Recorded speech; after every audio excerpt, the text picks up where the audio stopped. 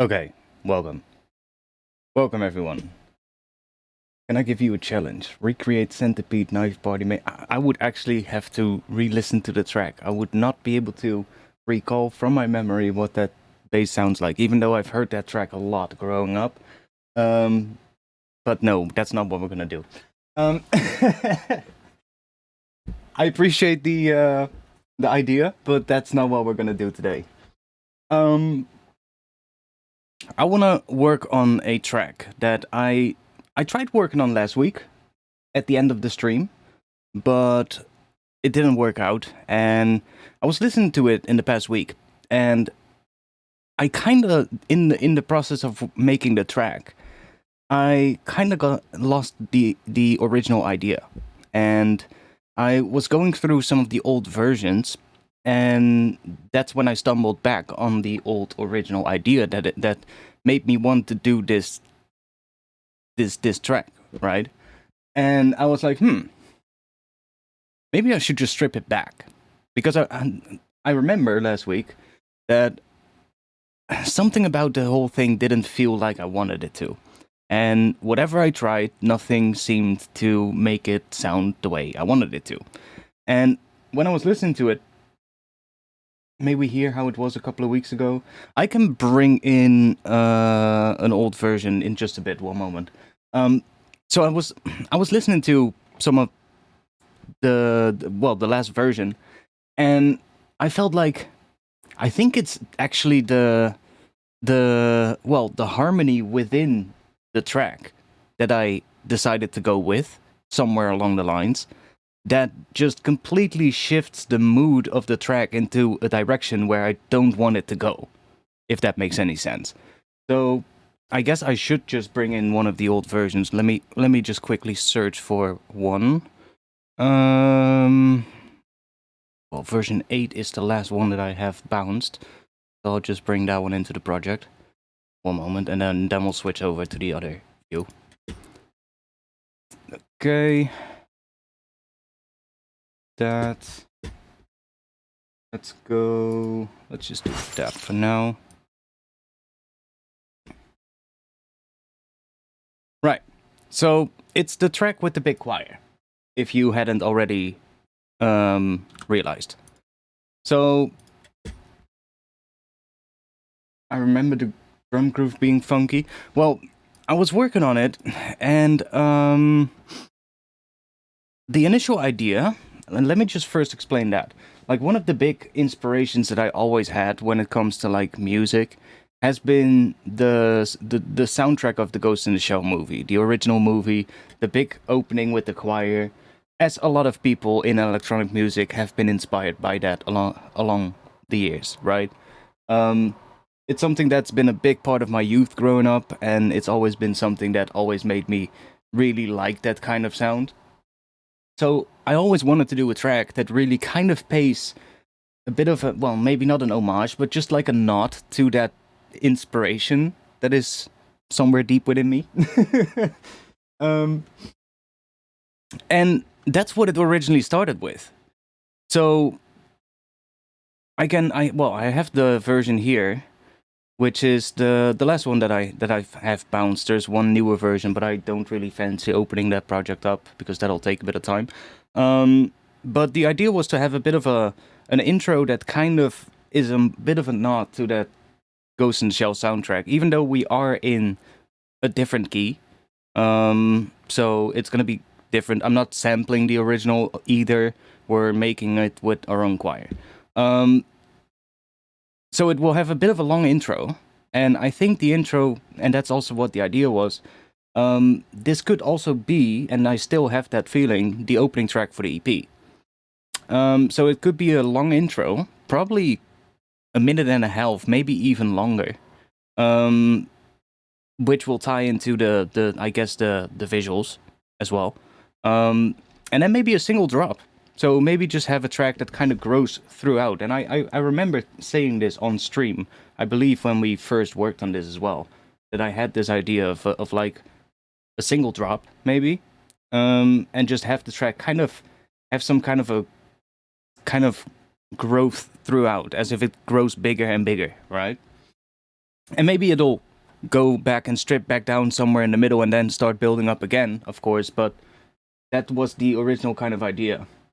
Indeed, yeah. I remember saying something like that. And along the way, we kind of got lost to that, and it kind of started moving more into like, I guess a bit more of a traditional drum and bass kind of arrangement, where we had a big section as an A section of a drop, and then a B section after it that was different, but it was just like, I don't know.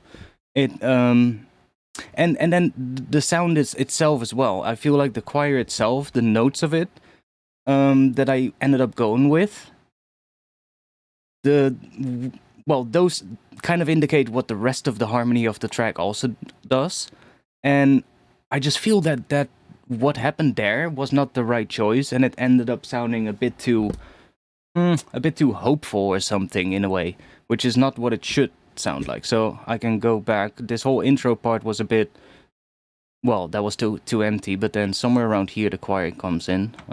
Is it here? No, it was probably here.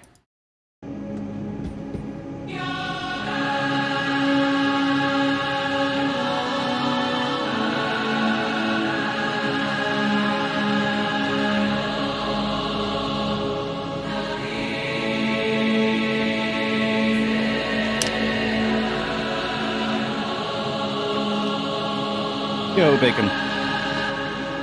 What's sizzling? See, but this feeling here, even though I like it, right? I like what this sounds like, but it's not the right feeling what I wanted it to sound like. It sounds too uplifting, and it is because of that brass that it has that sort of like that rising kind of motion in it. And that is because of the choir that has, it has a particular sort of like note change in it. There's obviously chords in the choir. And those kind of want that uplifting move there, which makes it sound really, really epic and really, it's not that the sound of the horns will change. Like, I'm not sure yet what elements of this one will be in the final track.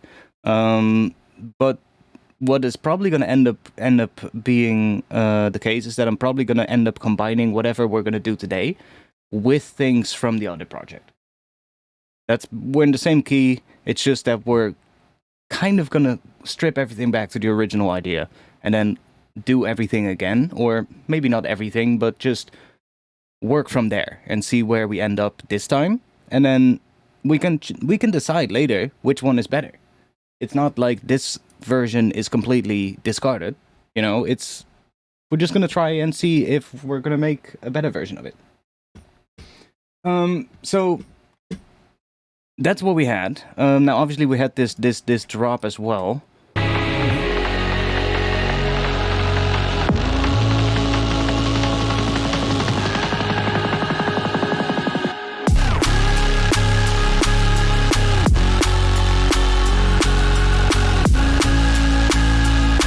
And parts of that, the sounds in there are probably going to be used. We might change some of the notes around a little bit depending on what the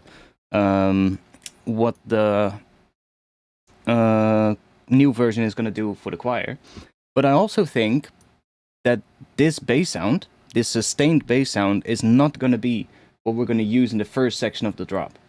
I think this is more what we're going to use for the end of the track, because if I want to go with that feeling of having a track that kind of grows throughout, then I think I want the first drop to maybe even be a bit more jungly. Or I say first drop, but what I think is kind of the structure is going to be weird. It's probably going to be like a long intro. So let's see. We're probably going to go. This is 32 bars. That might even be how long I want the section to be before the choir comes in, so that we really have like, this section is probably just going to be more like atmospheric kind of stuff, and quite dark sounding, and then we might even put like a little percussion sound there to kind of make that nod to the Ghost in the Shell soundtrack even more obvious. I know the exact sound we need to put in there. It's that Japanese bell sound. And then immediately everybody's going to be like, oh, I know where he got the inspiration from, if it wasn't obvious yet enough with the choir. And then the choir comes in, which needs to be, well, I think that is the moment in the visuals where you will see the new artist name for the first time. And then that choir has another 32 bars, actually. That phrase of the choir is 32 bars as well. So we're going to be looking at 1 minute 27. And then I think here is when we will have a switch into more electronic sounds, and the more drum and bassy kind of sounds will start coming in. Maybe this will already be the part where the drums come in, and we will have the first sort of like jungly section of the drop. And then I think there will be a section here where we will either have like maybe a short breakdown, or maybe that breakdown will just be sort of like, I guess, the last section of the first drop, where it just kind of strips everything down. Maybe all the drums drop out for just a bit, and then we get a bigger drop. Or maybe there'll be like a small breakdown with a short build into the big drop, which then probably will be that last sound that we had here in this version.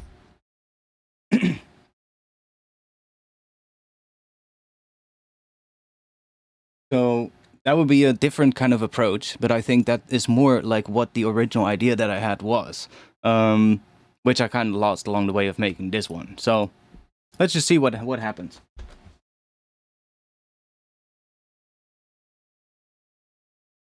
Jungly, funny, jazzy 808.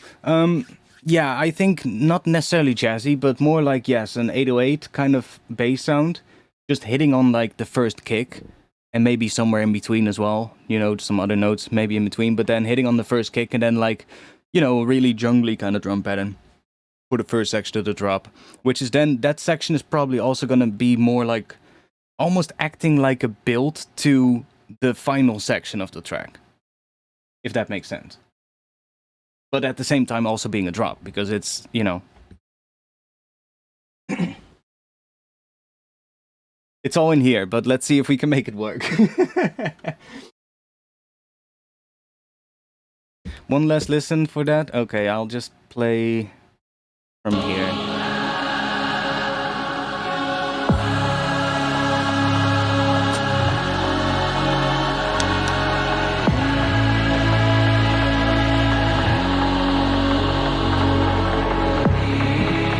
Oh my bad, the other choir was in there as well.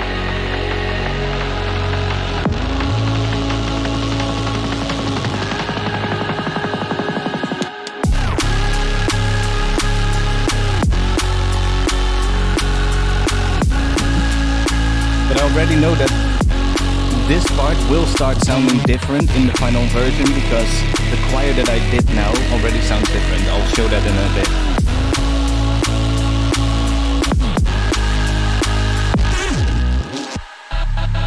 But like those Reese fills, those are great.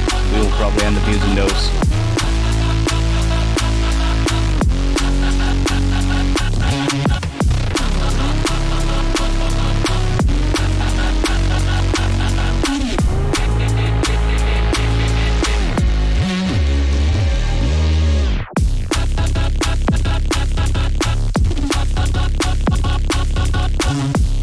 Yeah, it is.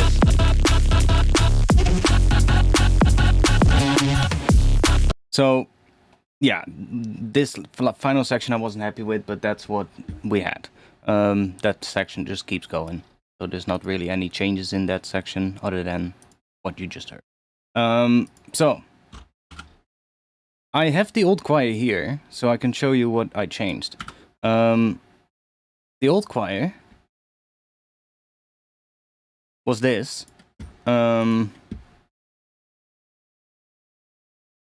Let me hear that.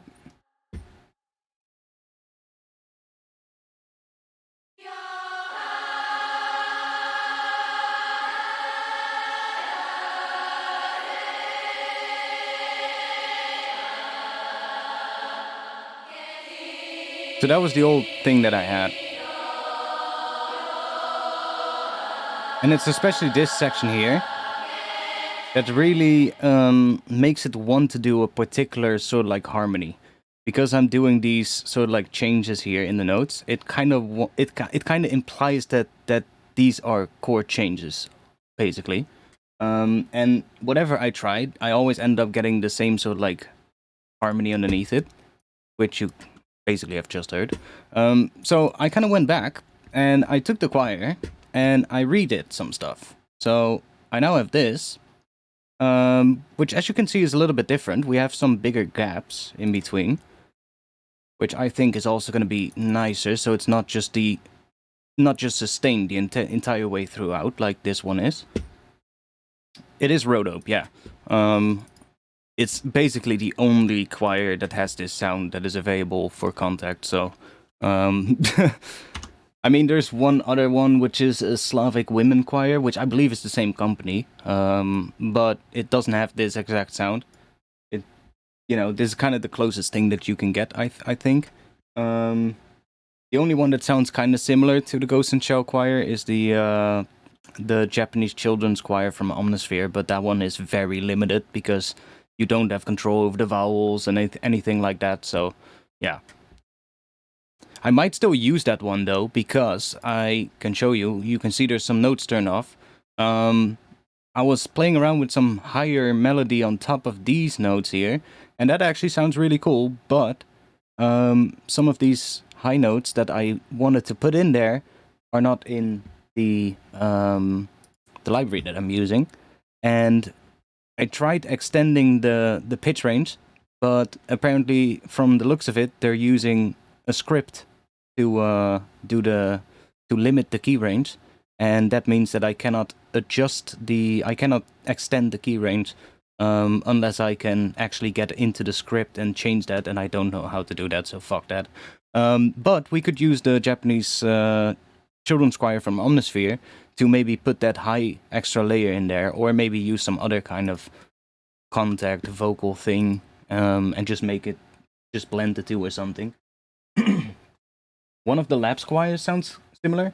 Okay, might be able to check that out for the top melody line if we want to add that. But I changed this choir, so now you can see the notes are a lot more similar. Right? It's mostly the top notes that are changing, and it's not just there's one small change here, but other than that, it's just the same notes for that C sharp, which is the root of the track. It's just sustained, and I'm also re-triggering some of the chords more times so that we get sort of like different vowels. I also went in and completely changed the pattern here, so we have quite a lot, but that is basically exactly how many notes there are, or how many chords there are in here. So now I have this.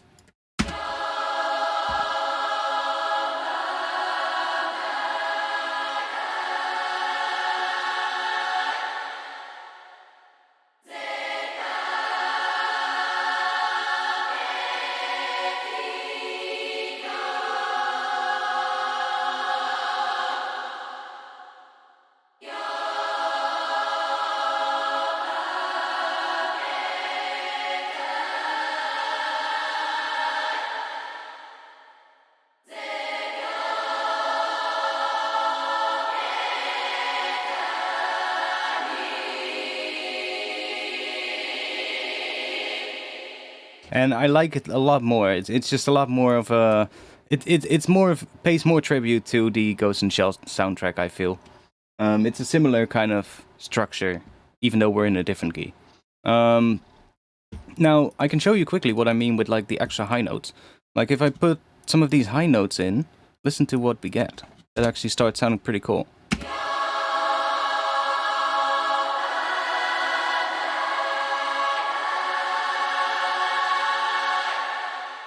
See? So I am still playing around with whatever the high thing is gonna do. This library is called Rhodope Bulgarian Choir, or Ethnic Bulgarian Choir. By, what was the company again? Strays of Sampling, I believe? Makes me think of the destruction of a planet or something, sci-fi stuff.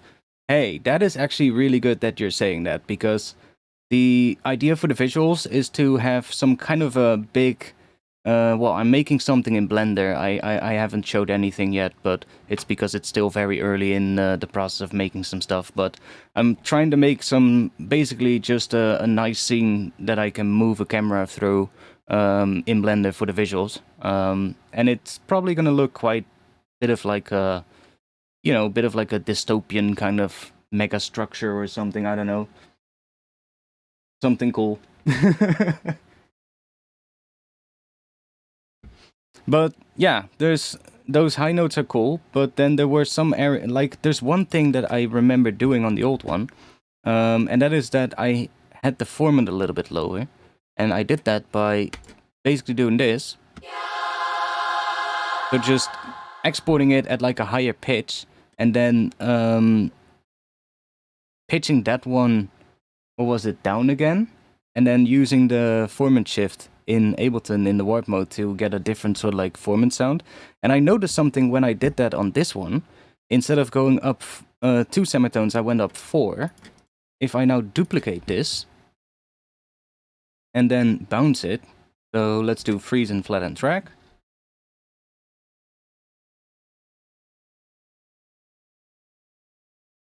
And I noticed something pretty cool that happened. So let's have that do its thing. Come on, there you go. Yes. If I now take this and I bring this down -4, make sure we are on Complex Pro. Like if I do the formants all the way down, we now get this.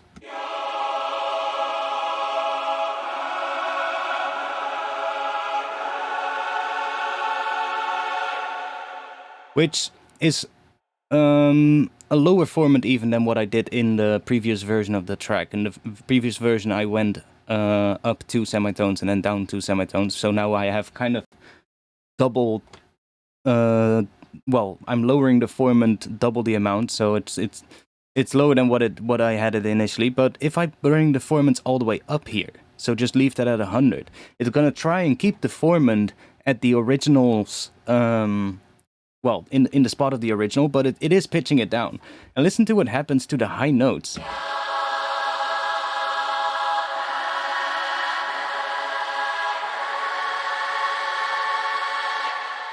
It's almost as if it gets those high notes now, which is really cool.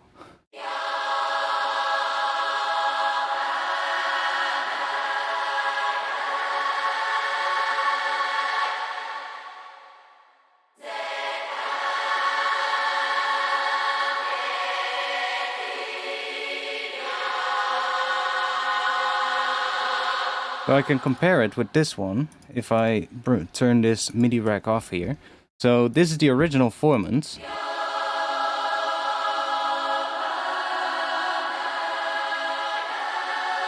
And let's pay especially good attention to the high part of the notes.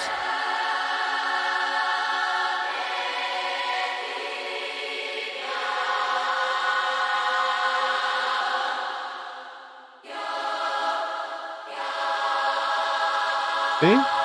It's really cool.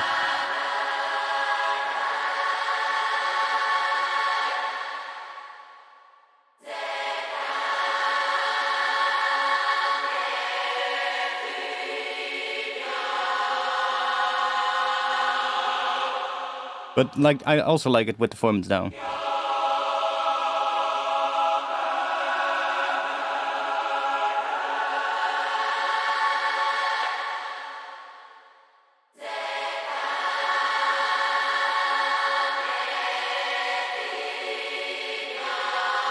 So that's also pretty interesting. Now, I do wonder what happens if we do that, but with some of the high notes. Let's just add these in real quick.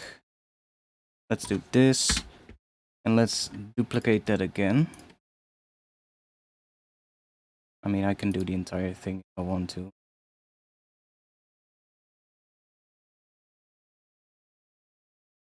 There we go. Let's freeze flatten that. Oh, wait. One moment. Let's turn this on.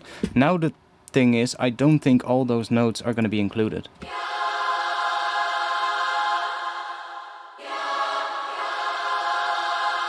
Yeah, it already cuts off the highest note. I think. Yeah, see? We're one note higher than the range now. So that's the issue. I cannot do that with if I also want to include the highest notes here. So if I want to have that really high melody in there, then I cannot use that trick. So that's why I thought maybe we can use a different instrument or a different chord or a different choir library or something to do the higher part. That does have a higher range.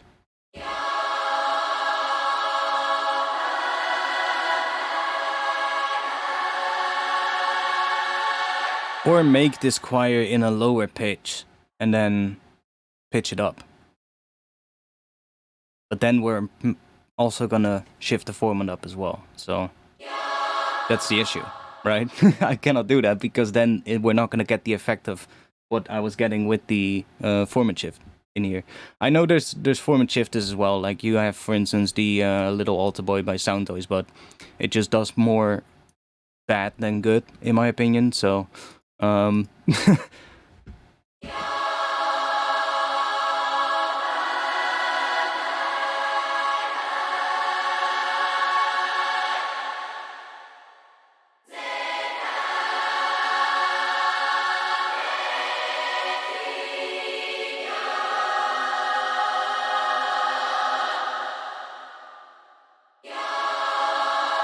But like here, for instance, I would like it then to go there. You know, stuff like that. So let's just go back to what we had. Those and that. Yeah. I mean, we had that here, right?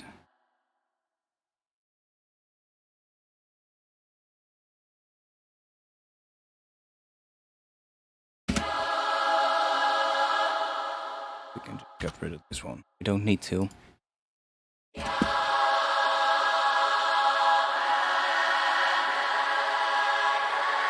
But I kind of like what it does when we do that pitch shift and the formant shift. I kind of like what it does to the tone of the choir.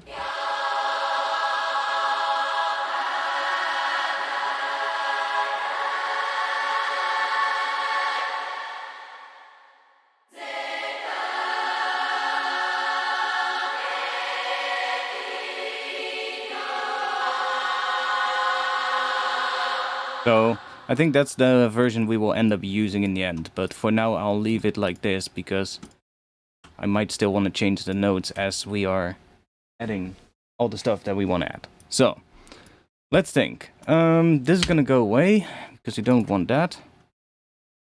Now let's first let's try something out. Choir. Let's add a quick little bass thing and see what we can do now with a bass note underneath here and see like what kind of different things we can do underneath it. So I'm just gonna go and grab a, let's just grab a serum.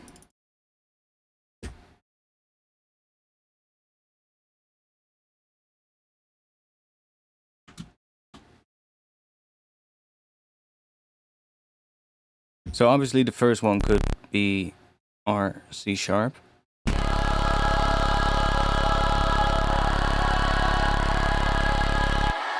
Now I think the notes are actually going to be pretty long, but that's fine, because maybe in the drop that will change. This is just the intro, so it doesn't really matter. Let's also maybe do a little bit of low pass filter here.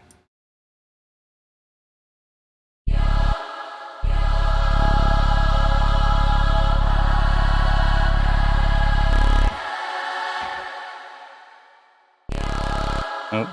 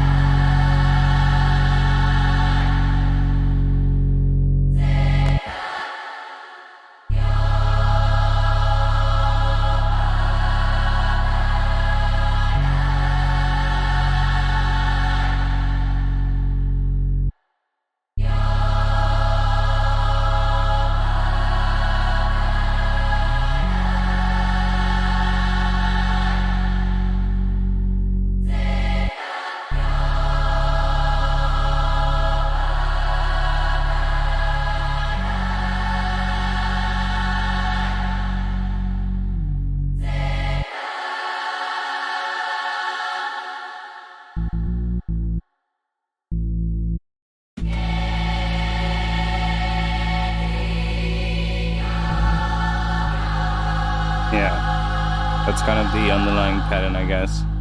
But we can probably also just go to here again. It also works.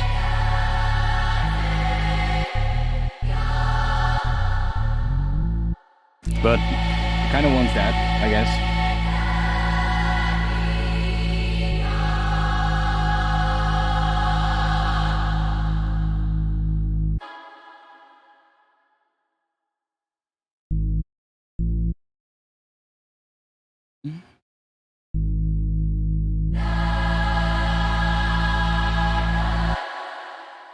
We could also do other things like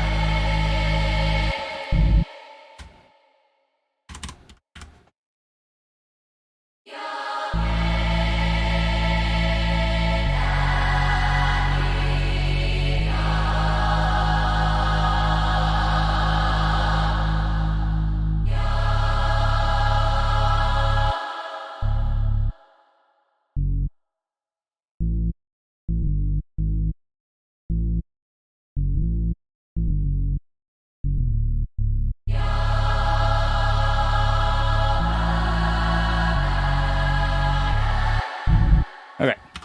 We can do a whole bunch of things at least, but I definitely think this is the what is more like the main movement in here.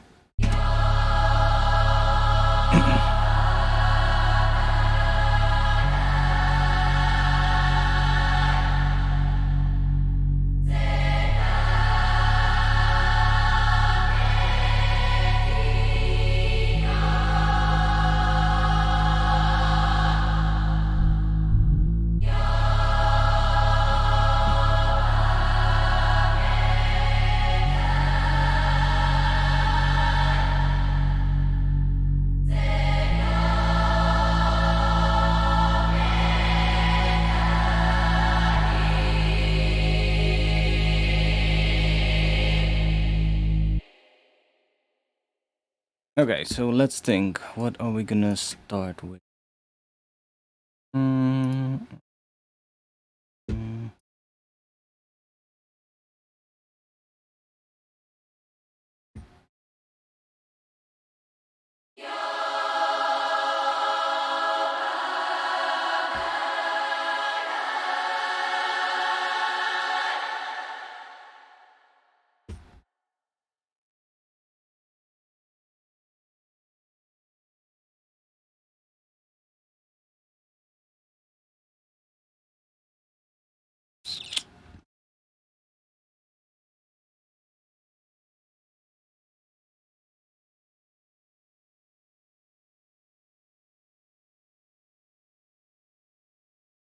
Leaf. Maybe we can use one of these.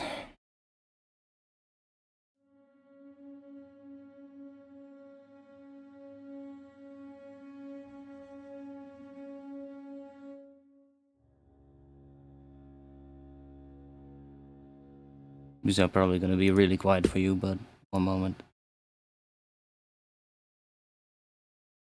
Just want to have something that drones throughout in the root node of the track.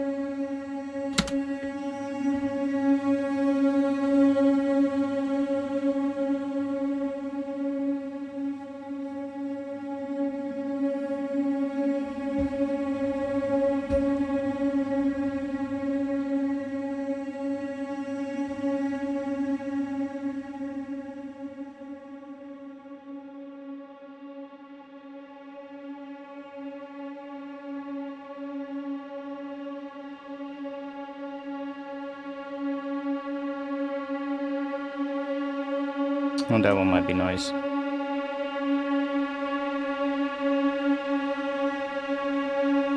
Kind of builds very nicely throughout.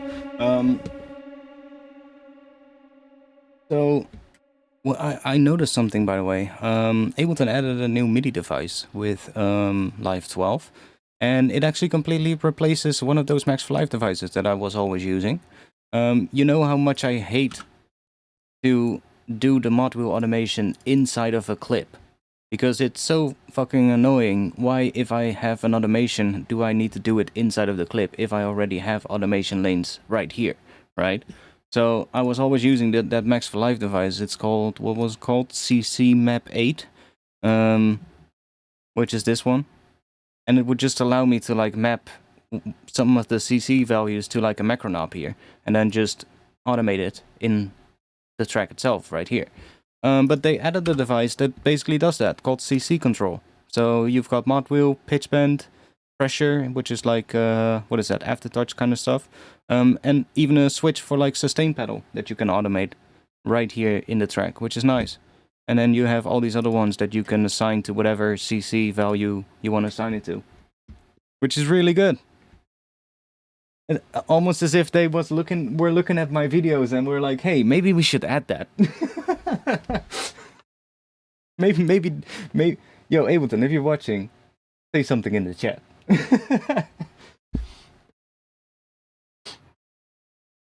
It's like, I've been saying that, like, why don't we just have an option to do that natively? And now we do. Just wanted to let you know in case you hadn't noticed it yet. Because I saw it earlier today and I was like, oh, I guess I can start removing those Max for Live devices then. I'm not going to, because there's probably old projects that use them, so probably gonna keep them there, but still.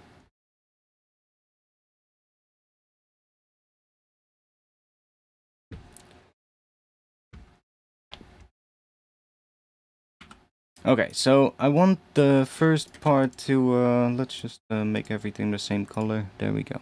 The first part, we're gonna have something more atmospheric, so I guess we can label that as well. We'll do something more atmospheric.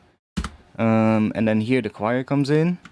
So here we have choir, and then maybe halfway through the choir it starts, you know, maybe some extra layers start coming in as well. But we'll see. And then I guess here is where the switch will happen, right? So we'll do some kind of a switch there into the drum and bass kind of section. What are we gonna put in that first intro?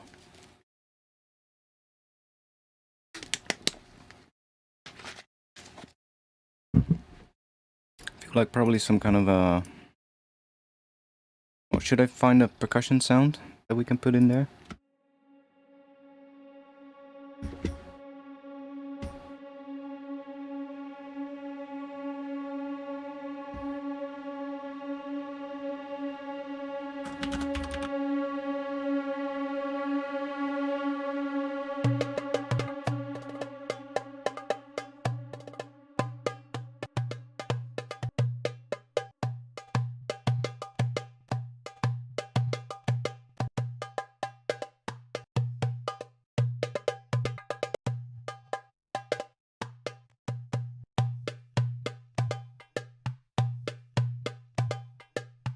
That one has a couple of those lower ones that are pretty by itself. Let's just check real quick. Do we have the markers? Looks like we do. Oh, wow, Ableton. All the markers? Damn. Slice the new MIDI track. Let's do on the transients. There we go.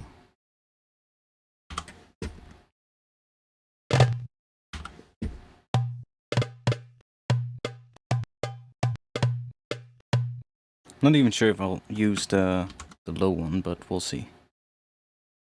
We're just gonna make a quick percussion sound out of this, because I don't like the sound of this one, but I love how this one sounds when we do this to it. Let's, there. We want a corpus. corpus. And let's do pipe. And let's set this to whatever note we want it to be, which is probably going to be C#1. Close enough. There we go. Put the radius down. Do that. Let's try that up for now. Now, let's start pitching this one.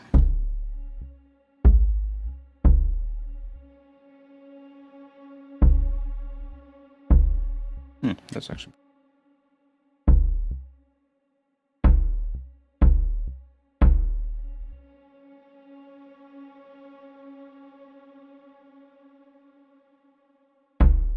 Now I can see that the pitch there stops because this note just stops there. I'm also going to... Let's bring the sustain down. Can we make it even? Add more decay.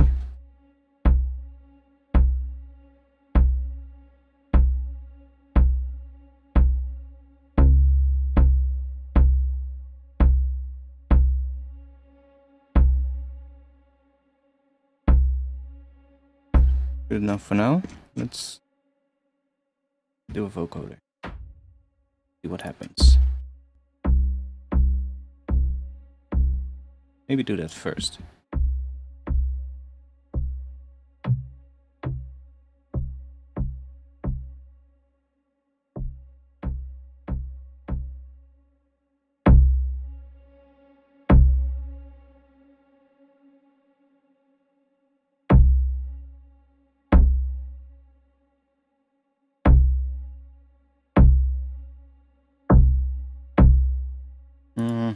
Not vocoder. Let's go with hybrid reverb on it. That's probably gonna be nice. I like Live 12 to be honest. So far.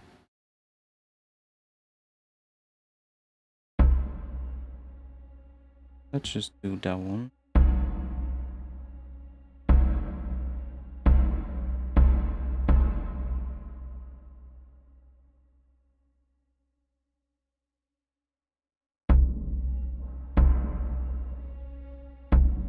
And we're probably gonna do it afterward.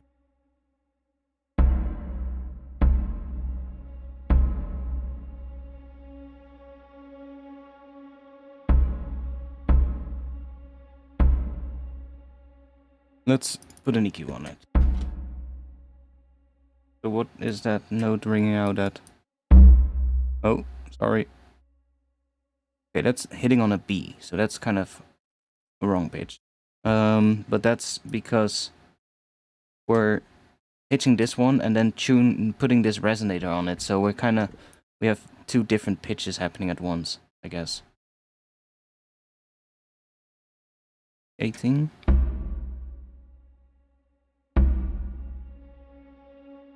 That's still hitting on a B. Interesting.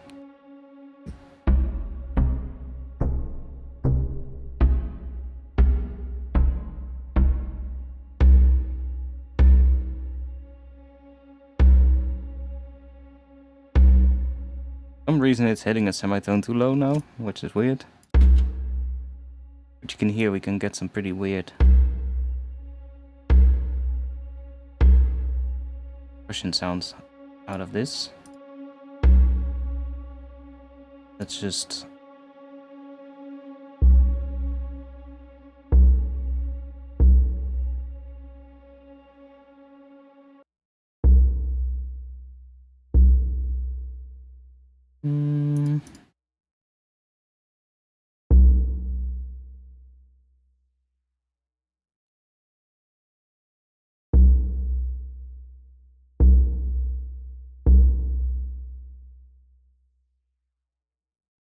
Commercials every 5 minutes now? Really? Is it that bad? I can change it. If it's that bad.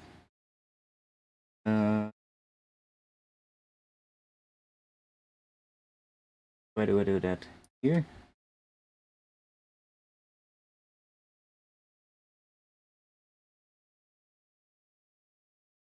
I was like, I'll try the medium setting, see what happens. But if it's every 5 minutes, then that is pretty crazy. With a live stream.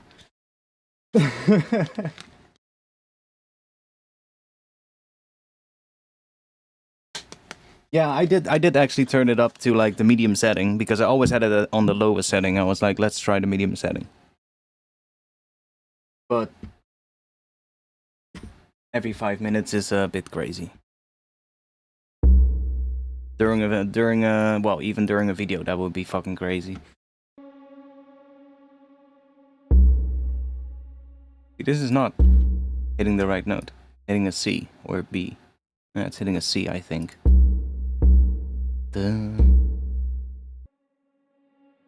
Yeah, it's a semitone too low. Which is no problem. We can, of course, just grab... shifter. Grab a shifter, and we'll just quickly go in here and check. We've got... I need to change this in my template. For some reason, the pitch of A4 is set to 1 Hz, which makes no sense. So we have C sharp and C. So we are C... this one, I think. Yeah, definitely. So the difference between those is... how many Hertz? 4? That's not that much, okay. 4, so we do up 4. Still sounds... oh no. Oh, that's very subtle.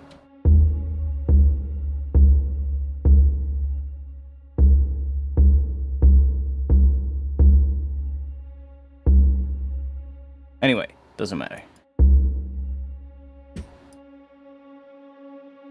Put that in front of you. Front of the reverb maybe as well.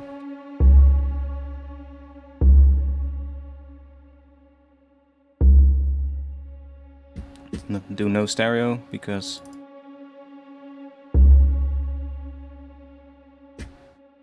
okay, let's add a... do a glue compressor.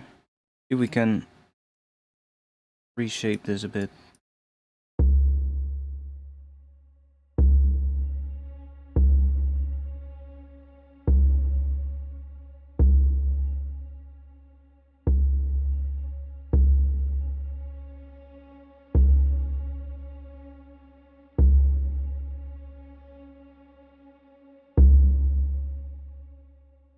Like now at least the first part is the loudest and not after the transient. That might be good.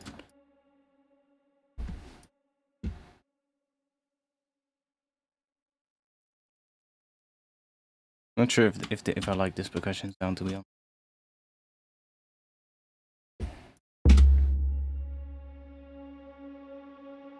I don't think so.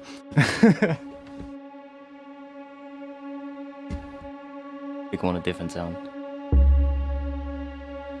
But let's see, I can fix this whole section later. I want to kind of figure out this and then what comes after it. That's more important. Yeah, now it sounds definitely the wrong pitch.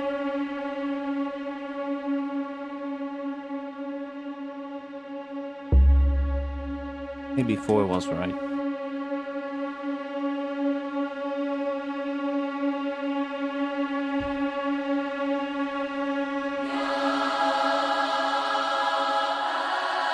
Yeah, let's just focus on this section and we'll figure the rest out later.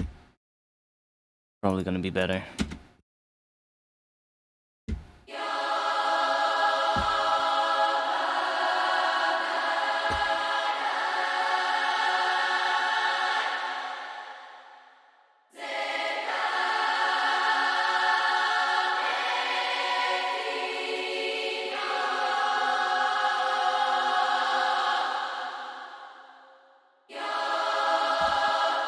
So let's just grab some kind of a contact library real quick that allows us to figure out some of the underlying notes that I want to come in.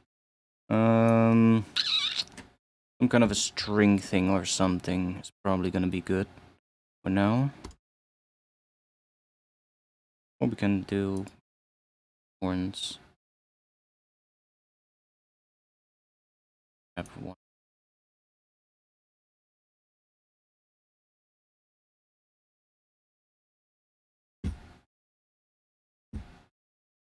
Strings.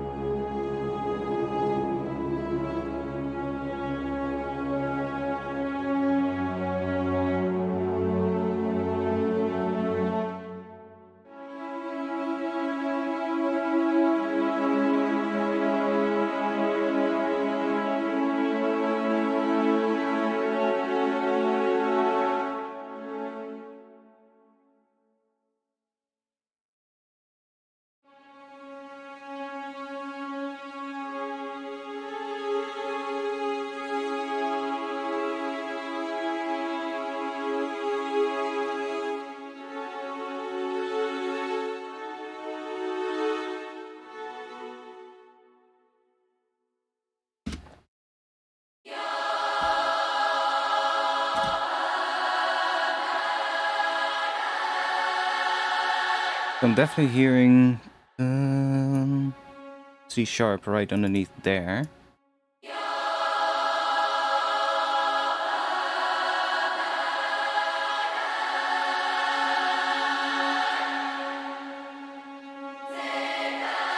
I might even hear it all the way through here. Oh, I think it's before the... yeah. It's just narrow.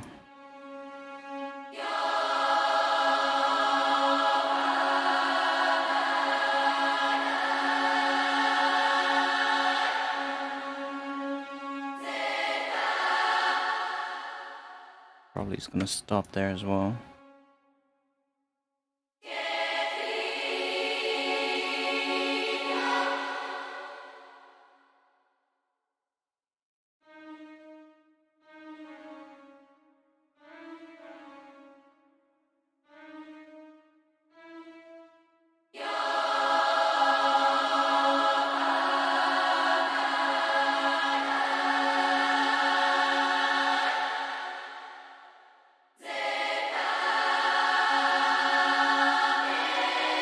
Not that one.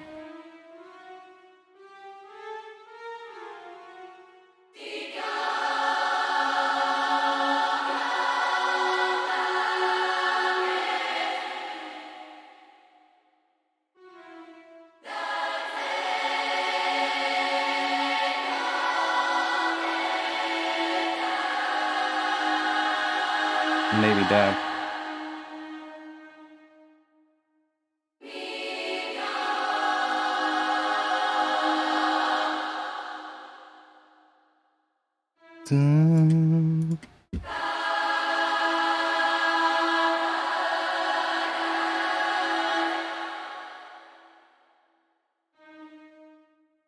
That?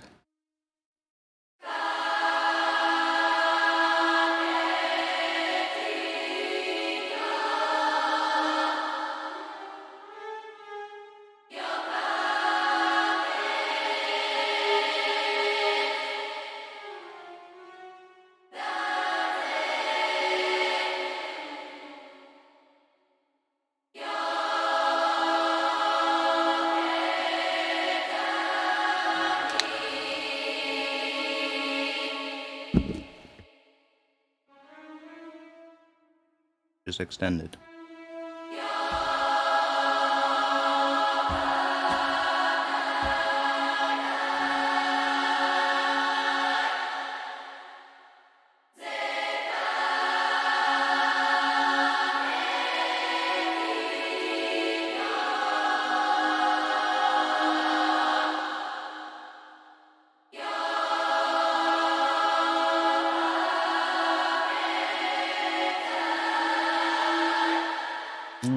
Someone definitely wants to change. Now I do wonder what happens if we have C sharp through the entire thing. Because I do think the underlying thing in this section can be quite drony, as opposed to actually following chords.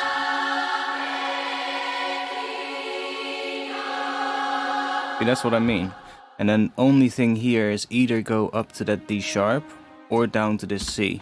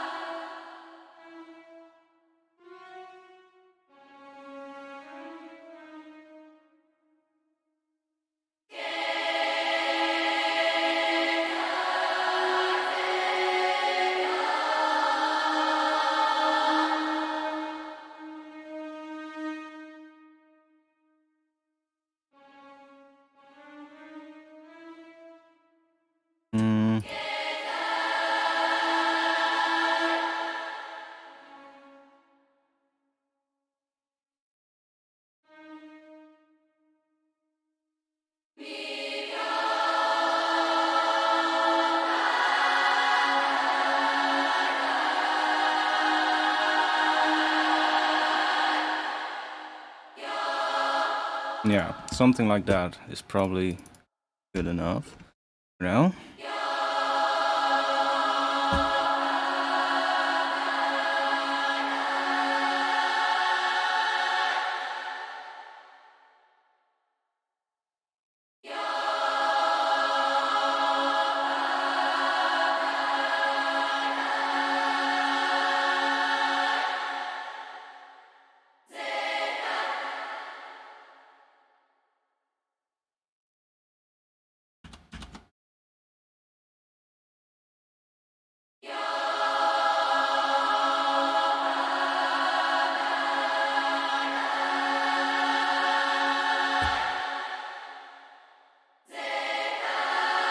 Now probably some kind of a percussive thing hitting on the start as well.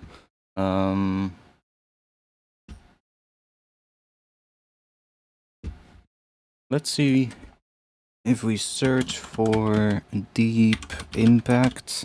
We're probably not going to find the one that I want, but we just grab one. Sure. Grab that.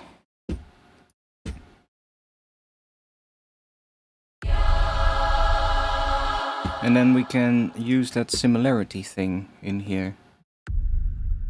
This thing. And then we just need to get rid of deep impact here. You can't see that, but if I do this, you can. Like that. So now we get similar sounds in here, which is nice. I like that they added that feature. So now we just get similar sounds to whatever sound this is. So we get all kinds of deep impact sounds.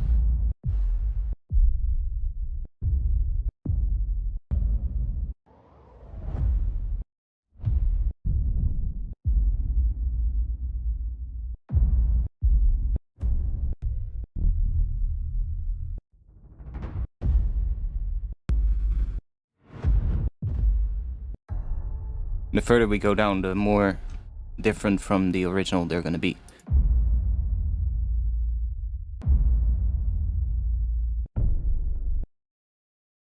Kind of like that one, for instance.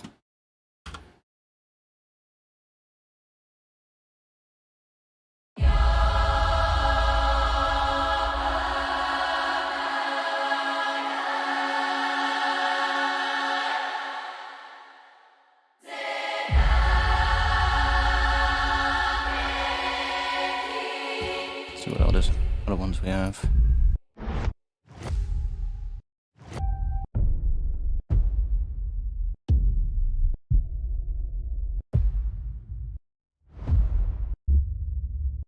But this is a nice feature.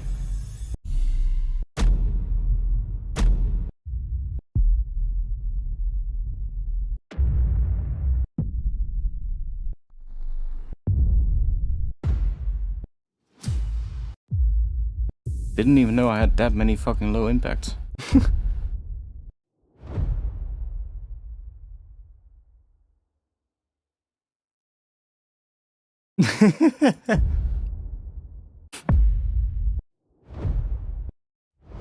Yeah, Angelite's got the Bitwig virus.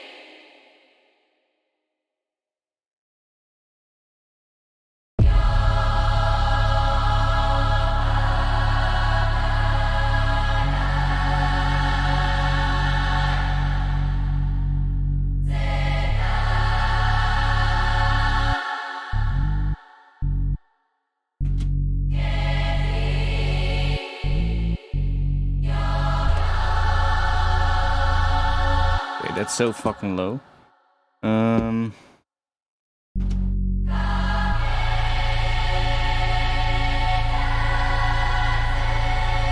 cares?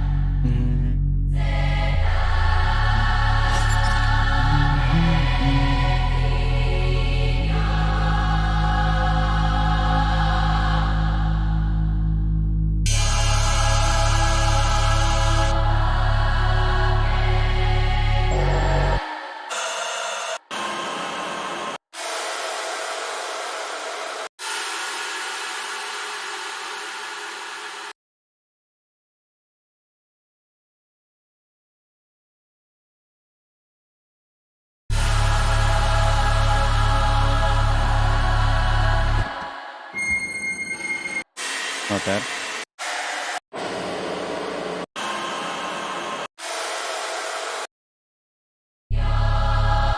Yo.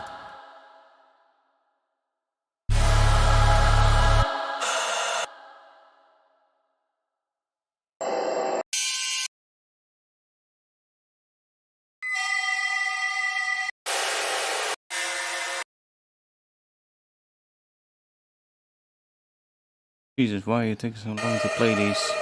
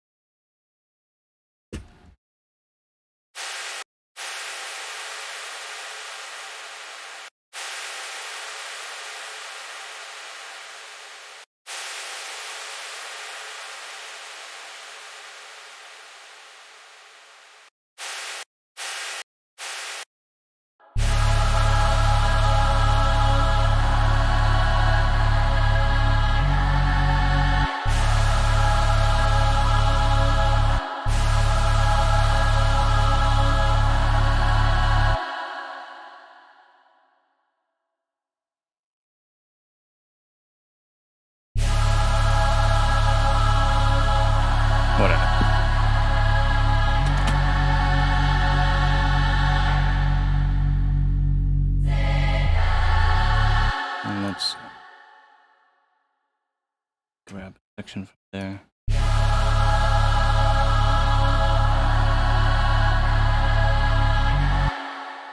What if we just do that? Yeah, I did see Bloom, but that's too much. It's a bit too expensive in my opinion. I'm sorry, Sound, I love your plugins, but I don't have that much money to spend on that plugin at the moment. Had it been like, I don't know, $100 or something, different story, but $209 for one plugin is quite a lot of money.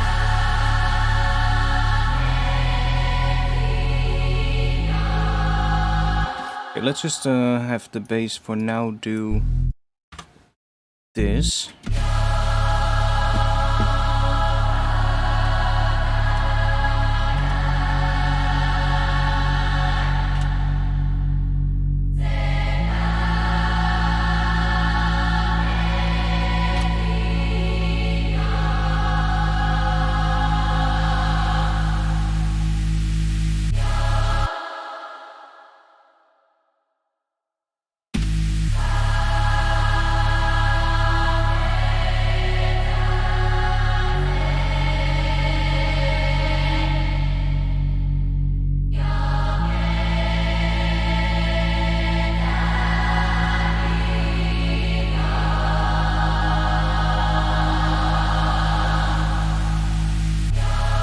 It's a Spectrum multiband audio follower.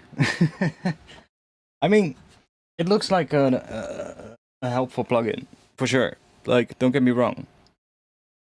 It looks like a helpful plugin, but it is an expensive plugin. Let's not beat around the bush. From what I've seen some videos on it already, and it definitely seems to be nice for cleaning stuff up and just improving the sound of things. But still, you know, €209 for just that is quite a lot of money, right?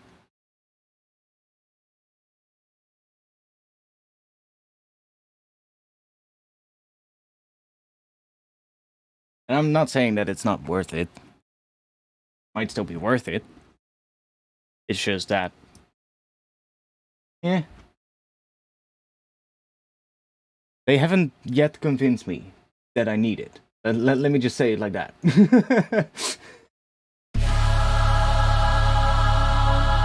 That's maybe a bit more of a fair way to put it.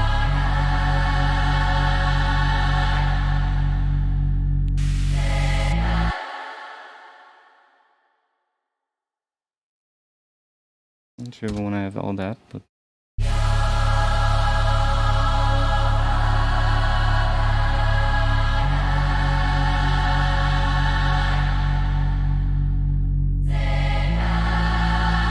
the bass here is just to keep me on the right track in terms of the harmony. Because I don't think this bass will be underneath here, to be honest. Probably will be something different, but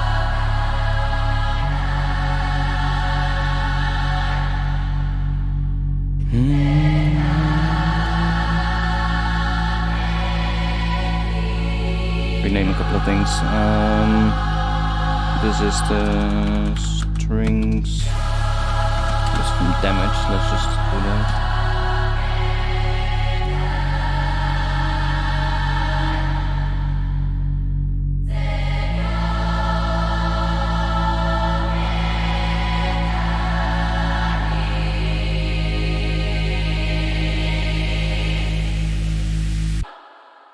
So maybe we should just start working on this section. Let's just let's just add some drums. And I'm just gonna grab a break real quick. Let's just add some drums and see if we can.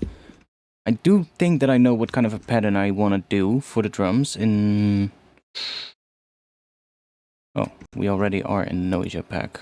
I think it has one of those drums patterns in it.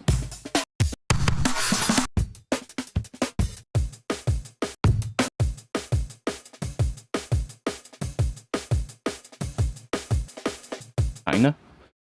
Kinda. The snare pattern is right. It's what I had in mind. Like the position of the snares.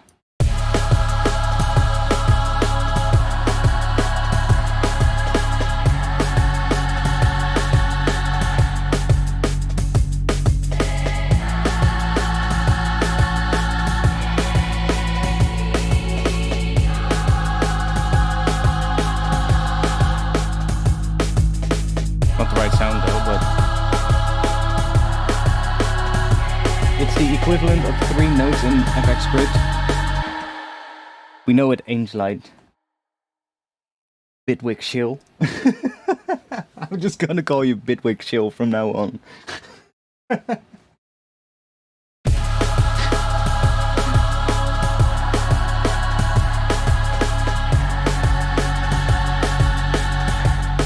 We found your new nickname for the Discord.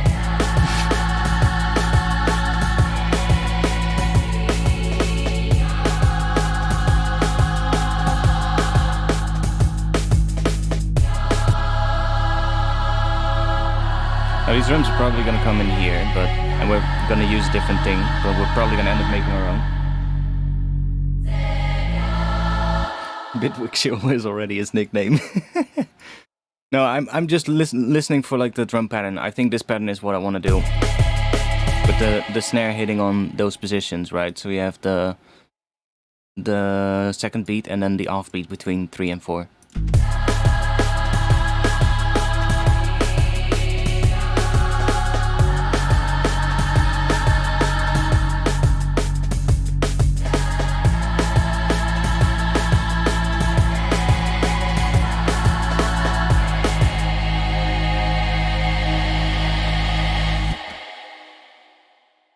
So it's probably gonna be more like this.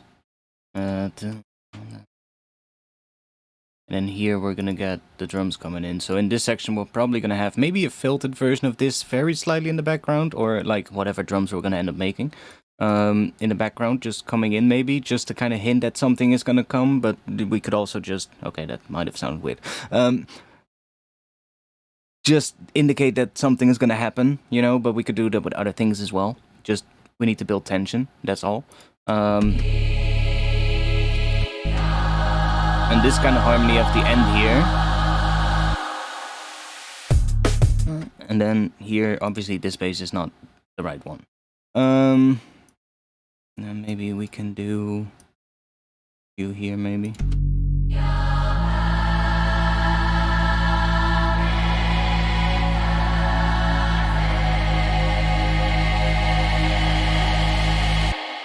Something in between here, or just something, or just silence could also be the case. Make it gabber. Make it gabber. I mean, we are at 176 beats per minute, so we are at a proper tempo for it. But no, gabber is not my cup of tea, man. Sorry.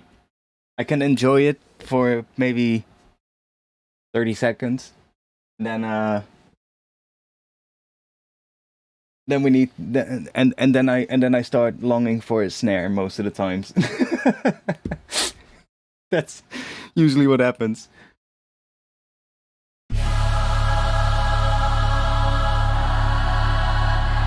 Yeah, I think Tychus could be a good call.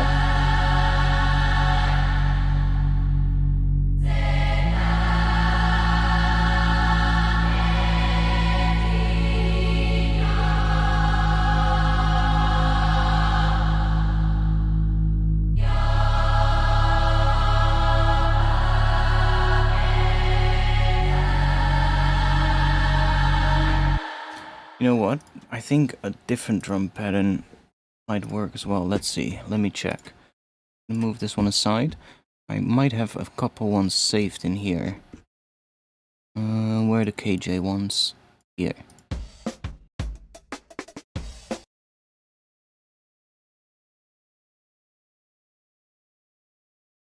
Turn this off for now. Because like I said, I don't want to have a sustained drop in the first section of the drop. I want a more jungly drop. So we're probably not going to have this bass continue. We're probably gonna have this pattern be here for the intro, and then it's gonna switch to something that's probably just gonna hit C sharp in the bass, and then maybe it'll do a little fill at the end with this G or A to G sharp thing, which is that sound that we have here, that sound. That is like a really good one for like a transition, because it's the 6th of the scale to the 5th, which leads really back well into that, right? So we can use that in there, but let's just whack some fucking distortion on this, or distortion, saturation. I'm gonna do this and just crank that up.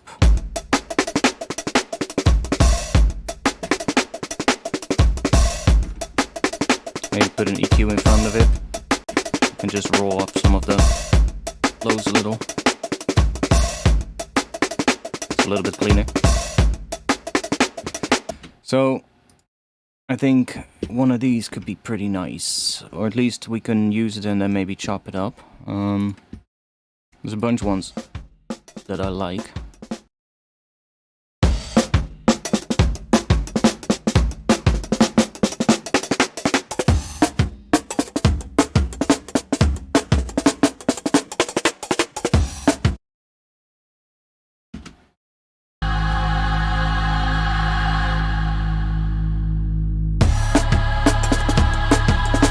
Something more like this, something really like jungly is what I want.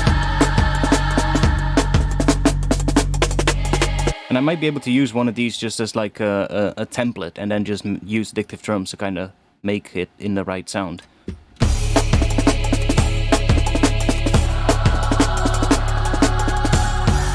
Yeah, something like that is going to be really cool.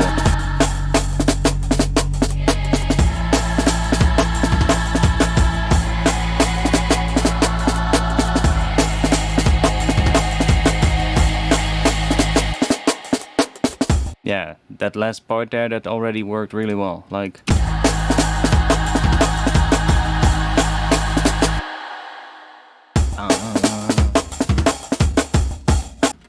see, that kind of thing is what I had in mind. It's gonna be a lot cooler.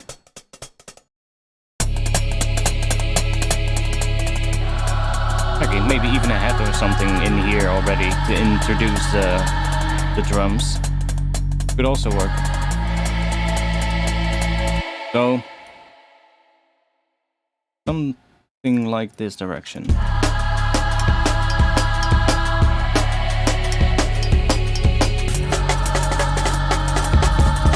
That's a bit much.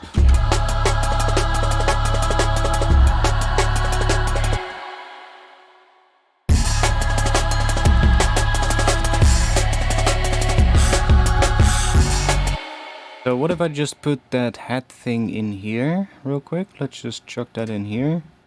And let's just duplicate this because the hat wants to be quieter. I will just do that. So that's just sitting there already. Just to kind of make sure, yeah, drums are coming. And then let's see what we get.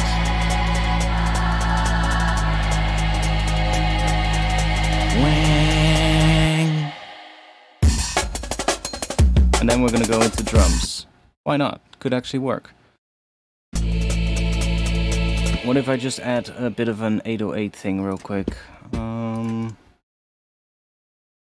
To where did I save those patches? Bass, sub. This one maybe?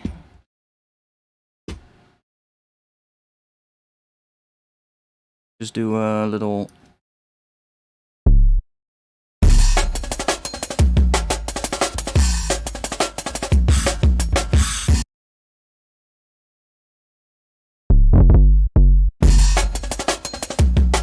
Maybe way too loud, but I think in the drop we'll even just in this section of the drop we'll even just have just the first two chords, the C sharp to the F sharp, which is the root to the 4, and then moving back and forth between those, and then we can save that full progression for the final section of the track when it's gonna be at its biggest. What's the name of the new native instruments percussion library? Session percussionist. Is that a new library? Didn't they already have a library like that? The kick right now is really boomy. That's because of the distortion.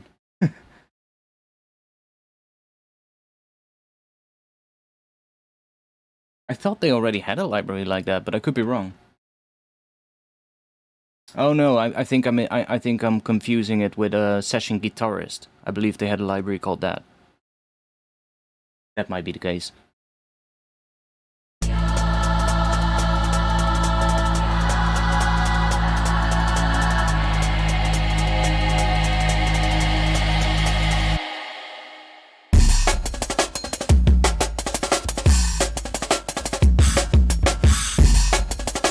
Yeah, it's gonna be cool.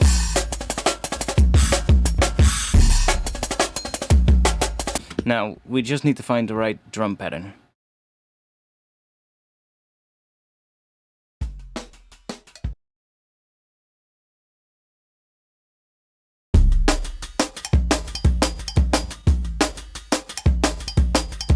I mean, KJ breaks are always fucking nasty, but they're good.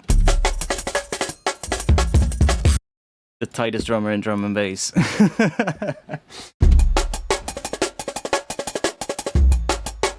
I mean...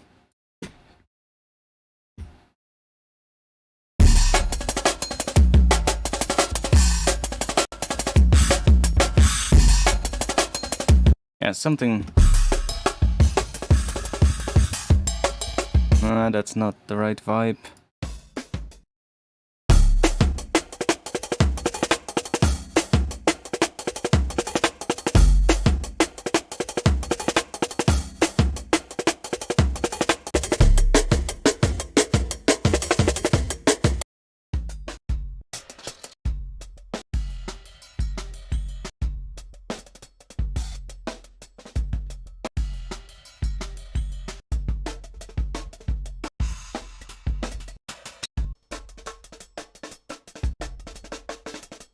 Ooh. That is also longer, which is nice. This one is exactly the length of basically the chains of when the chord changes. I think I might actually leave the length the way it is. Sounds kind of cool like that. Maybe we can have a drop where, especially during this section, because we're going to rely more on the drums, I think, for this first drop, the bass isn't going to be all that full. Like, there isn't going to be bass the entire way through. It's not going to be a sustained bass all the way through. It's just going to be this, and then maybe there'll be like some little fill bass pitch bend thingy or something at the end. I don't know, something like that. But I don't think we need that much bass. Like, this might even be enough.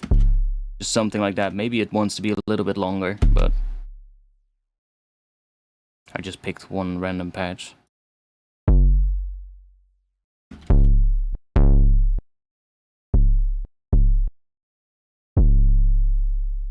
There we go.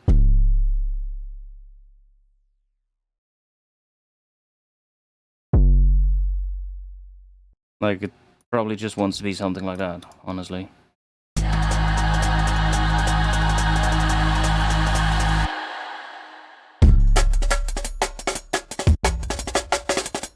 And then we don't want a really boomy kick in the break, because that's gonna be too much. But we can fix that.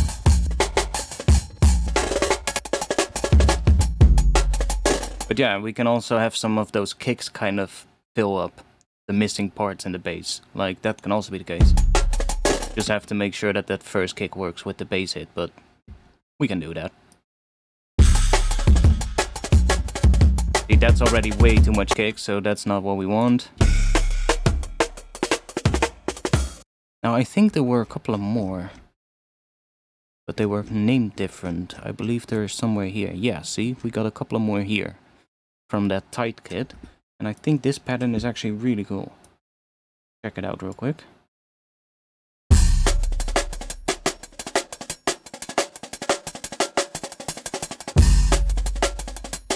Has a kick literally only on the first. That could also work here, maybe, as sort of like the ones that are being filtered in. But there's more. There's 4 of these. 4 different versions.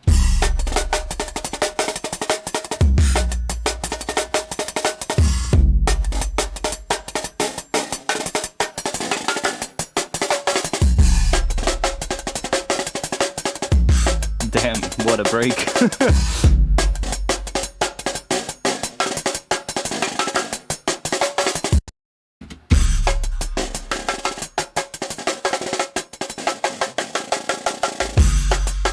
KJ going absolutely nuts here.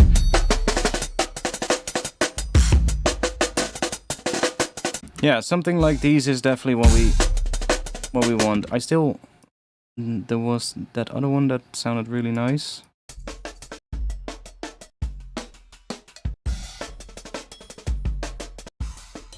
I think it could be this one.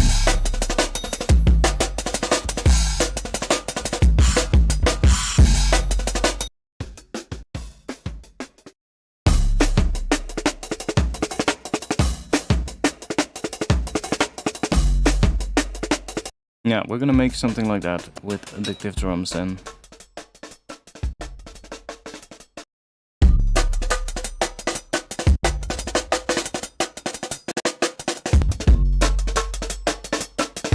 See, because if there's gaps in between here, because I'm already at a quicker tempo than what this break is at, so if I pitch it up, we got all those gaps in between the notes, and it starts sounding really choppy. So I need to take a piss though. I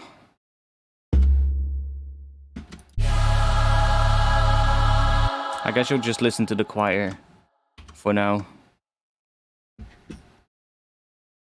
Or I can let you listen to the old version.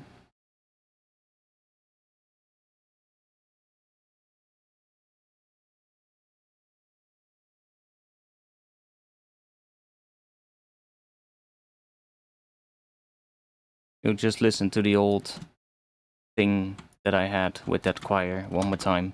I'll be back in just a little bit, and then we'll continue. Give me things in the chat that you want me. If you know something that could work here as well, then let me know in the chat. I'm fine with some backseat producing today. I'll be back in just a bit.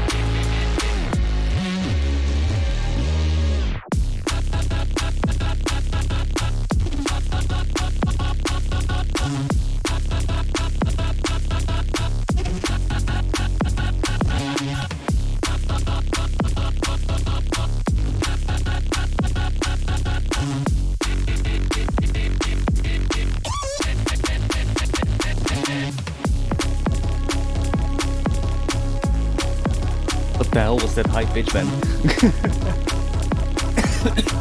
Happy birthday, Sepia. Almost choked myself here.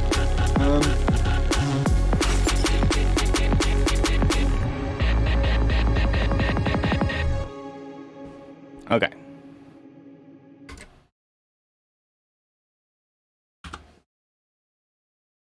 I need a drink. Done.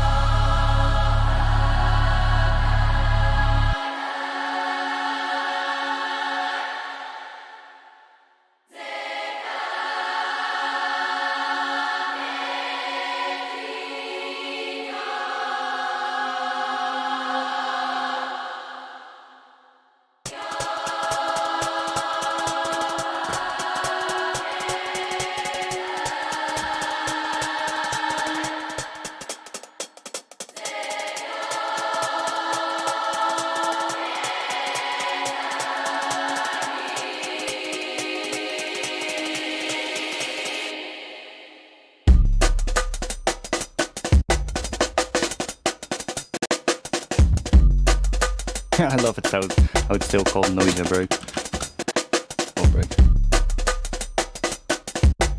Yeah, we're gonna have to make a pattern ourselves because you can hear all those gaps in that choppy sound. I really don't like that.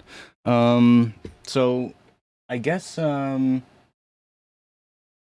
it's gonna be drum design stream because that's gonna take a while to make that break or to make a break like that.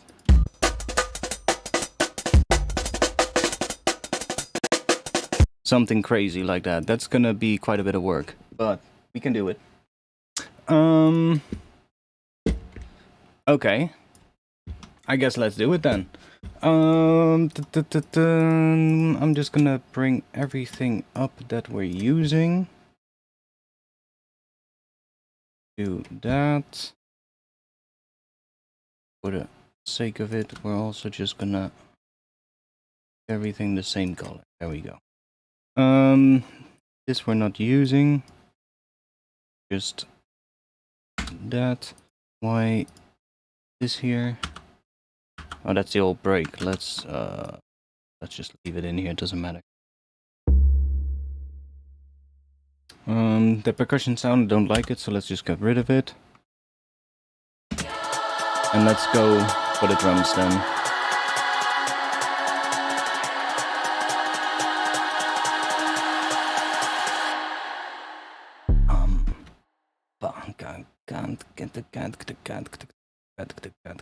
Yeah. I am gonna quickly check. We had some of those patterns in those breaks. Though, let's see which one is the nicest one that I like the most, and then we'll just sort of like copy that pattern.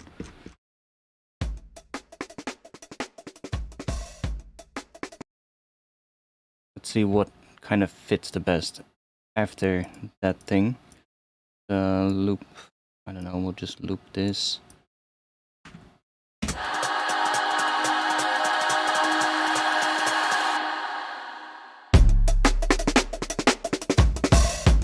Ooh, that might actually just work really well with the snare hitting here.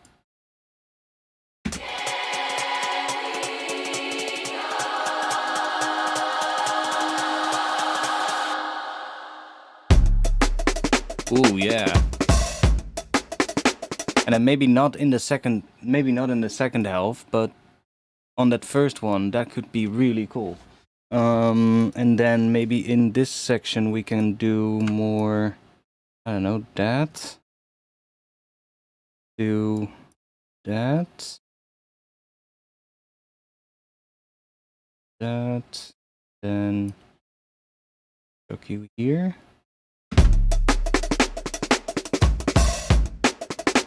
Well, maybe we'll actually leave it like that, but I really like that first section. So let's move you here. That's really cool. And let's see if we can grab another section from one of these.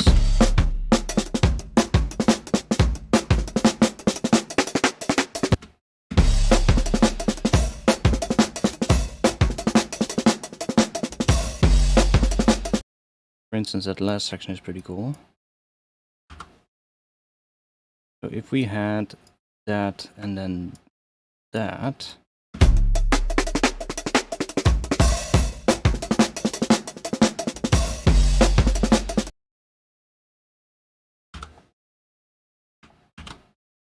Obviously, because these are different breaks, the snare sound changes between them, but that's why I'm gonna remake it with addictive drums.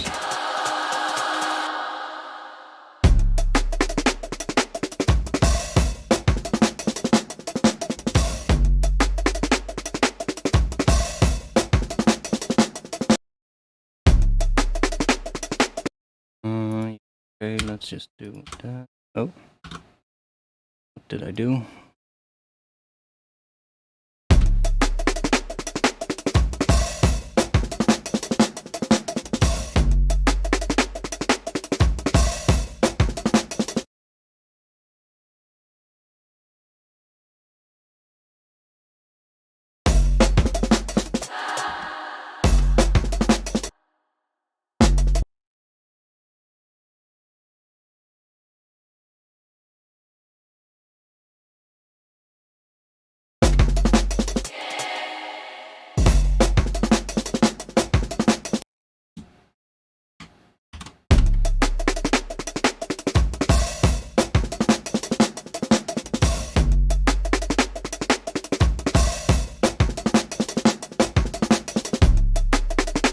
See, something like that in terms of the pattern.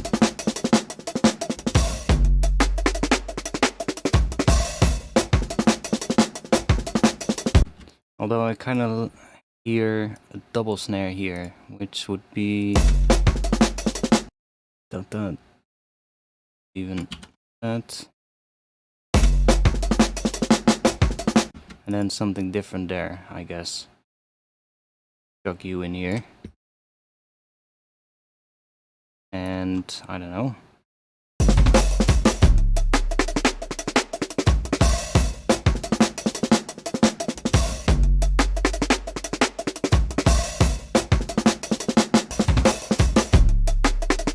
Kinda.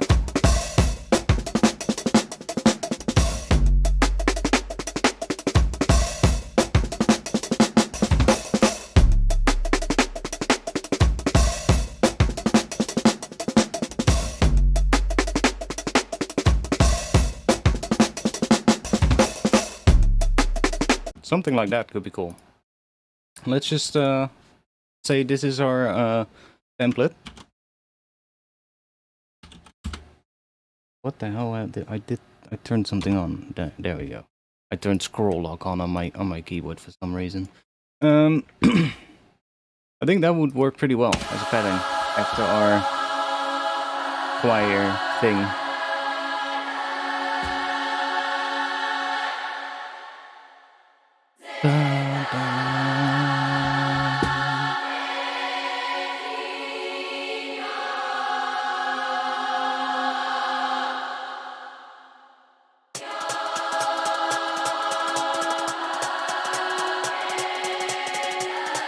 I think my vape is dying again.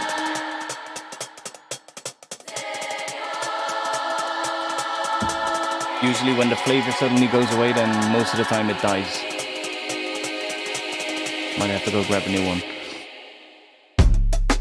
Yeah, that's gonna work really well. Pattern like that.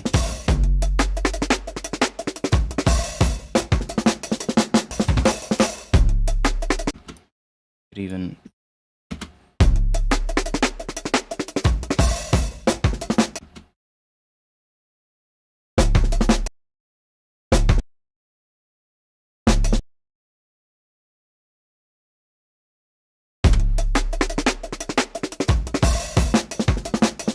That's a bit fucked.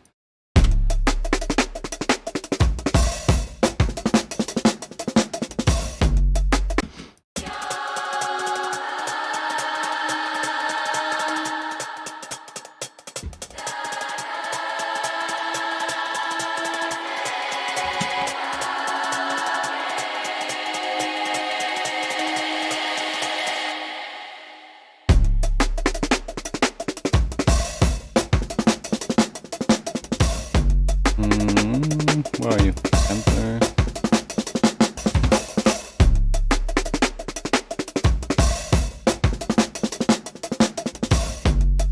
I have no clue how this kind of break is cooking. Why not? Why not? Because it's a weird pattern.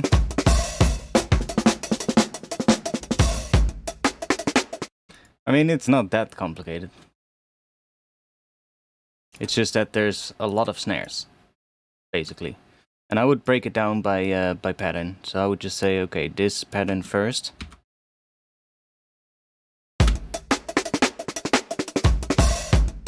So we can just go in here already and we can just start listening and just start putting some sounds in. So we have a kick on the first beat, obviously. So I believe kick is C1 in Addictive Drums. So we can just put a kick here. And then we have snare here. Here. Here. Here. Here. And then we have a kick again, I believe. So we do that. Oh, actually, this is also a kick. So we have two kicks there.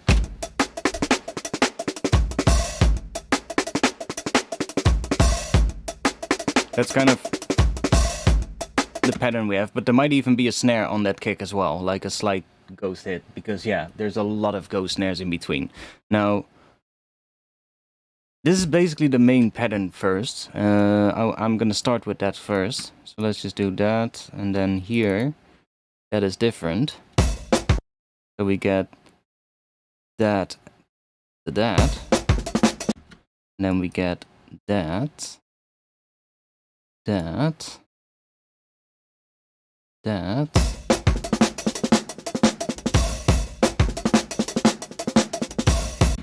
And then we get this again.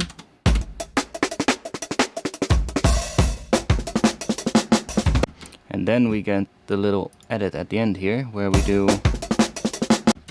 double snare here. Snare there. I guess that. So that would be the full pattern. But then without all the ghost hits. And let's just go in here, and I'm just gonna do boop, boop, boop. That's basically what we need for now. Make it centered, and let's just bring these down for now. Yeah, cool, done. That's what I mean, it's gonna take so much time. But hey, let's just focus on this section first.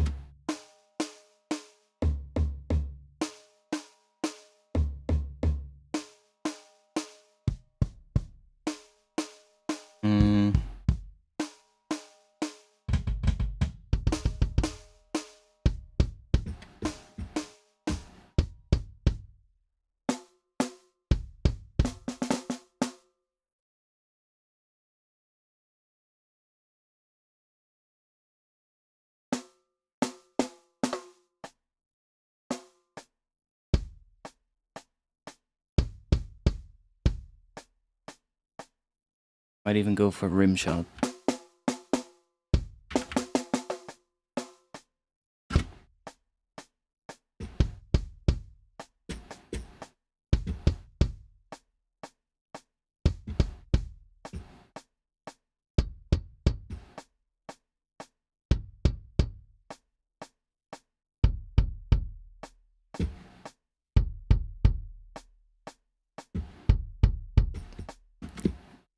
That is really quiet though, but let's just let's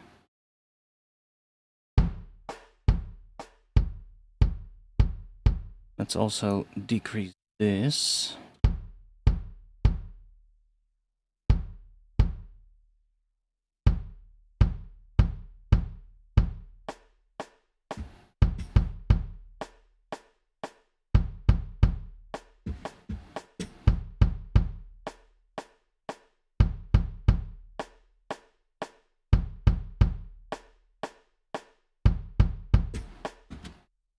Let's see.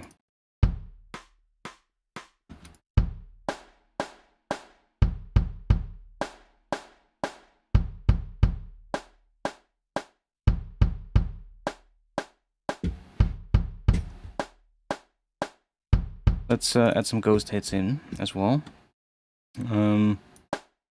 If we're gonna use this one, then we only have one area where we can add ghost hits. Like if we use one of these, then I can split the ghost hits up over another channel. See, we have 2 channels for that. Those are the same, and these are also the same. That might be easier to do.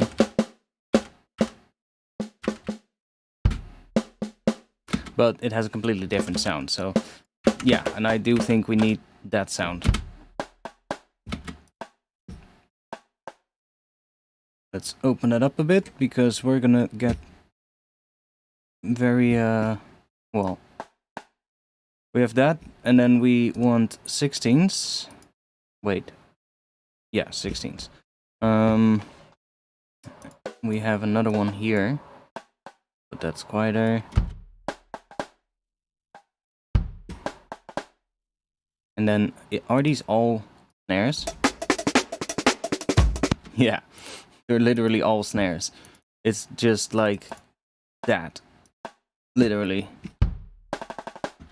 But then, they're all like really quiet. We get like some kind of pattern. And that's why I also think we want to have a different snare, because we're probably gonna have to edit it a lot in here to make it sound the way we want. Because that does not sound like how we want it to have.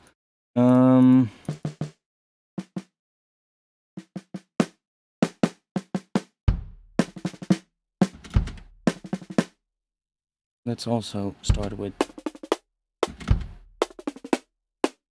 bringing that up, and we're gonna just add some distortion to this, because otherwise we're never gonna get anywhere.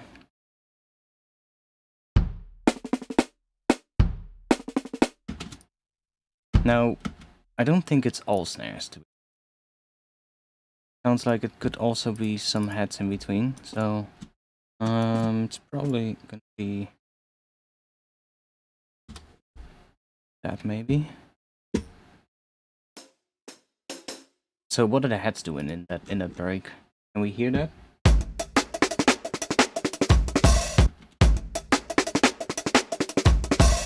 Like that open head is fine, but what is it doing in the start?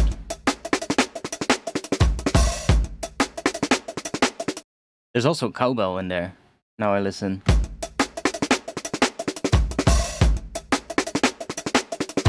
Also some kind of a cowbell in there, it sounds.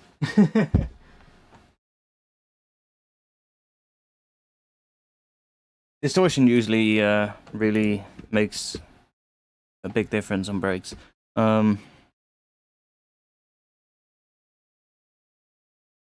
At this one, that again.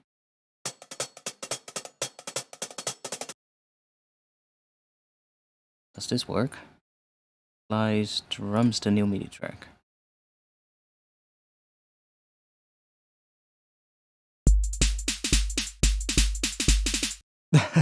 What? How did it find snares in that? And a kick? I mean, kinda works.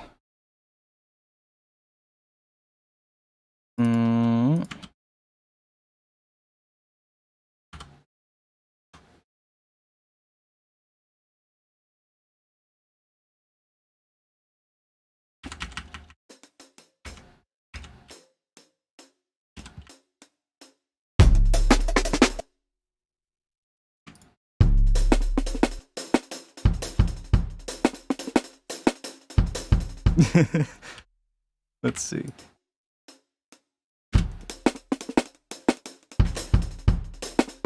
Leave them there. It's gonna be so much fucking work. Oh my god. I'm already dreading this. I need to get rid of the ghost snares for now, but...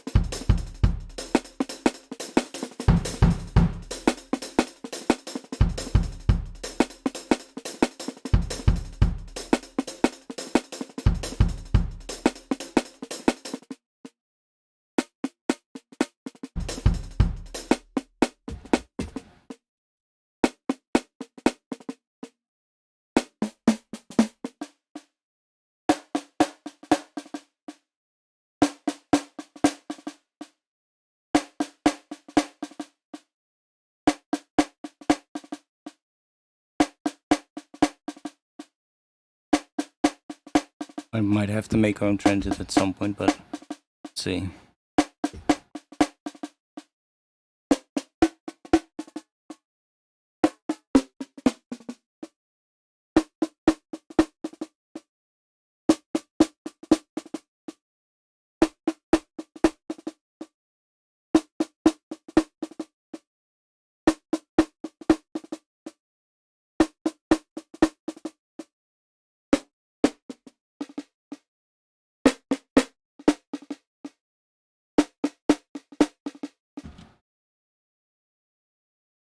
Let me just put this under here real quick so I can hear the pitch in relation to the choir.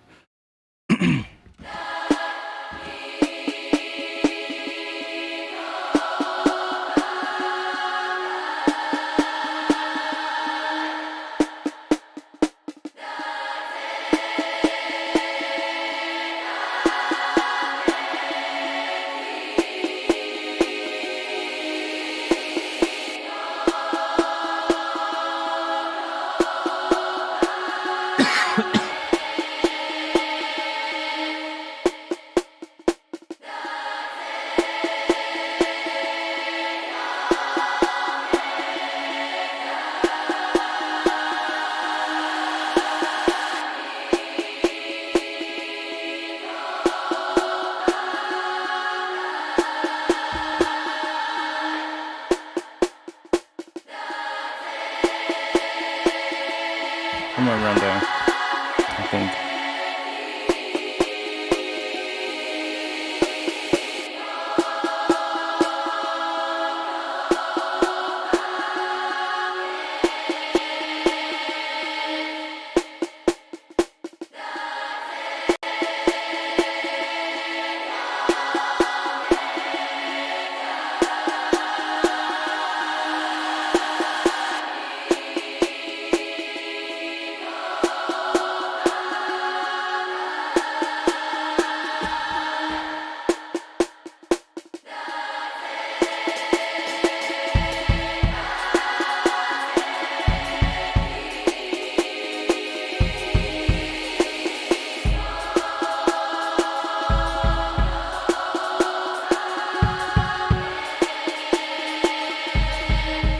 We're probably gonna use a different kick, honestly. I'm probably gonna make my own kick and use that instead of the kick from Addictive Drums. We might use the tops of like this for a layer, but I think nice drums, these are not nice yet. Far from it. These are not like how they should sound. These are so far from where they need to be.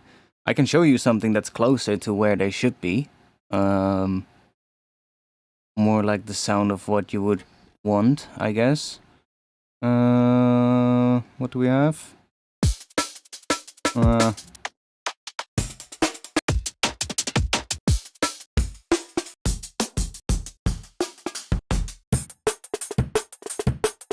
This one is also done with addictive drums. I mean, all of these are done with addictive drums.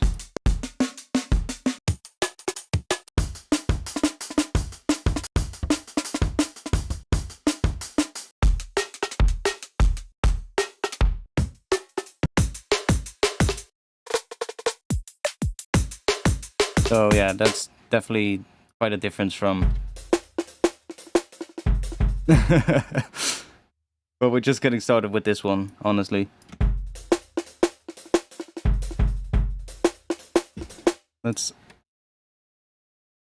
I thought I muted the hi-hat, but we probably need to do that here. Yeah. So I can focus on just the kick and the snare for now.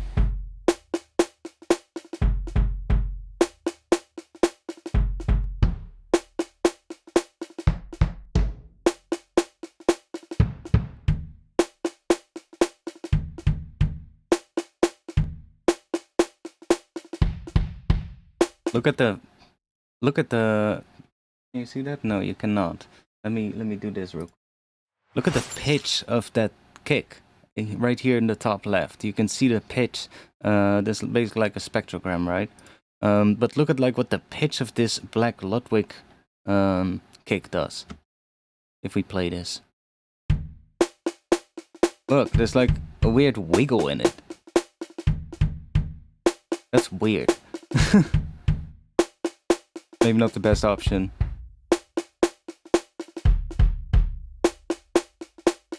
I mean, we can just stick with the tama. We're using that snare as well.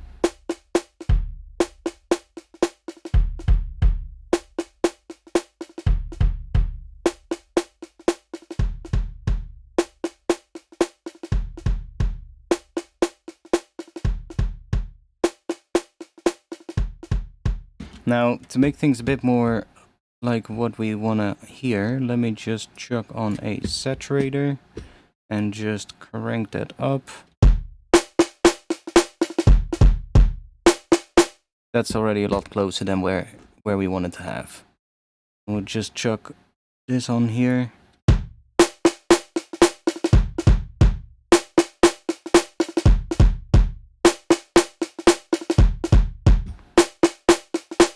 So to where did I tune that snare?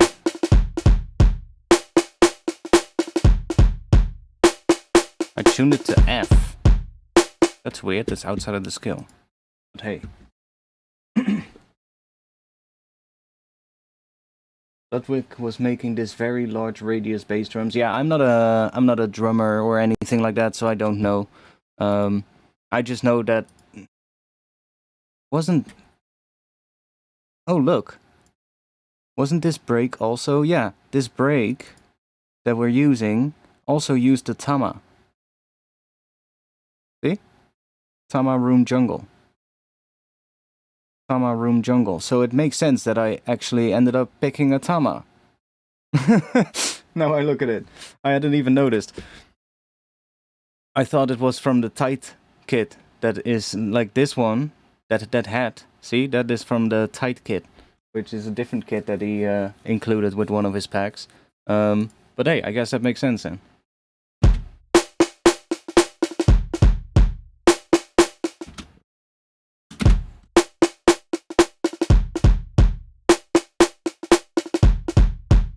But we're probably still gonna have to do quite a bit of work to make it sound how I want it. If I tune it to F, what if we just you can tune it to F sharp.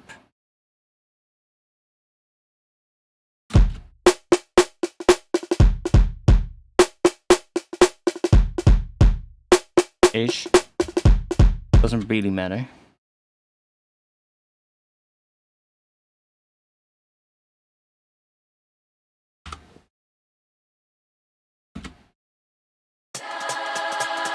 Let me just put these heads in for now.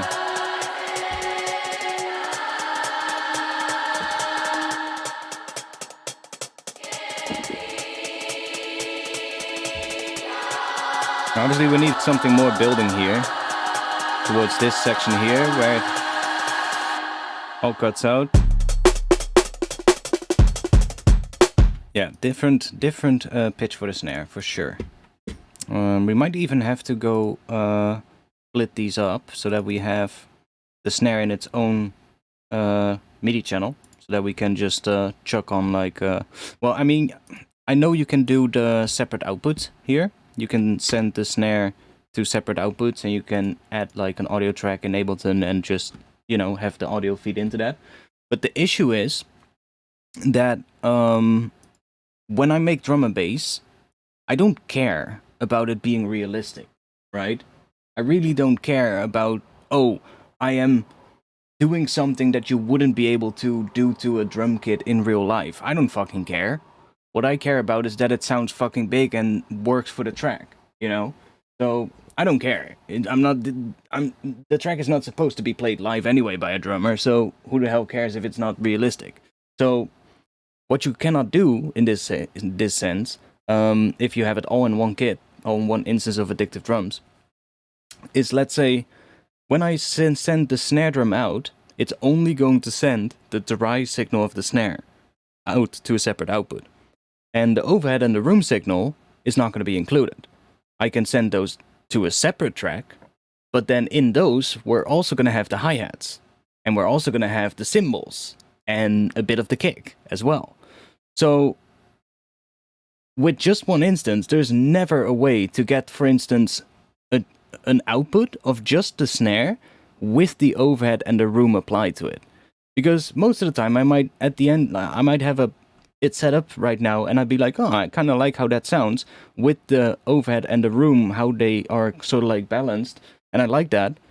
But I would like to then be able to process that together, right? But only for the snare, and then the kick, and then the hi-hats. I would still like to be able to control those separately outside of Addictive Drums and not have to deal with like an overhead channel, which if we play this now, it has snares and it has the snare and the kick included. And if we put the hi-hat on,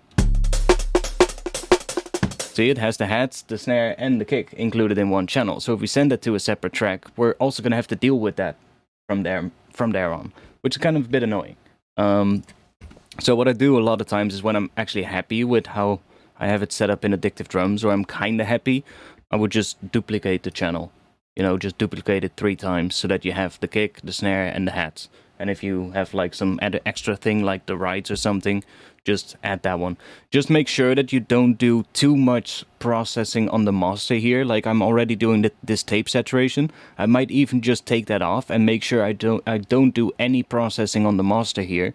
Because obviously when you're doing processing on the master here, it's going to take everything, including the overheads in the room, combine it together, and then process that. So now already, this distortion, the sound of what this tape distortion does, might actually be also, especially when we have the hats turned on, like if we have the hats turned on, when the hat plays together with the kick, the low end of the kick is probably going to trigger the distortion and it's going to make the hat sound different.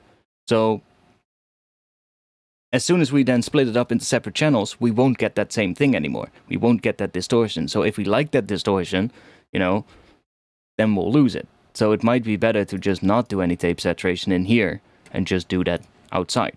So like with the saturator here. So like it's already,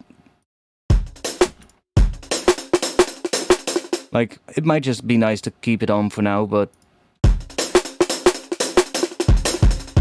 just when we turn it off, you know, when we split it into separate channels, we might not get the same sound out of the hat. But I'm not happy with the hat yet anyway, so it doesn't matter for now. But that is something to keep in mind.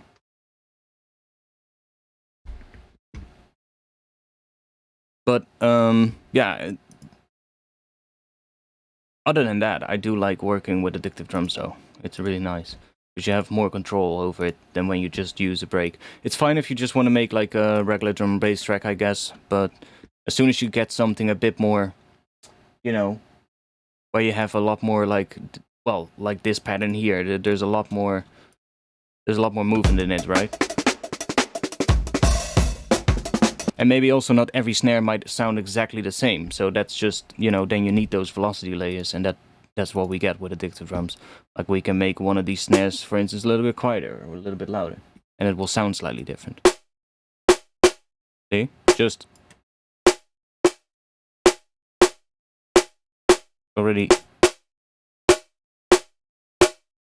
See? So we can maybe make that one slightly different.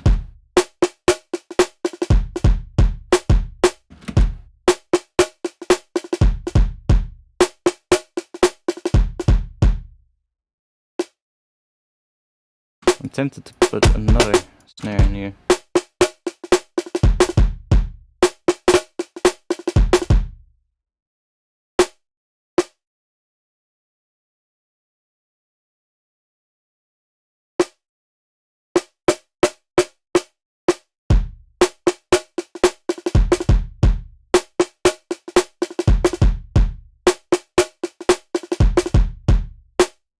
So let's see.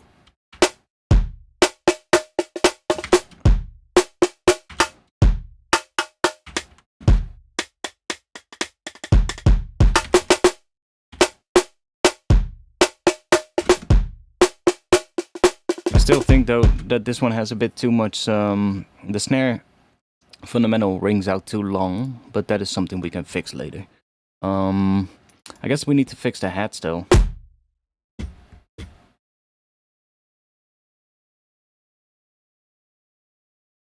So these hats kind of work too, so maybe we can just put those hats in. Let's see.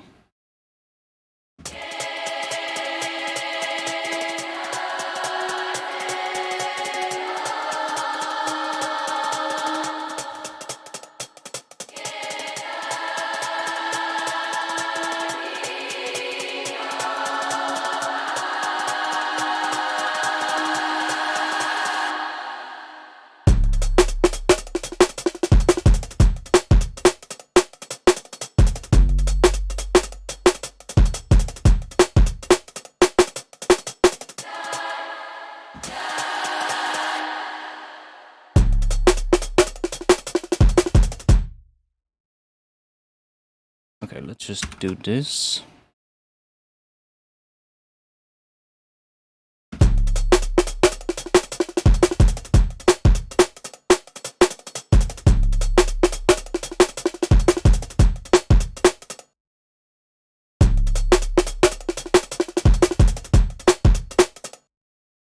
Probably gonna have one here, extra snare, so that you get that kind of effect, and then there might be another one here.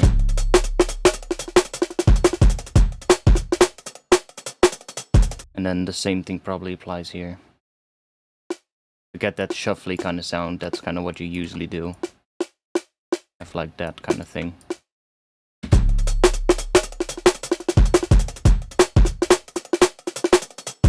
See?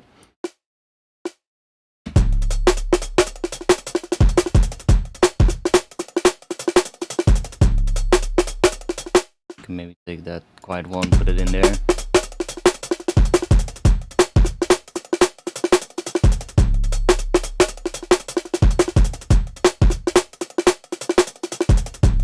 Now these kicks are all pretty much the same, so might be good to make these kicks a bit different.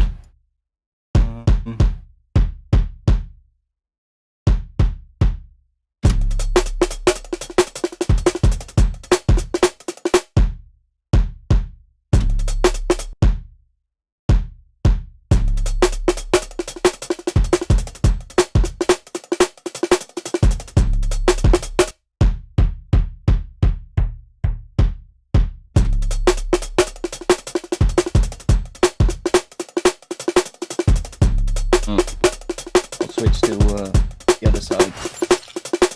You can see the entire MIDI window.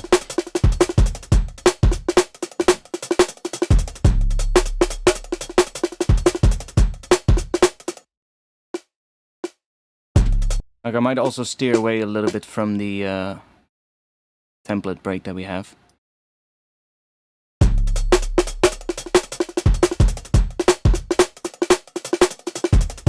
Like that extra little snare there might be nice. Plus, it might be cool to do a little thing like that.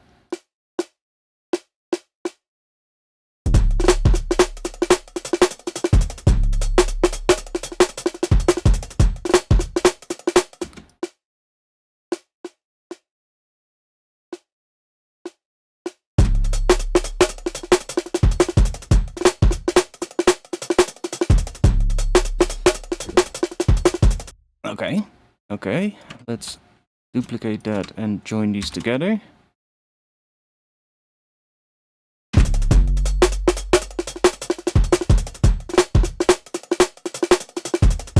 Okay, what did we have here? We had a double snare. We got...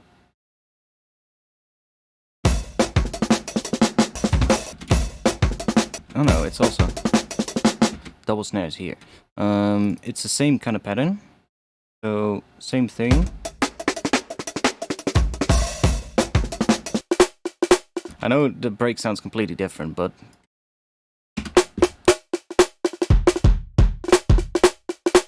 getting close to what we want.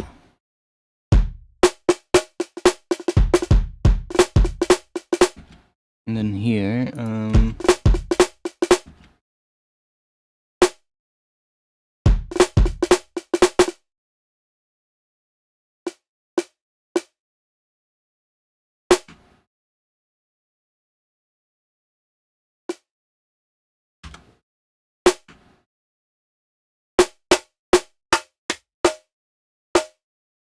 sure.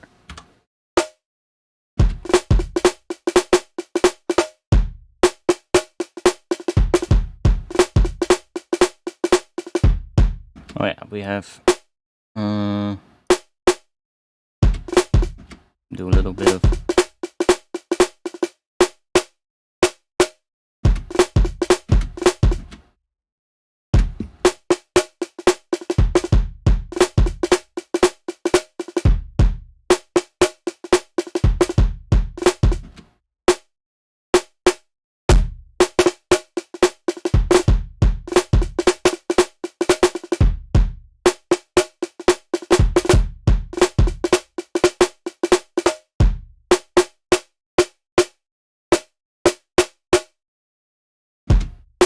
those subtle differences that make it sound more realistic, or more interesting. We're not going for realism, but...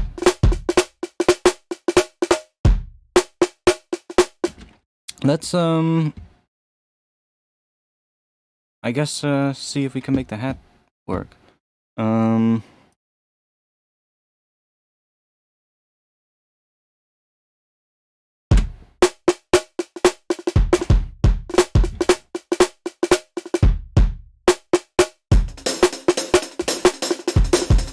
Okay. First of all, we need to do a lot of stuff to the hat. Let's just, let's mute those, and I'm gonna keep them in here because of the pattern. But let's just do a quick, we'll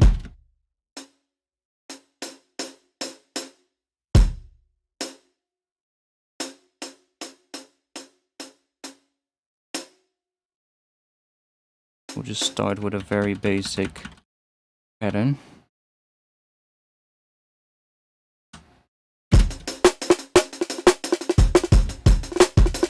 So that we can hear what we're doing. Okay, here I'm gonna leave this off so that it's actually giving us randomized things slightly. And then might do that, maybe not, because we might want to use the open hat, but we're definitely going to use this. Get that a bit more high passed. Probably want to decrease the width here a little bit as well. So what that does, normally these are really stereo, the overhead in a room, and just by decreasing these, it kind of works a bit better in drum and bass sense, because Especially if a track is played in a club, right? All that stereo information is going to disappear as soon as the track is played in mono. And by decreasing this, you can most of the time hear, well, now it might still be a little bit hard to hear, but when you have a full break going on that's fully processed and fully done, when you then change this from like 100% width to like 50%, you can just hear that all the sounds that it applies to just start to sound louder and stronger, and just they become punchier. And that's just because there's less phasing going on between the channels, between the left and right channel, and thus everything sounds more punchy in that way. You basically you lose less, and that also makes sure that the drums will sound more similar in mono as opposed to stereo, or compared to the stereo, which is always nice. It kind of depends, but for an electronic track, then that does matter.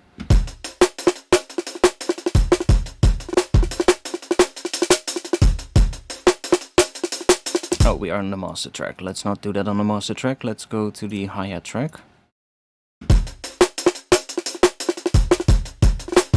Let's give that a bit of a boost.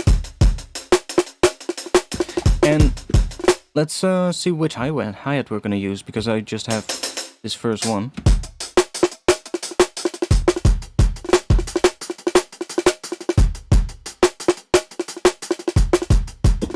Kind of like the sound of that one. Let's start adding in a few more open hats, because probably want to have some open hats here, like.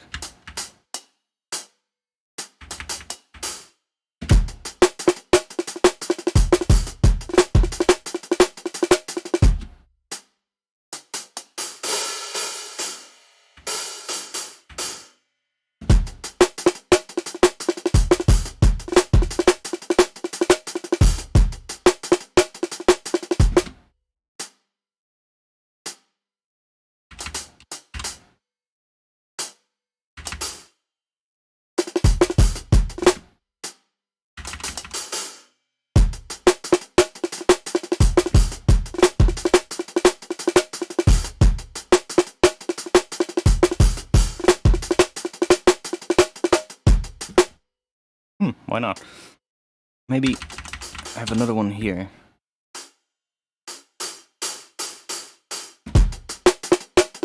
That's another kick right there.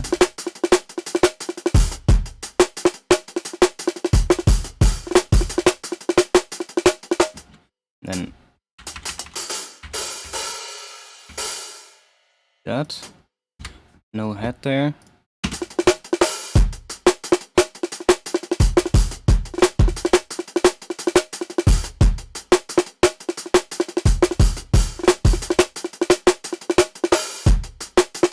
I mean, it's getting better. I'm kind of using the break that we have here, this one, as a template for the pattern. Like, I have a whole folder of these KJ Salka breaks, basically just a sample pack that KJ made. And they have these really nice jungly drum breaks. And, you know, maybe for a drummer, arranging a pattern like that in MIDI is really simple, but for somebody who's not a drummer like me, it is definitely helpful to have a little bit of a little bit of a template, something that you can follow, that you can reference every now and then, of like, oh, what does he do to make it sound like that, you know? So I just took a couple of the breaks and I just rearranged them into a pattern that I kind of like, and then I just took that and just started making my own version of that with Addictive Drums.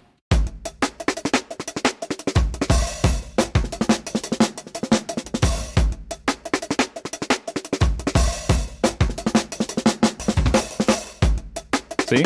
He kind of similar pattern. Not exactly the same, but kind of similar.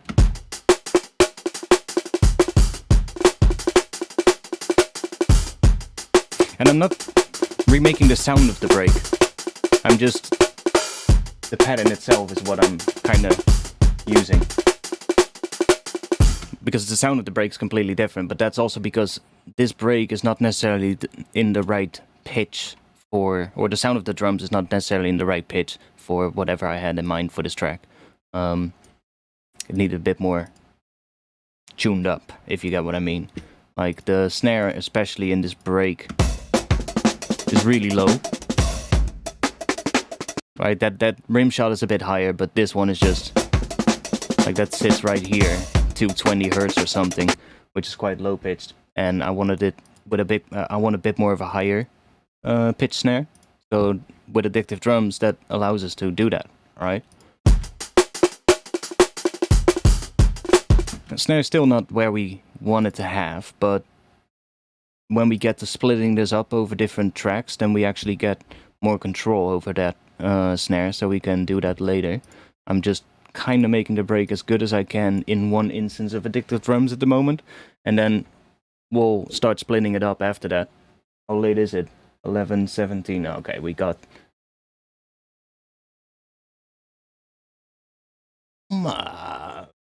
maybe an hour or two left. So we got quite some time. Make break.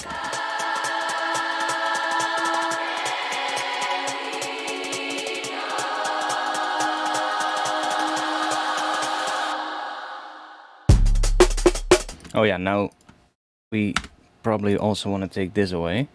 And then I guess we're just gonna make this remake this head pattern quickly as well. I mean, I did have that MIDI, so I can just grab this, put this here, and then let us turn everything off. Just remove all of these. Let's turn this on. So that should be the head pattern of that break. But it's on the wrong sample, of course.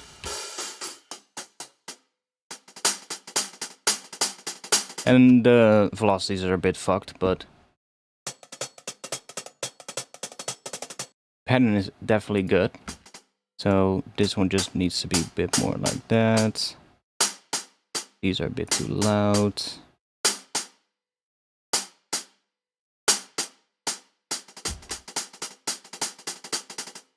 And then we're probably gonna decrease some of these as well.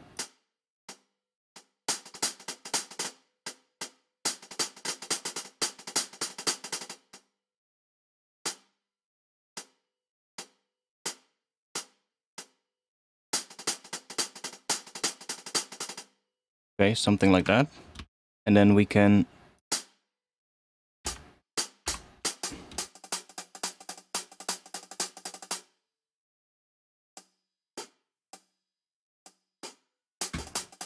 I think that's already good. Something like that.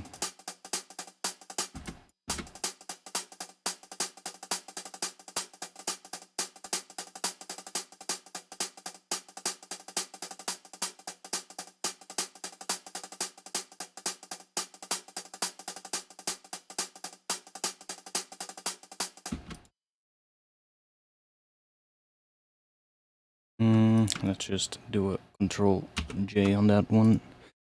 We can click loop that. Now we can get rid of this one.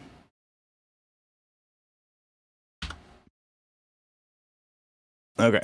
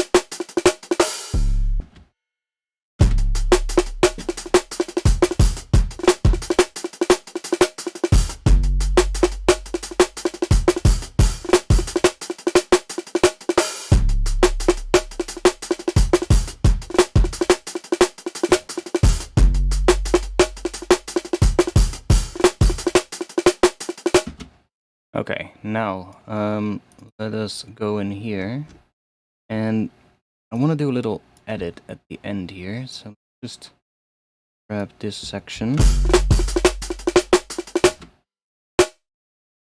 Probably that snare and that one. I know we can add more snares in here, so we can do kit. We've got these flexi ones here, and in there you can just load anything. So we can just go in here and we can say snares, and we can load another snare in here.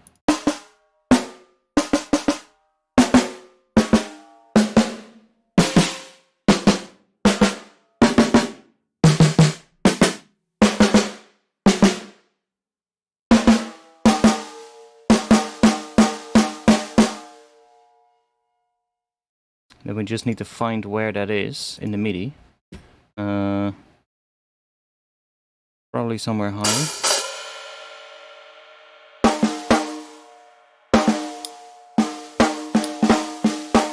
So these two.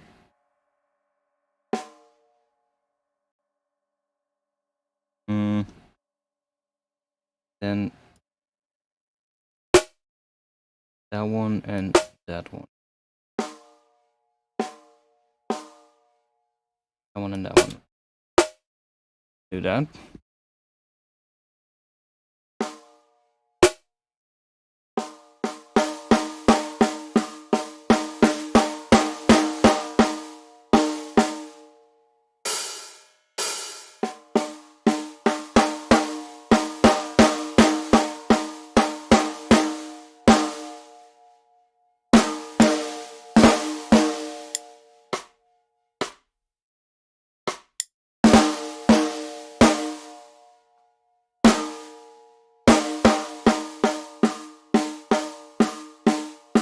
Like that sound as well. So let's see. Let's just try that out real quick. If we go in here and then turn this on, then we can also change what sample it's playing.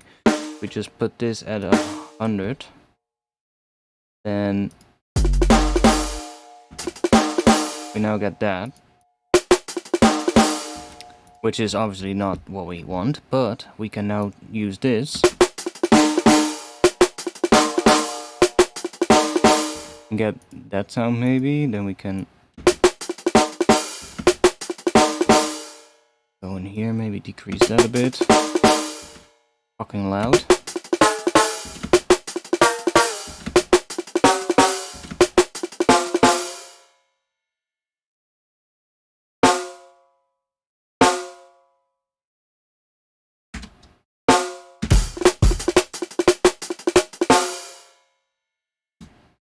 We need to hear how that goes back into the start.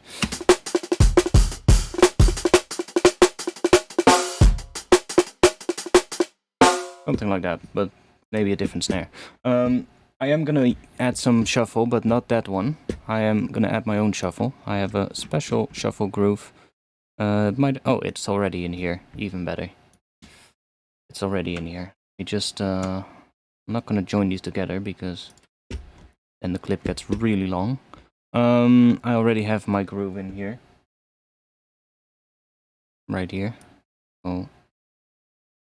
There. And then this one. You can't really see that right now, but if you do that you can. So, this groove, what it does, it really just does this. Look. So these are your 16th notes, right? 16 note here, and that's what it does. So it just shifts those, but leaves the 8 notes alone. It doesn't affect the velocity, it only affects the timing of the... So like the 16th notes, but the 8 notes are just straight on the grid. So, and then I can use the percentage right here of the timing to dial in how much of that shift I want. Which is, like if you want to go for realism, then you would probably want to have, you know, a slightly random timing for the shift, but for this kind of thing, this kind of works better. So now all I have to do is just go in here and make sure that that has the breaks, the groove selected here.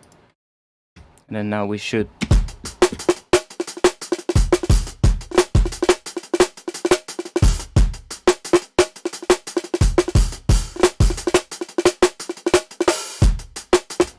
A little bit of groove, a little bit of swing. But if this one is even too little, then we can also grab the stronger one. That one has a even bigger shift, as you can hear.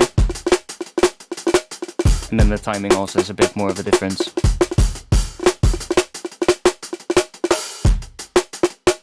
But it definitely makes a big difference, adding a little bit of swing to a break like this.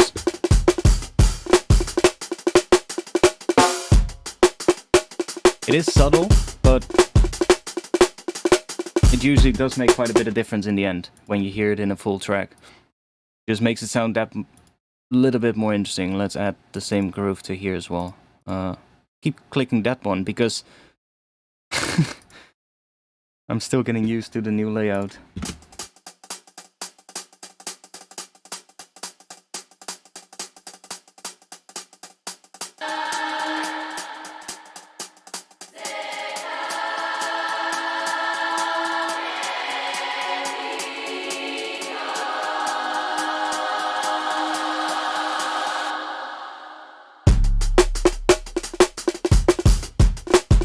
Let me, for now, actually, I'm just gonna put the choir in here as well, just for the sake of it, so we have that same harmony continuing. Let's see how that sounds.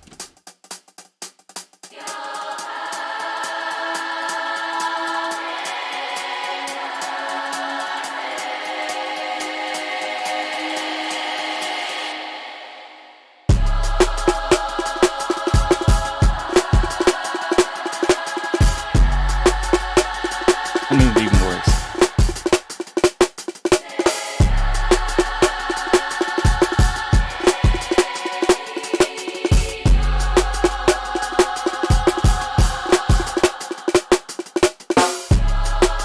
But one snare is fucking loud. Just flexi one. If we decrease that a bit, does that work? Not really. See, that's also why I would probably split these up, so that we have a bit more control over everything. Trim it here, maybe. Still fucking loud. It's because there's a lot of that snare comes from the overhead and the room channel, so we don't really have much control over decreasing that level.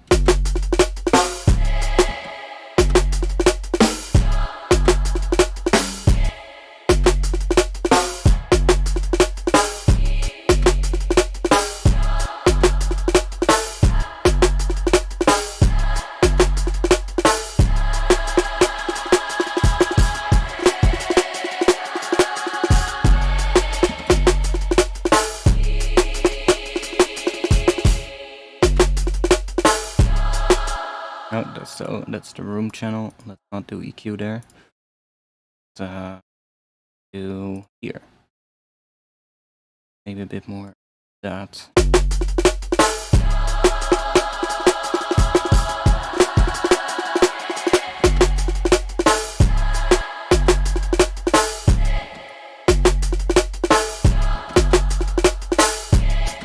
Oh yeah, and this one. That's also another thing, right? That you can't do that in real life. Turn the snare buzz off. Like, if the kick plays, the snare is also gonna buzz a bit in real life, which we don't want. We don't need that.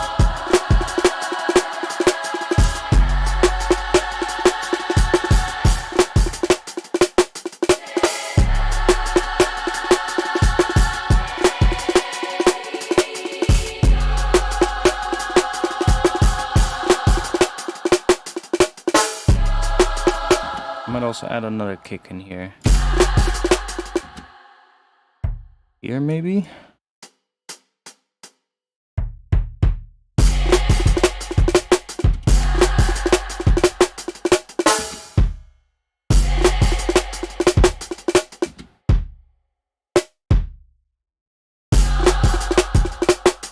There.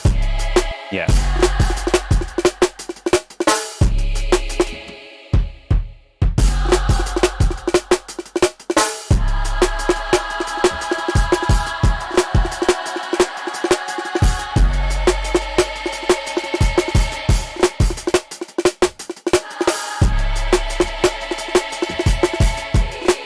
is not going to be here in this section, but I was just putting it there for the time being.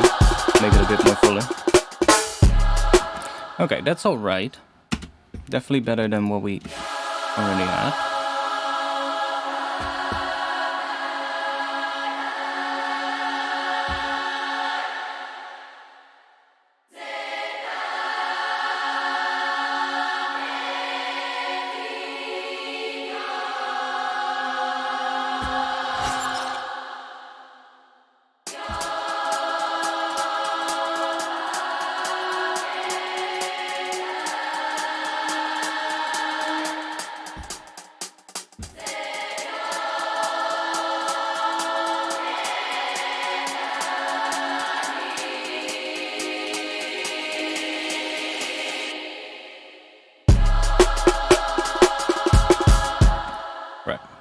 Let's go back here now. Let's see, so this section...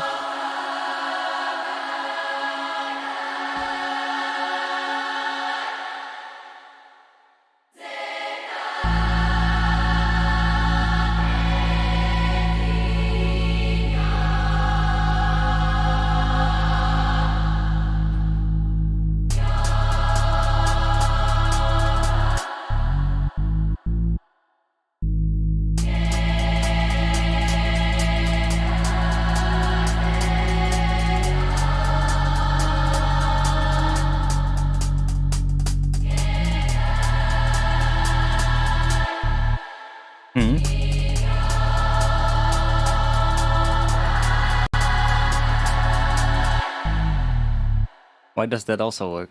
I mean, I guess that would turn frigid, but it still works.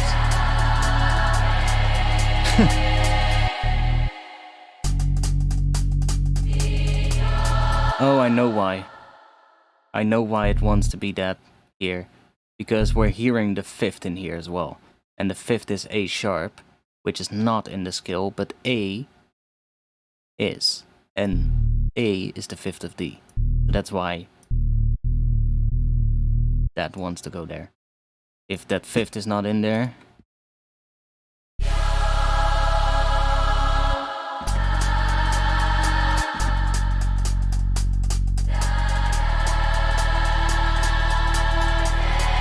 doesn't want to go there, but...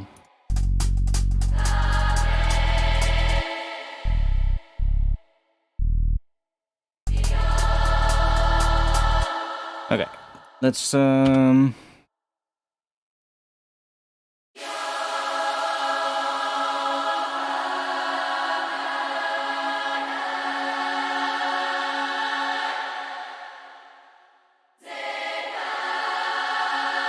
kind of what can we add here?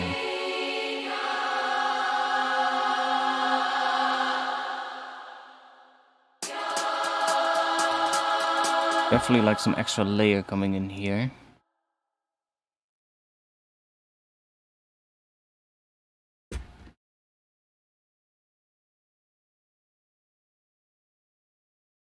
Oh, I could also just grab this one.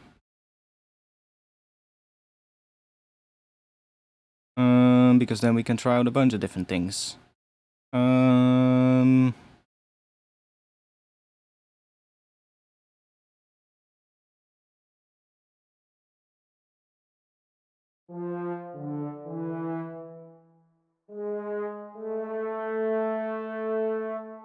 Maybe.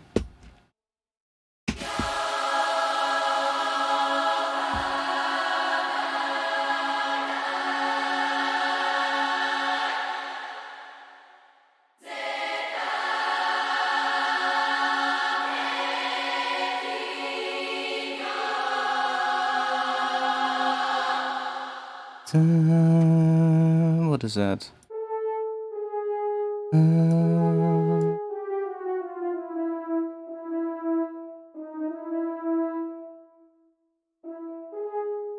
Those two? God damn it. That what I'm hearing? No. Just that one. Let's add that MIDI control device, CC control, so that we can do mod wheel. I want something coming up here.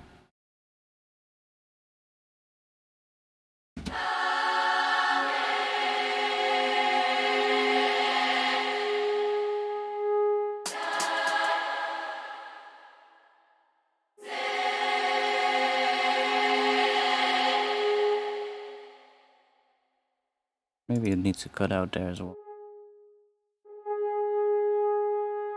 Maybe there.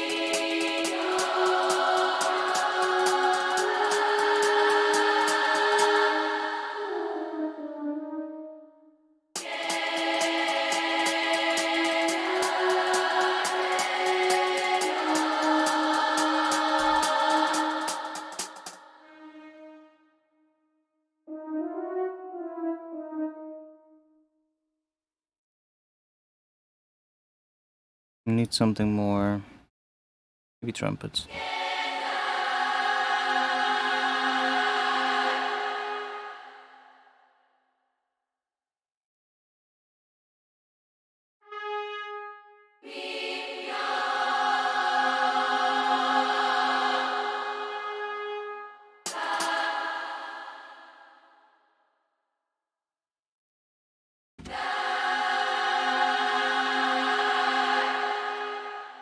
Okay, maybe it just wants to cut out there though.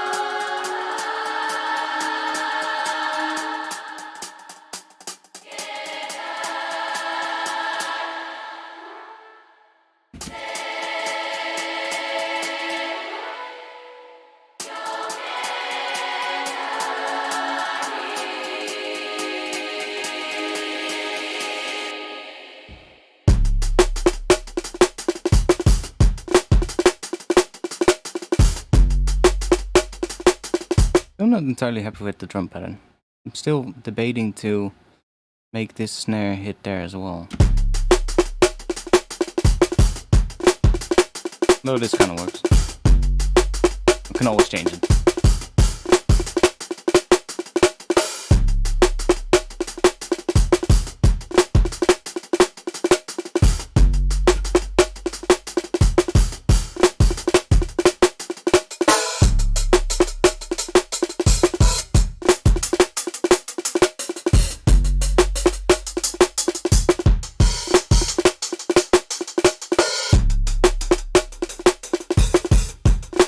Oh, that one works well as well.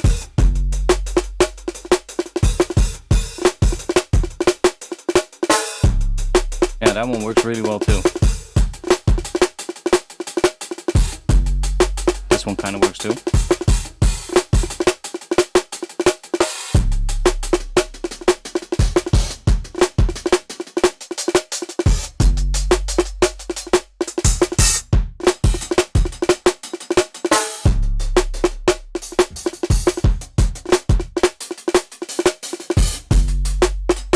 Oh, well, now I'm kind of debating between these two.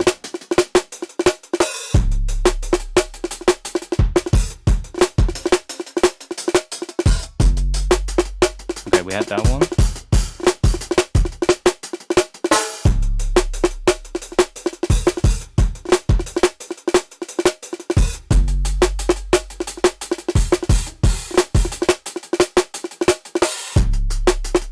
Oh, I think this one. This one sounds a bit more lo-fi, if you get what I mean. A bit duller.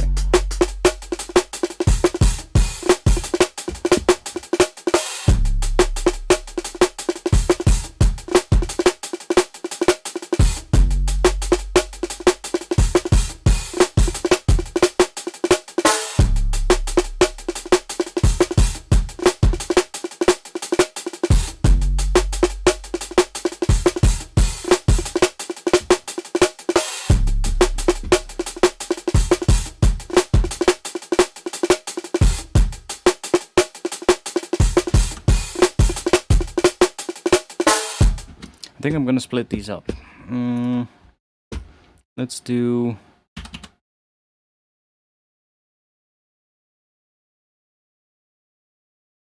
That's gonna take a bit. Come on, there we go. Okay, so we want...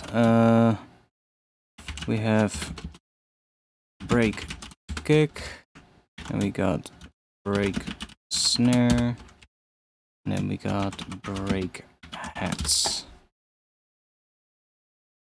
And then we'll just group these together, call that break, and then we'll I'll chuck this saturator on the group here. And I'll remove it from these ones. Okay, and then we can take this one away here, and then in here we just need to mute everything, or just get rid of everything except for the kick. Or wait, I have a better idea. I can leave this in one MIDI track. I'm just gonna put another MIDI track in here. That's gonna have all the MIDI. Let's do that. So that's gonna have all the MIDI. So if I want to edit the MIDI, I can see everything in one clip. And then these ones are not gonna have any MIDI at all. I just need to send the right channels into there. So how do we do that? Well, we can go into this track here that has nothing on it right now. All we need to do is just basically make a MIDI rack. So we'll just add a MIDI effect rack here, and just open up the key selector, and we can see where everything hits. So if I just add a chain here, and we're just gonna call that kick trick or kick trigger, whatever. I know the kick hits right on C1, so I can just put this on C1. Now that sends, that is triggering only when the kick hits.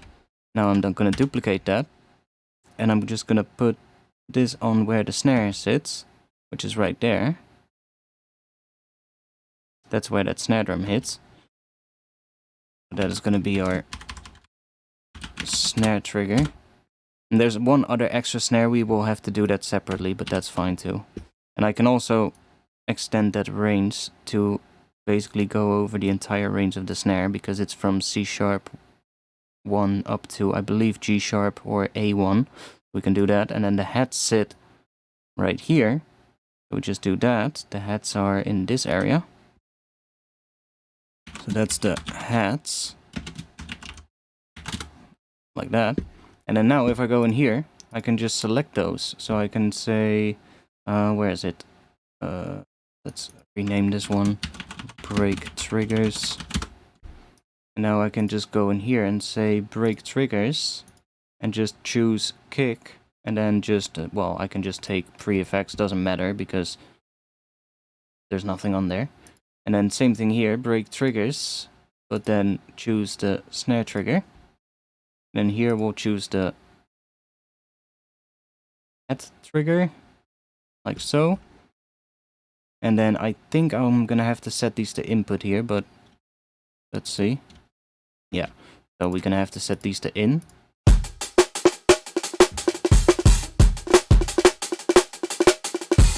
And now we have the separate channels, but with the overhead included and the room included.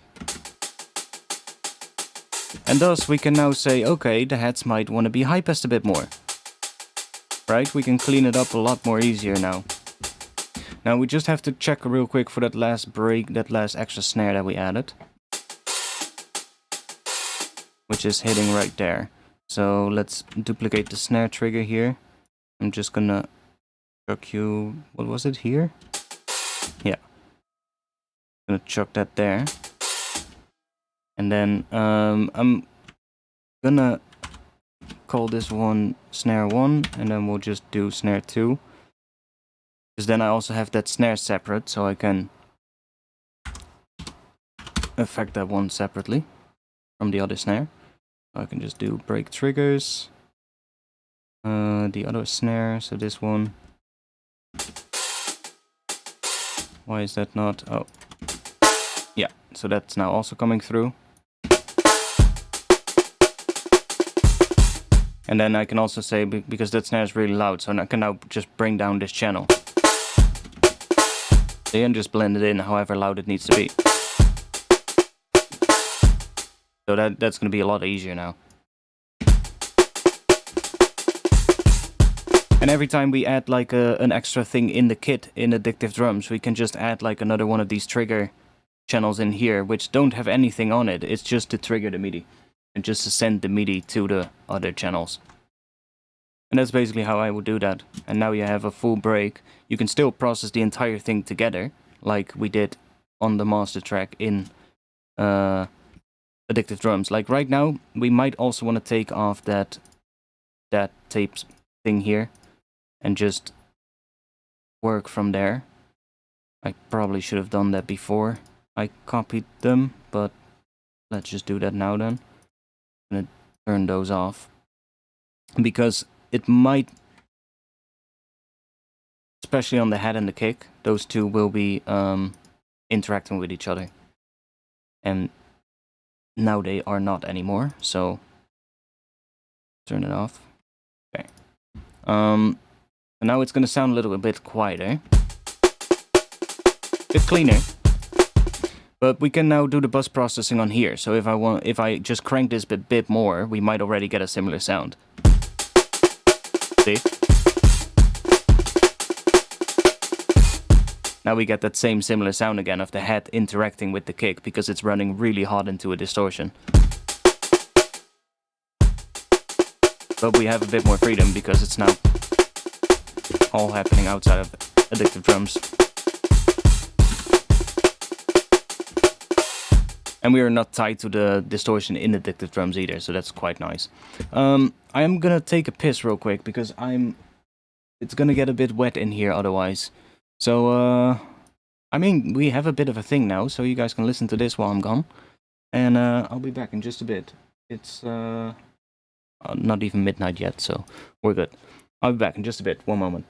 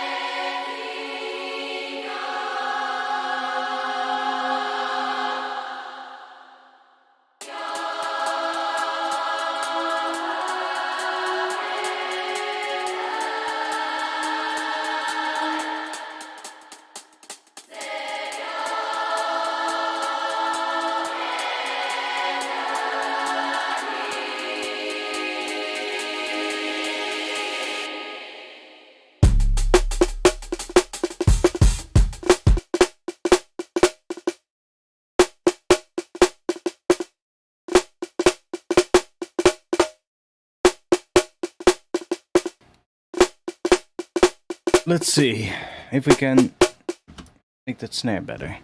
So I'm gonna try using this one real quick. So what this one does, it's basically just a multi-band transient shaper, but it can sound pretty nice. What if we just decrease or tighten that up a bit?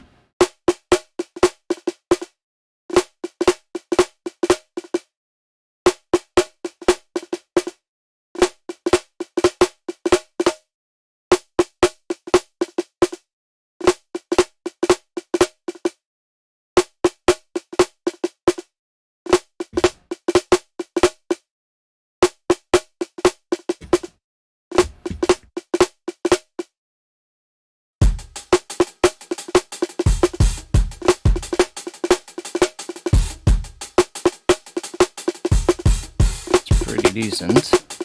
Let's grab an EQ.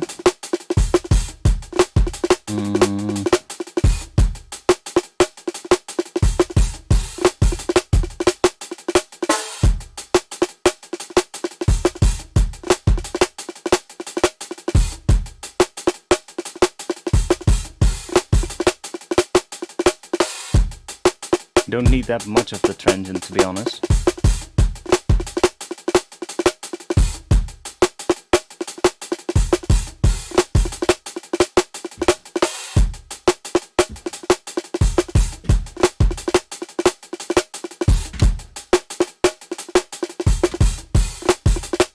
Definitely better.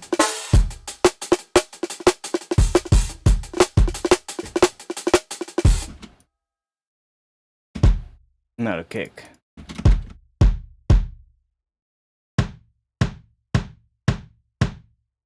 Might just do that and add a layer to it. So if I just in here, I can just add another chain. We can add a serum real quick. Let's just add a serum. By the way, chat, you've gone really quiet. Suddenly, are you guys all going to bed, or is something else happening? Let's grab. Just grab this one. Just basically just a sine wave with some overtones, like that. We'll just do this, and then we'll just make a bit of a kick real quick. Layer with the kick that we have here. Now, I'm just gonna go and make sure that the... Where's that device? I have a Max for Life device here called Force Note. You can just chuck that in here so that we have a C3. There we go. And then we just chuck that down and one up. C sharp. There we go. And let's solo this. So we get that. Now it runs into that saturator as well. So, I might...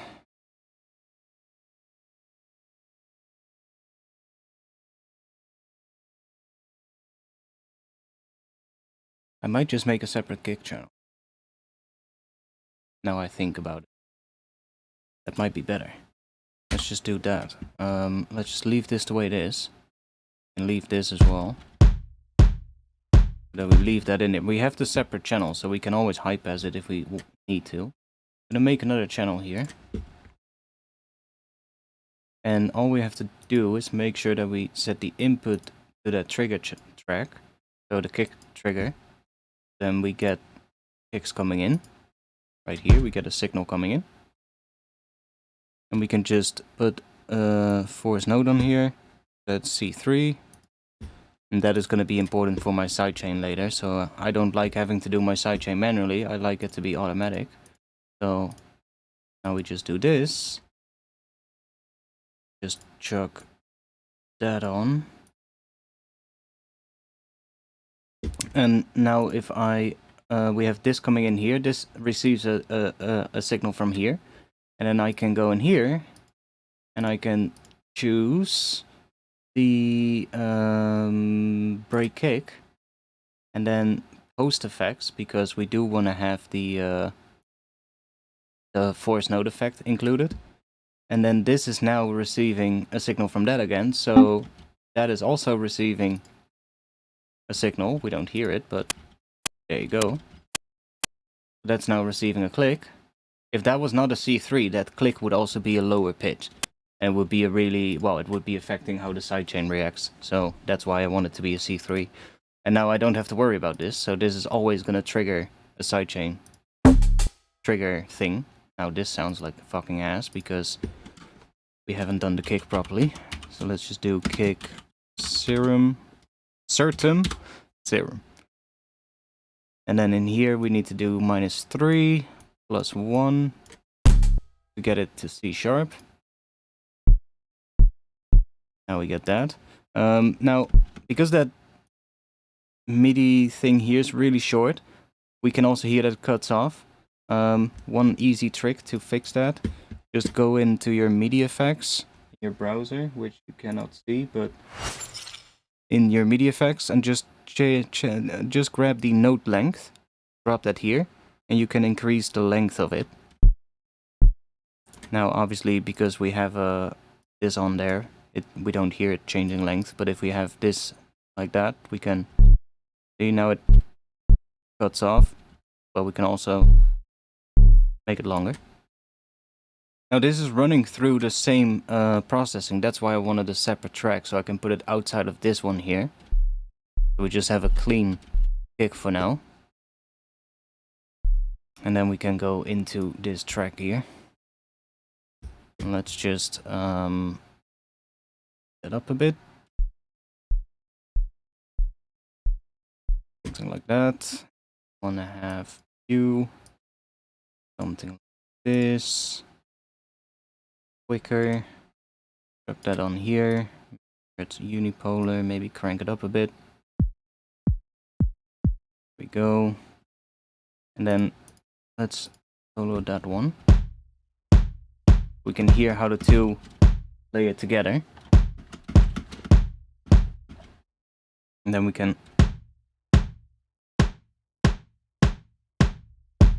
but sometimes you can get them to layer nicely.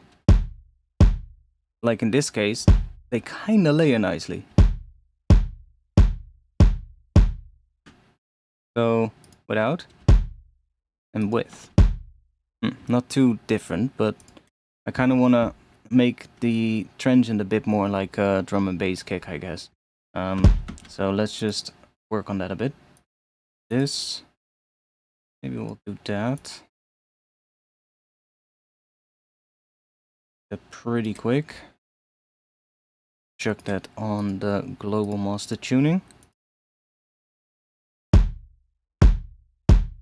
Now I think we're not really hearing it because one, this is wider and this one has all the low ends. So let me I'm just gonna do that so we actually hear the low end of our kick.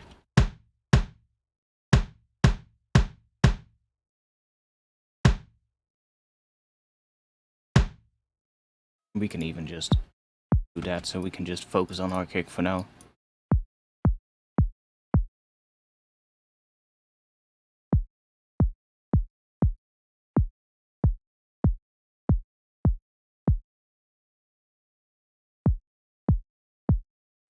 Isn't.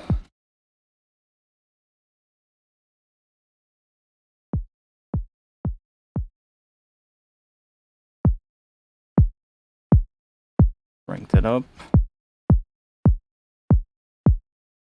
Go. Now I might want to have a bit of a longer kick, maybe. But honestly, I think that 808 bass is already going to take care of that anyway, so probably just going to have a kick that's a bit shorter, like that. Might want to add a bit of noise.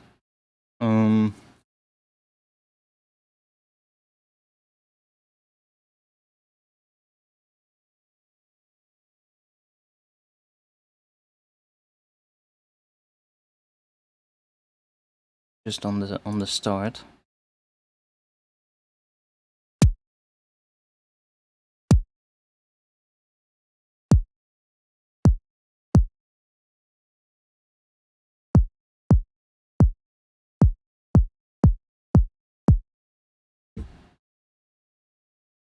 can play with this one as well. If you put this low pass filter, the 60B, just roll it off a bit maybe, make it sound a bit darker again, and then you can use the drive going into it to get that distortion if you want.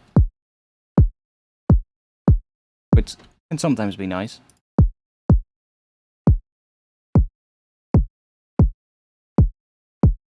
But we also have that wavetable still. We can get it to sound a bit more dirtier if we want. But for now, this will do. Go back into our other kick. Now, I'm also wondering, what is the pitch of that original kick?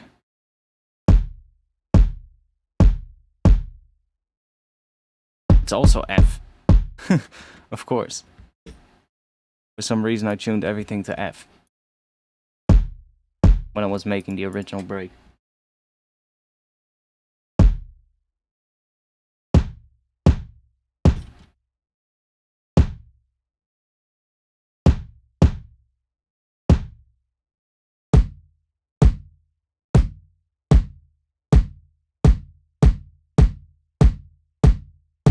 We can also just try and find something like that.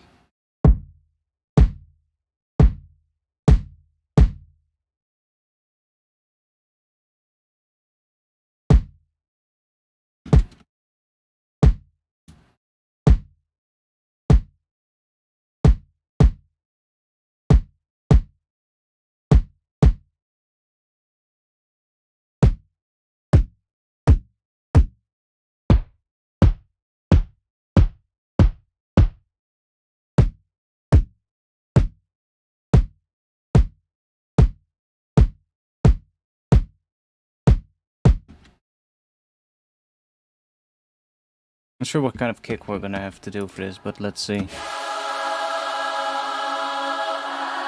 At least we can do this now. And just add some sidechain here real quick. Sidechain. Do this one.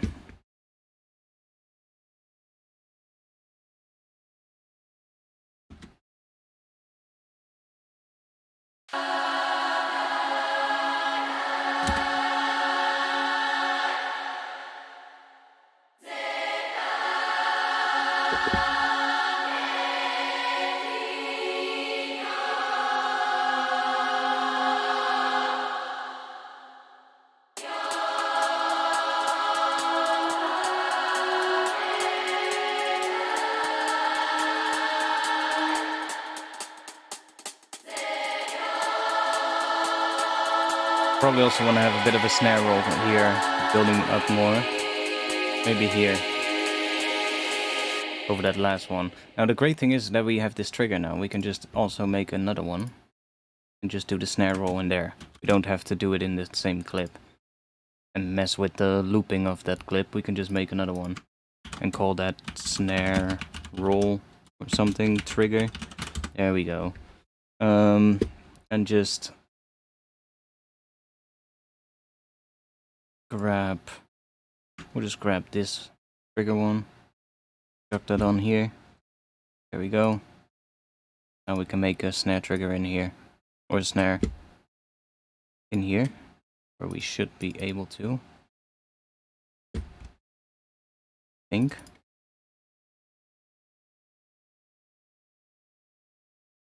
Well, we're not hearing anything, but maybe if it plays. Yeah. Aren't you supposed to... Oh no, of course. Oh, but I know how we can do it.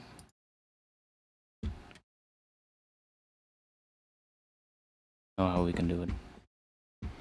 We can just chuck an external instrument on here.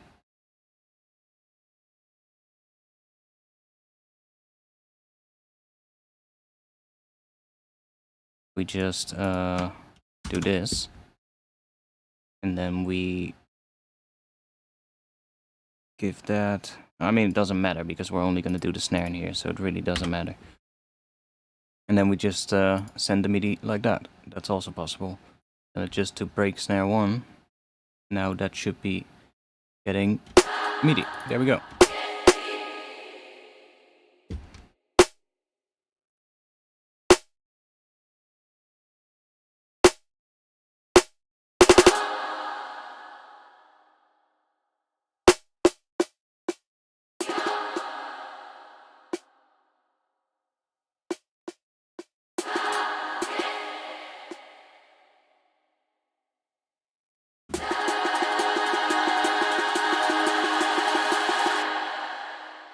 Okay, now, okay,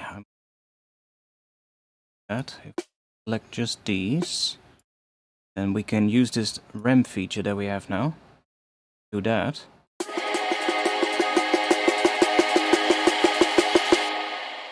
And then we can use the, like these. Now, it might be smart to put this one, to put these ones, so that doesn't matter. That might be smart to put these ones on that track, because that's the same snare, but then we can select them more easily. Now we can use the other ramp and kind of make them sort of like come closer together. So there you get that kind of thing. Or you can even, I don't know, do this, that they're more even in the first part, and then we just select this section, and then it will... Oh no, it doesn't update. Okay, it doesn't matter. Oh yeah, it does update. So then we do that, and then we do that.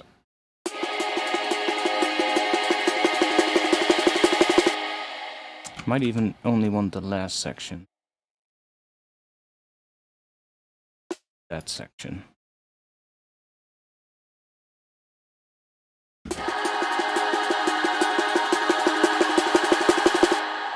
Yeah, something like that.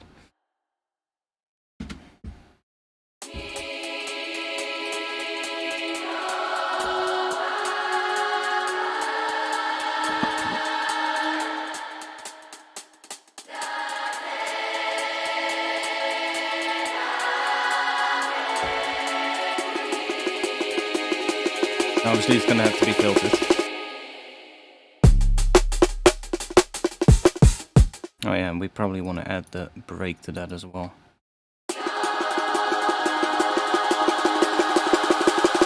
Maybe not actually. That one, the break, the groove, I mean, but maybe not. By the way, can we automate that?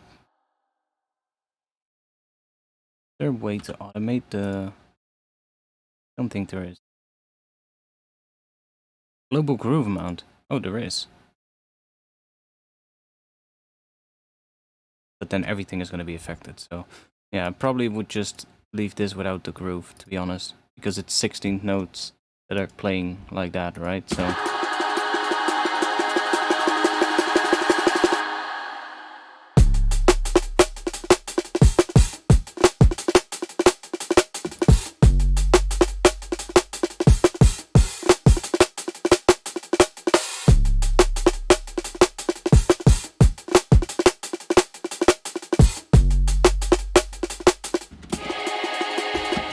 Then here, let's just grab... I guess we'll just grab an EQ.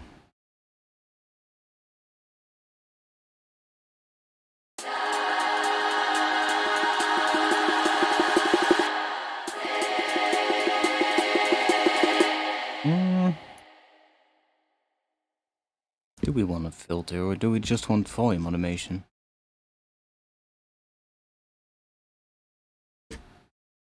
Or maybe we should just do that on the group here. But then it's also gonna affect the hats. Fuck. Let's try volume instead.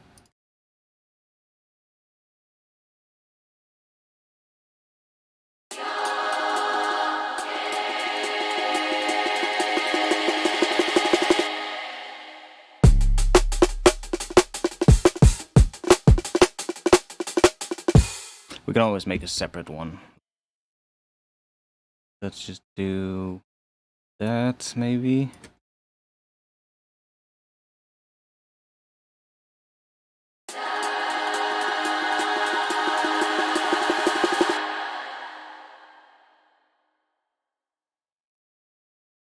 skill here.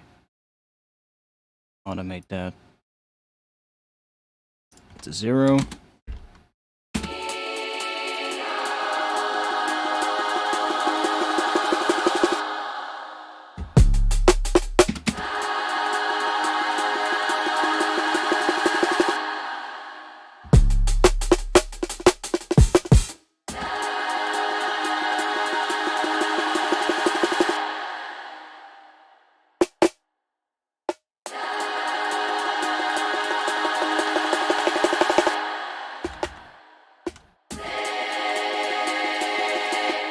Maybe we do want to have...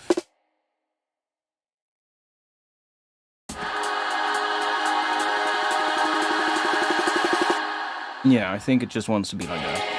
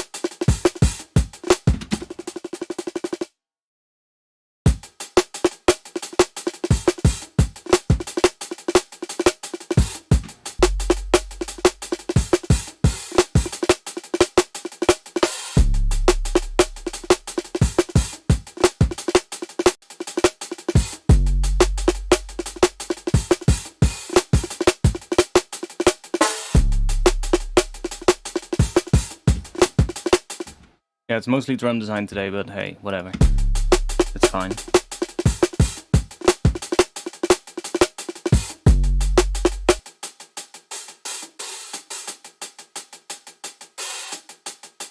I mean, we can maybe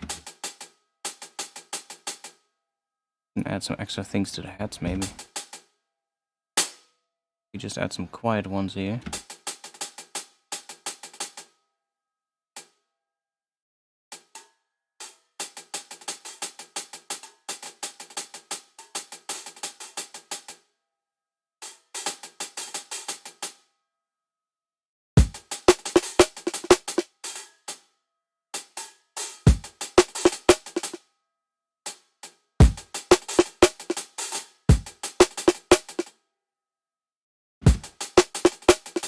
Yeah, there.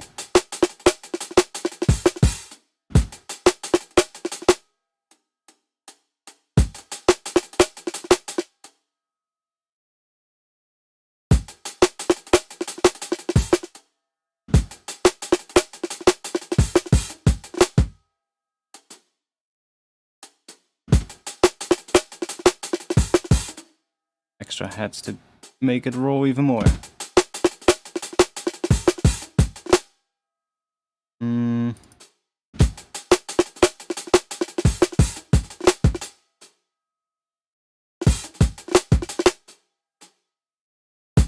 Where do you want to be?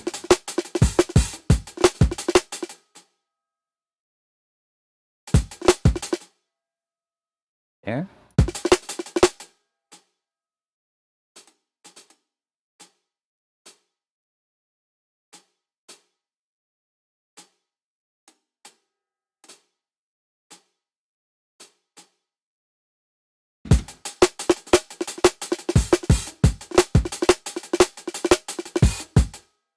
Where's the other one? There. But that pattern is different, so that's why it doesn't want to... That's fine.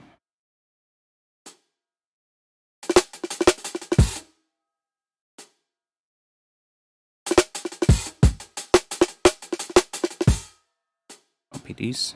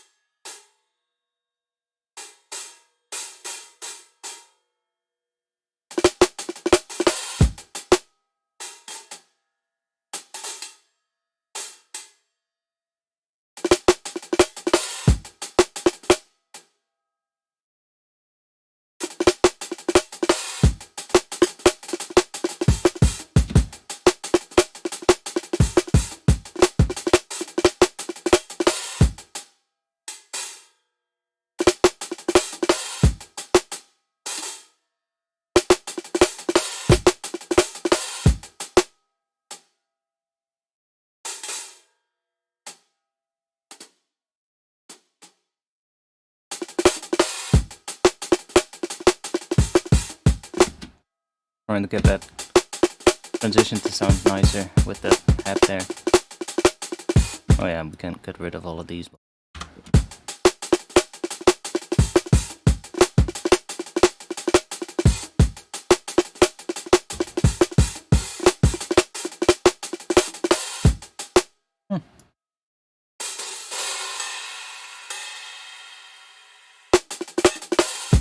Oh, that could be cool. Is that cool?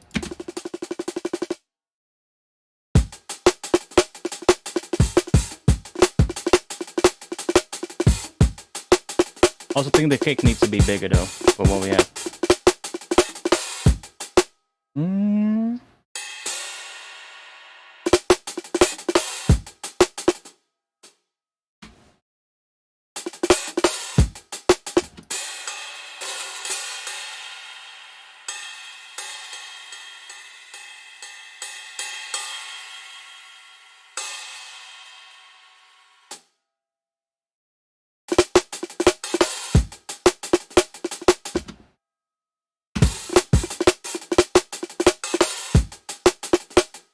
Kinda cool. Maybe take that one out and let it ring out a bit more.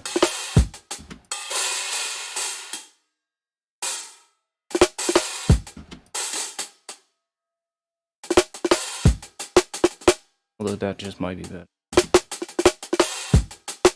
And then we have that in there too.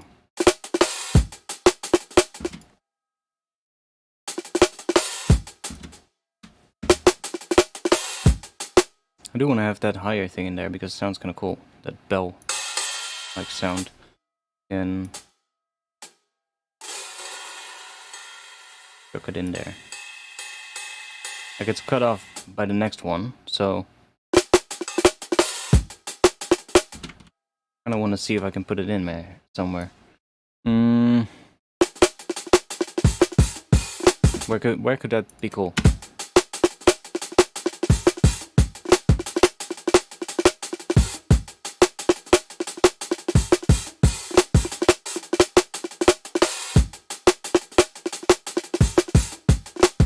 Maybe in this section.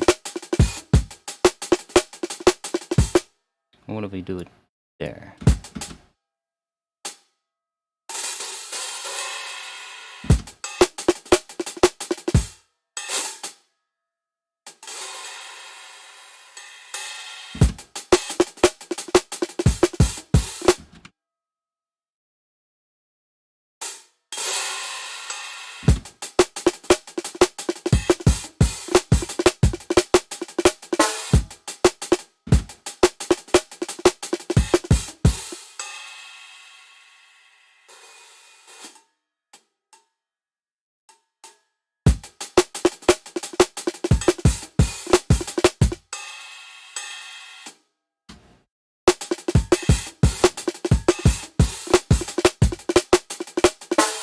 Yeah, maybe there.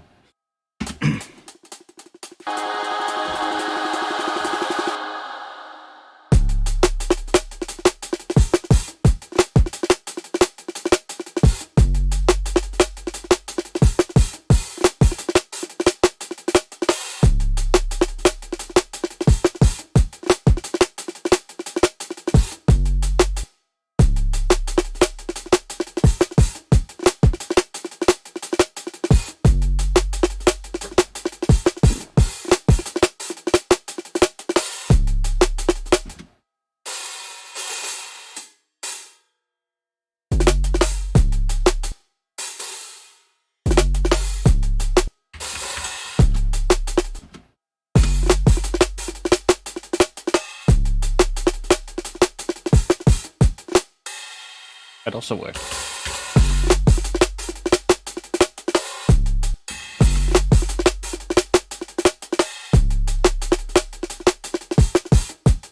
Let's do that.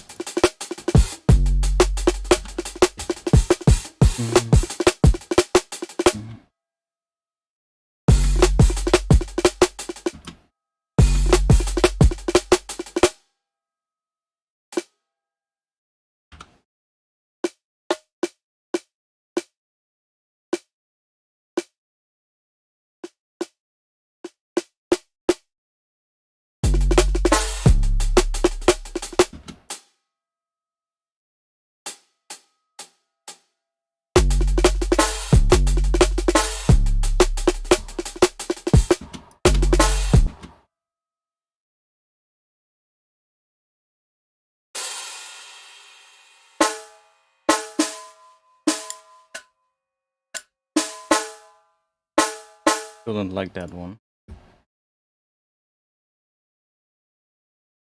But we can go in here.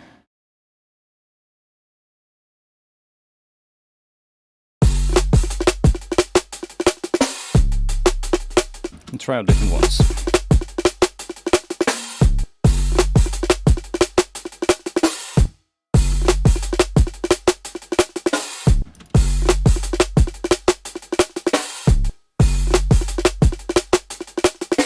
That's the same one as what we had. We want something nice and resonant.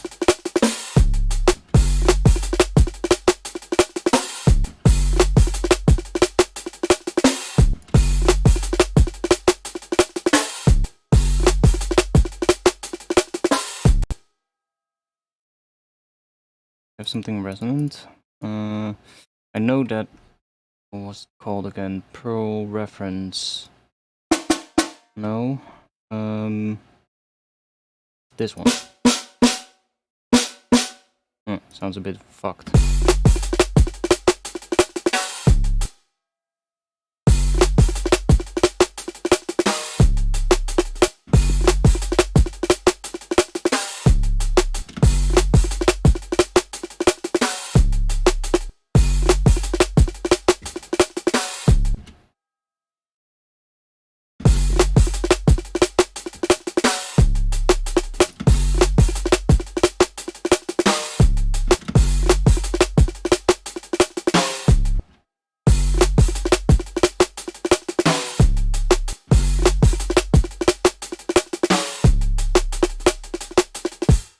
Now, because we have this one on, I just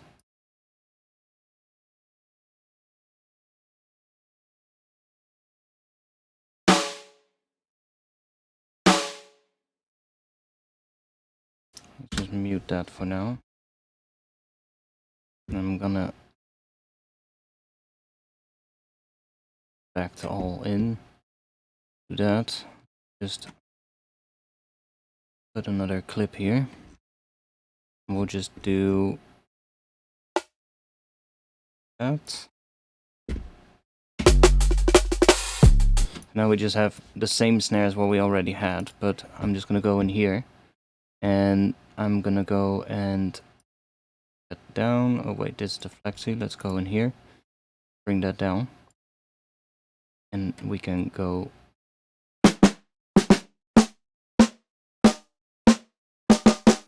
That's pretty resonant too.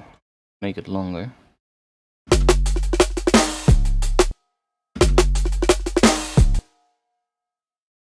Yo. So now we got that one here.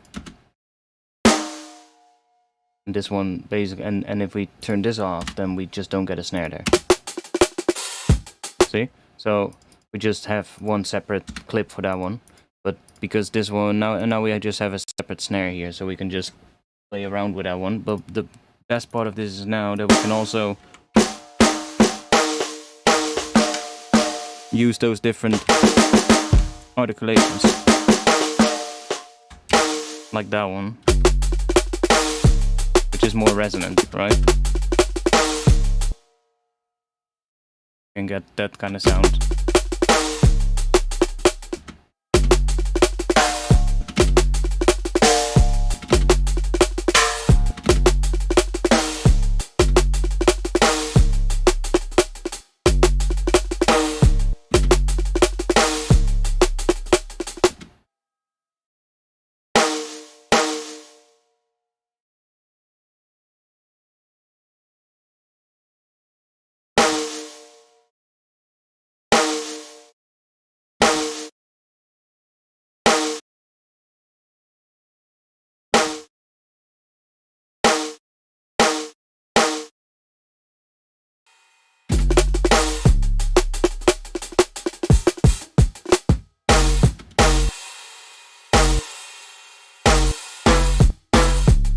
Ooh.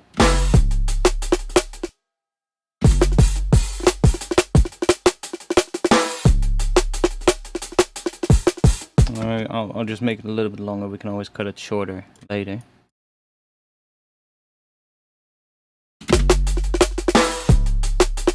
fine if it rings out a little bit into the next section, that's fine.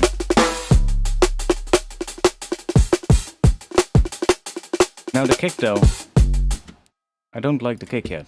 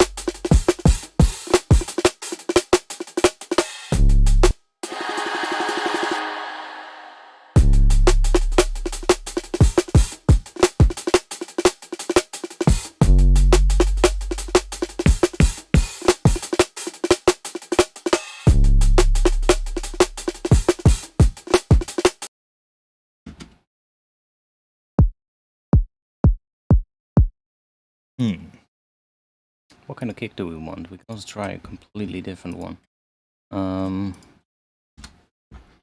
Mute this real quick. We'll just group it.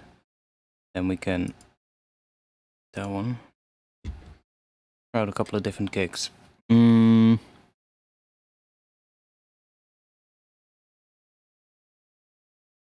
Kicks. I can also go for something a bit more dirty. Like that. Not in the same key, but doesn't matter, we can pitch it later.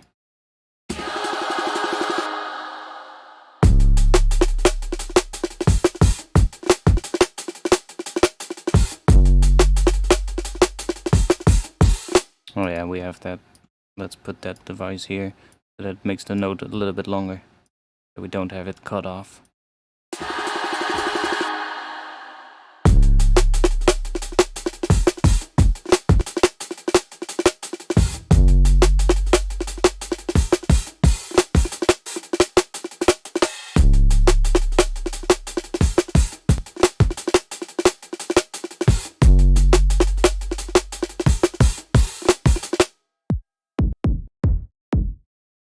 Maybe something in G sharp.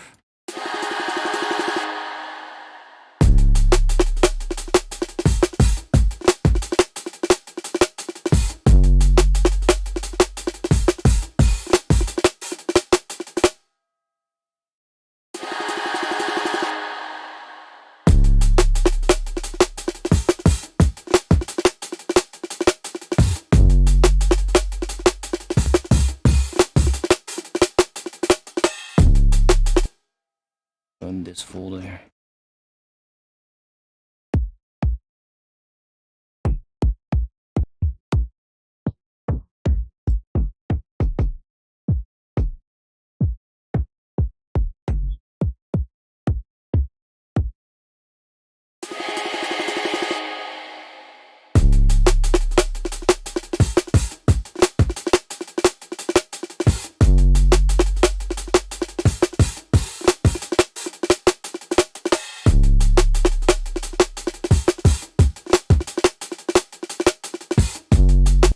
A lot of samples to go and organize, of which these are some.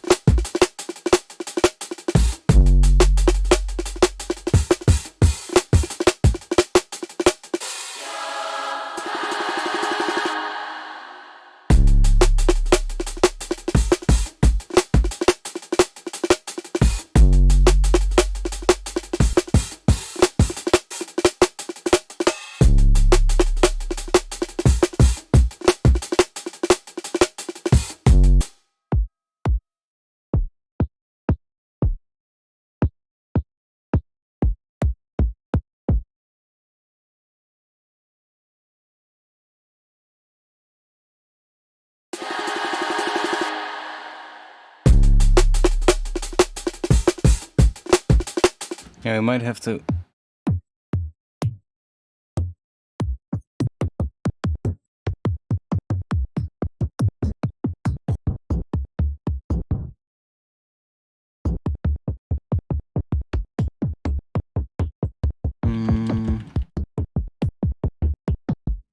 Might have to go make something.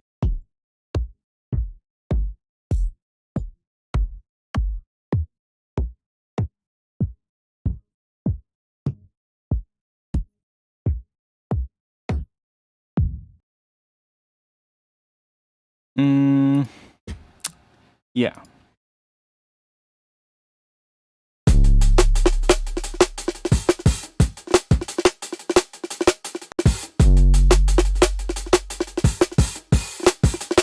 Huh? What kick am I hearing now? Just this one. Oh yeah.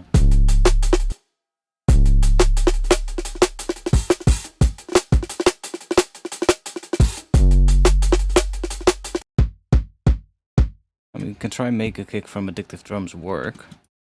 Just...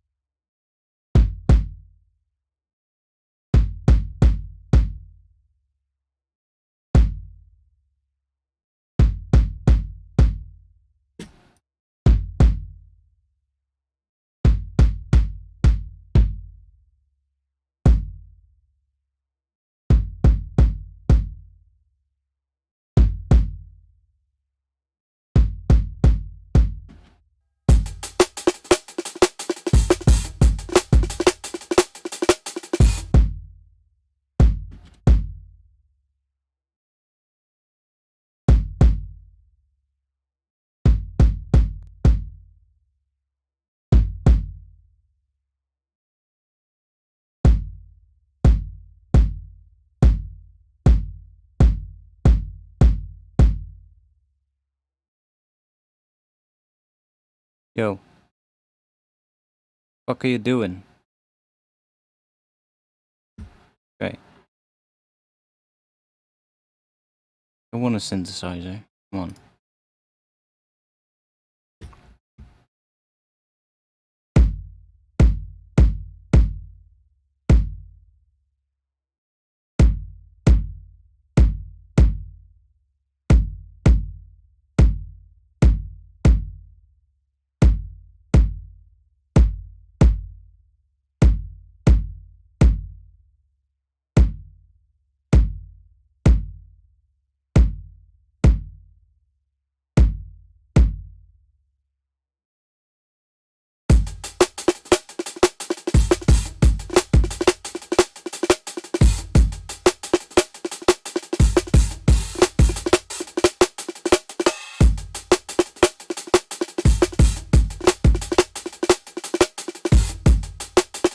A0.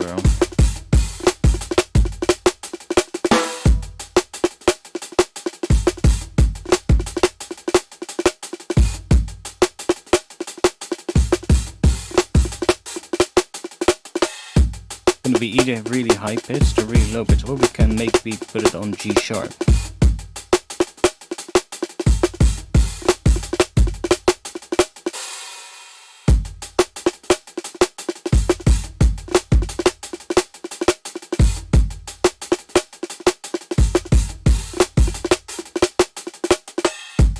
That's actually kind of cool. The transient shaper, it's called ST4B, or STAP, for short. Oh, never seen that. It's made by LHI Audio. I bought it a couple of weeks ago, actually, maybe a month ago or something. I had seen this a lot on Felix's videos on his Patreon.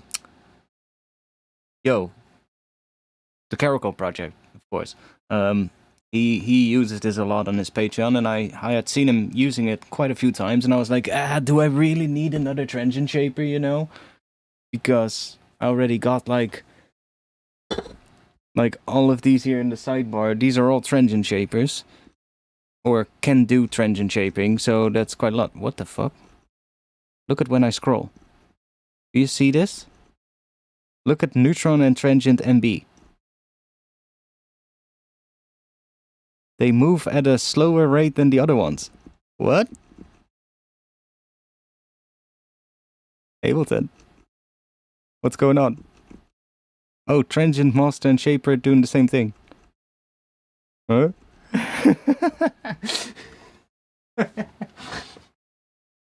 Some weird shit happening still but I have to be honest, like Live 12, like I saw Weaver complaining that it crashed the entire time. I have not experienced a single crash with Live 12. Knock on wood, but I have not experienced a crash. So far.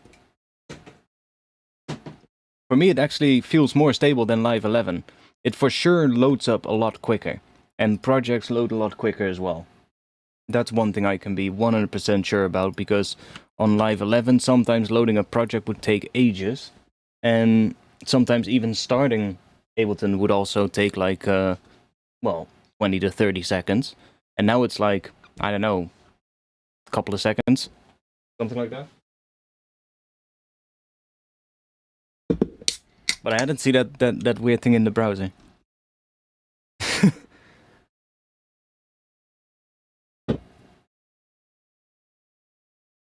I mean, yeah, for me, Addictive Drums is worth it.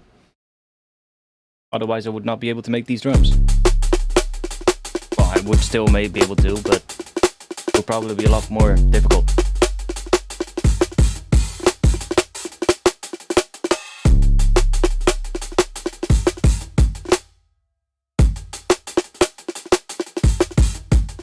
Okay, let's see. Mid.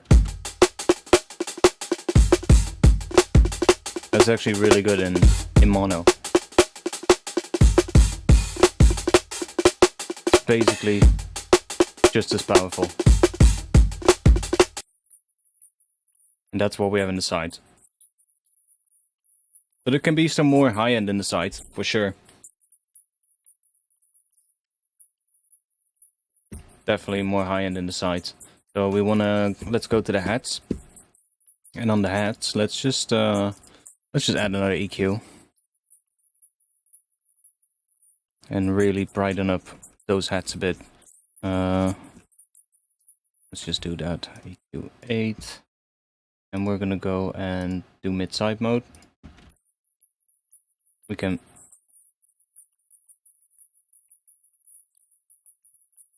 get quite a bit more of that high end in the sides.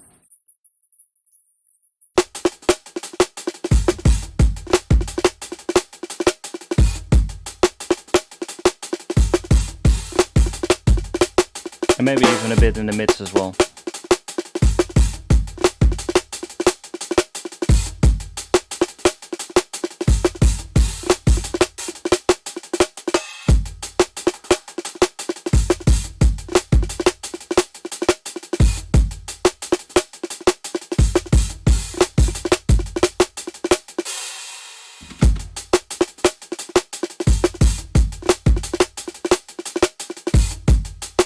Try adding a bit of a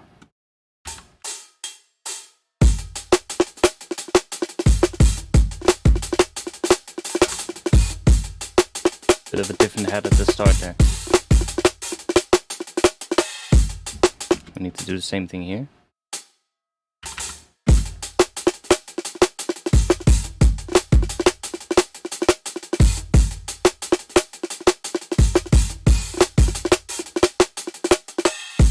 I mean, I kind of like this kick, to be honest.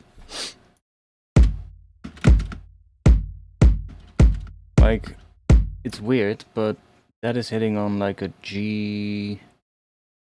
Well, it kind of looks like a G1. Would you widen or mid-side the highs? What? Would you widen or mid-side the highs? I just did mid-side EQ to the highs.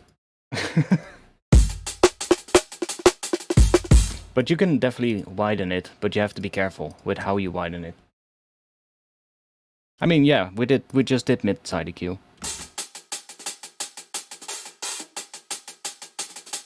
But you can still widen up the hats even more. Like, for instance, if we have mono hats, I made a rack. I'll show you real quick. I made a rack which I'm going to be releasing on Patreon soon. So let's say you have completely mono hats, but you like the hats. Let's say they come with a sample pack or something. You've got a sample pack loop, and right here at the top you can see the hat is completely mono, right? So I've been making a rack that basically turns mono hats into stereo without making them phase in mono. So I've been working on it a bit. We've got the mono hat widener. So you just got this. So that's just the same as what it was. And then we add this width, and we can see how wide it gets. But then as soon as I sum it to mono, it just sounds back to how it was. And even though it's widening it up, it doesn't really sound any different in mono. So we can actually go pretty far.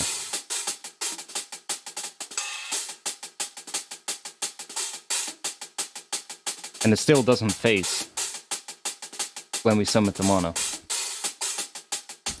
Like sometimes if you use certain methods, it would start phasing when we do that. But how I did this, I mean, I can show you. The rack is really simple to make, so it doesn't really matter too much. But like what it is, it's just 2 chains. And in here, we've got nothing in the mono chain from the looks of it. And then in the stereo chain, we've got this thing. So it's just a chorus. That's basically what's making it wider. So just a chorus. And then we've got this utility behind it again, doing mid-side here, and I think that's connected to here. Is that correct? Yeah, like this. So if you have the bleed all the way down, then what this is now doing, so this is only the sides. See? So I should save the default preset with the bleed all the way down. So now, if you sum it to mono, then this channel just completely disappears, this extra stereo channel, and you just hear this one again. So it's basically just you're taking an effect that creates a width, in this case chorus, and then you put a utility behind it, and you basically tell that to go to 100% to the side. So you need to click this, and then you do mid-side mode right here. And then you can bring it all the way up, so that says 100% side, and then it basically takes out every information in the center, so in the mid, because those are probably going to be different from this information here. We already have mids. We don't want to change those, but the chorus will affect everything in the mid as well. It's hard to when you talk about it, because when you say mids, people often think mid frequencies, but no, we're talking about the stereo spectrum in this case. So everything that's mono is also going to be affected by the chorus, and you're going to have that chorus effect applied to that. So we don't want that. So what we're doing is we're just adding a utility, basically turning it all the way up to the side so that the mid information just completely disappears, and then we're mixing that back in with the original mono signal. And then you've got really wide hats. But if you sum them to mono, it still sounds exactly the same as what it was before. Except that we lose the little bit of width that we added. If we would just add a chorus to it, we would probably get a different sound. Doesn't always sound as obvious. Sometimes it's pretty subtle, but let's see. Like if we just add a chorus, or just copy this chorus so that we have the same settings. See how the heads sound if we do that. See? It starts doing this. See so how this now sounds? We can dial this back in.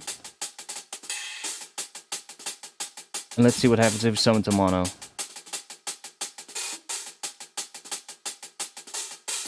Not as obvious on this one. But sometimes you can really clearly hear some phasing start to happen. Like now, of course, with this up, you can just hear in the mono, information is in the mono signal. which is that chorusy information, and that is going to sound really phasey, right? And we don't want that. So that's how I did this rack here. So just take a chorus, make it wider, put a utility after it, only sides, and then mix that back in with just a dry mono signal. And you've got nice wide heads. So that one will be on Patreon soon as well, because I'm working on a little update for the Ableton racks. I think they will still be Live 11 racks though, because I don't think everyone has upgraded already to Live 12. So I want to make sure that the racks still work on Live 11. So I'm gonna have to do them in Live 11 and then put them on Patreon.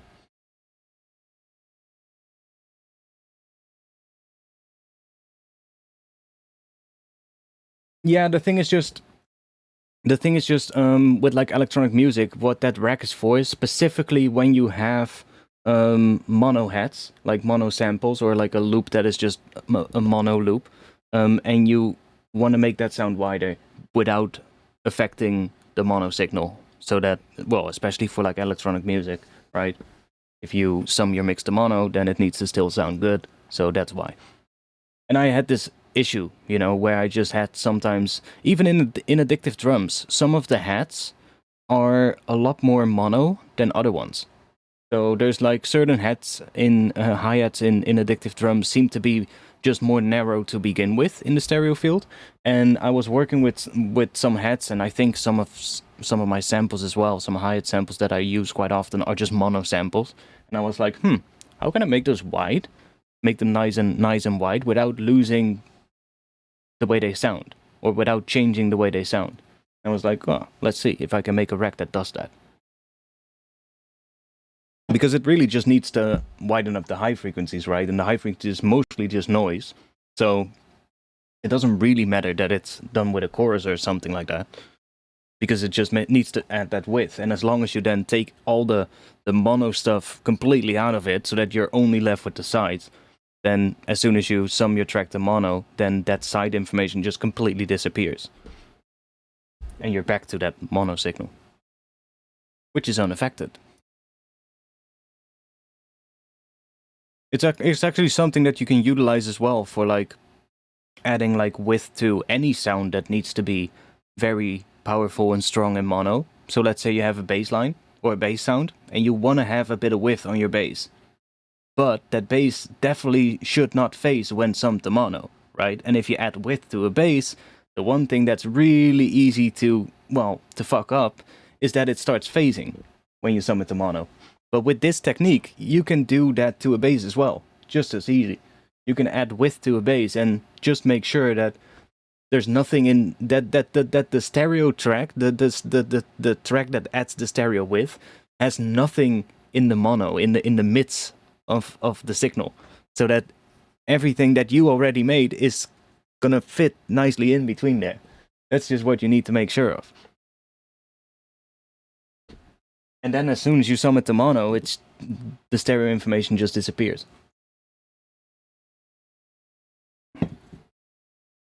It's just how summing works, right? Like there's multiple ways of doing summing to mono. Like you can do it, like if you just take a utility, you can kind of see both of the ways. Like you've got, just like with the width, when we bring this down, it's gonna kind of take the left and right channel and take the average of the two. So if there's a difference between the two, that will create phasing. Might be very subtle and then it's not that big of a deal, but if there's a very big difference between the two, then that creates a lot of phasing and you will lose a lot of power. So in case of a bass, for instance, it might suddenly drop all the sub out when you do that. But when you switch this to mid-side mode, it works in a different way. Because then, when you bring this down, it's not taking the average of the left and right channel. It's taking everything in the middle, and it's leaving that at 0 dB. It's not affecting that, and it's taking everything on the sides that is not mono, and it's bringing that down in volume. So now that is not now if you use it like this to sum to mono, you will not get phasing, because it's not taking the average between the left and right channel. So, but I think in most cases in like club systems and shit, when they just sum things to mono, they just take it just takes the left and right channel and just puts it together, I think. And probably takes the average or something. I'm not entirely sure how that works.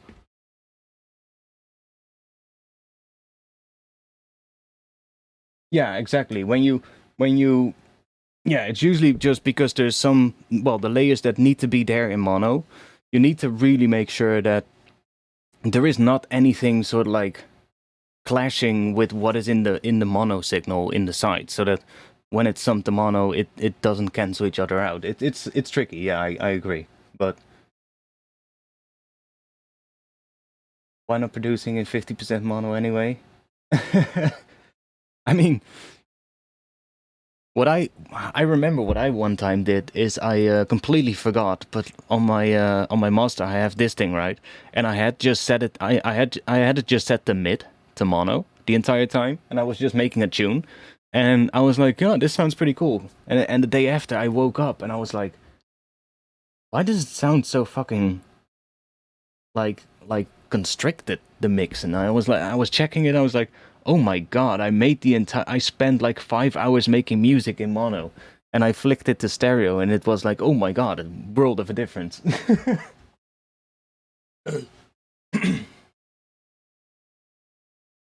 It's 1 o'clock. I need to piss again, so I think I'm gonna take a short piss break, and then we'll do one final stretch of producing.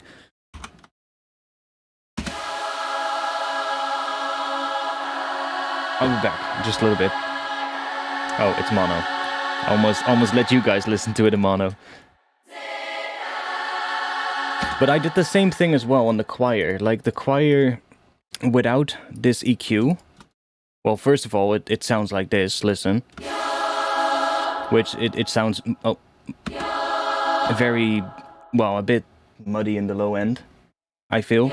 It's too much low mids, so especially with the reverb. So I did the mid-side EQ here as well to kind of get rid of some of the low end in the sides. But I'm not taking everything out. But doing this already makes it more mono-compatible as well.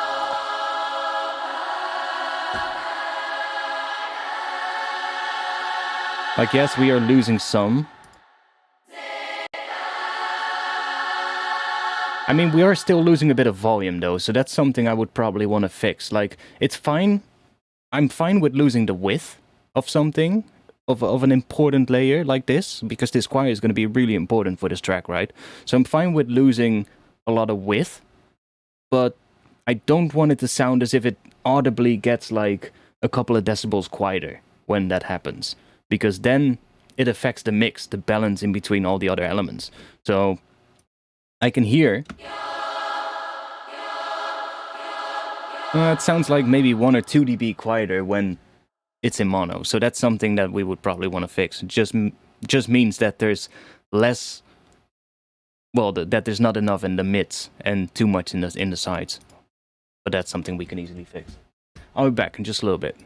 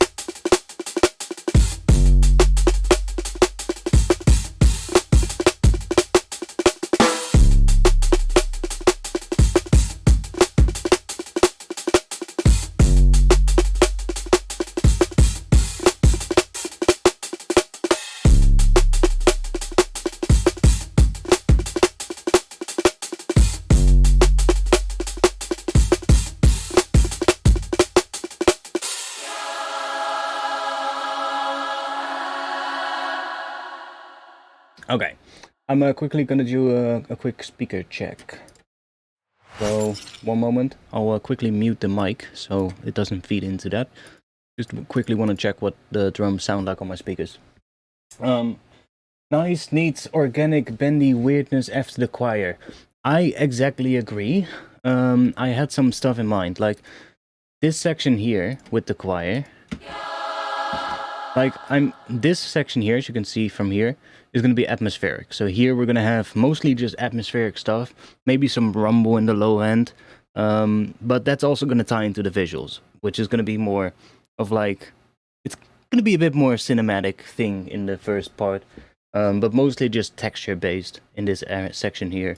Maybe just like some low rumble that is just sort of like centered around the key of C sharp, which is the root of the track, but not really gonna have like a clear pitch, but more like some rumble around that key, and then just maybe some, I don't know, like some distant metallic-y kind of sounds on top or something, or some distant like industrial sounds or something, just to kind of give it some texture and build a bit of tension, and then maybe some kind of high frequency droney thing coming in or something over time, and then really build up towards this section. And then here it kind of needs to, well, this is I think this choir section is when you will see the artist name for the first time in the visuals, so that's how that's gonna make sense, I guess. So this section will be more like introducing it, and then right here we will see the artist name for the first time. If this will be the first track of the EP, but I think it will. That's the whole idea of it. So this section, first of all, needs to be a bit more...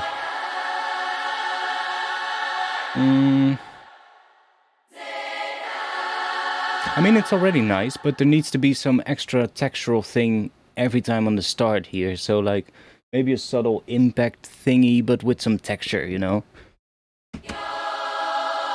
Or something like that. Something subtle underneath here. And then in these gaps, I am thinking of indeed having something like maybe coming up a little and then going back down here. Kind of fill that up a bit. And that could be, yeah, could be a weird resample thing. Weird pitch bendy reese thing, filtered and shit. Or it could be something else. Some like mangled Foley, I don't know. All kinds of things, but...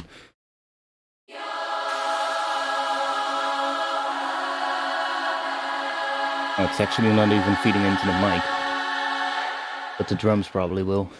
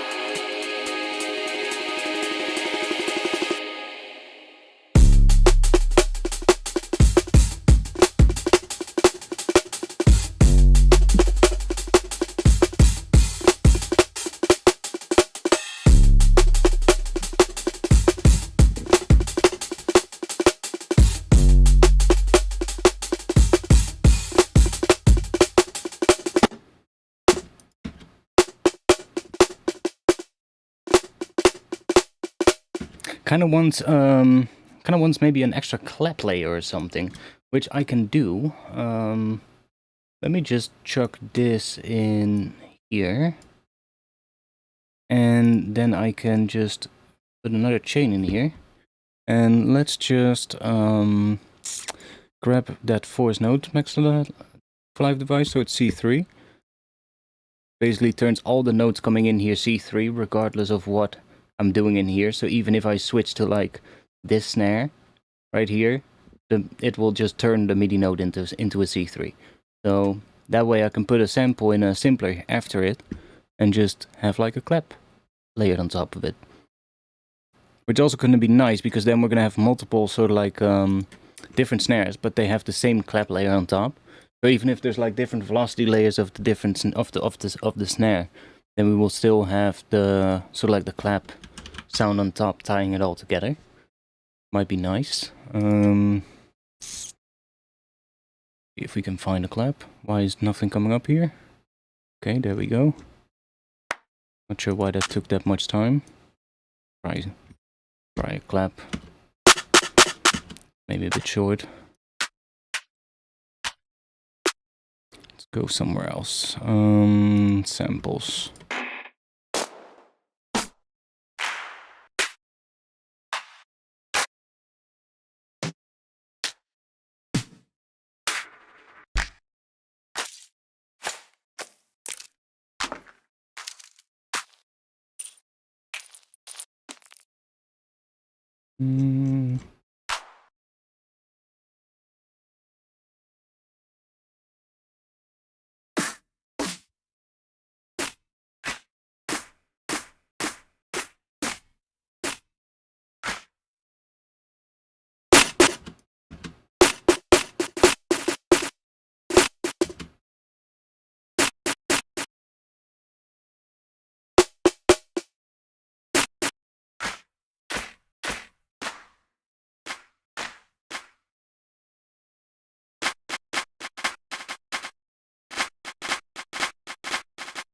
Okay, that sounds fucking weird.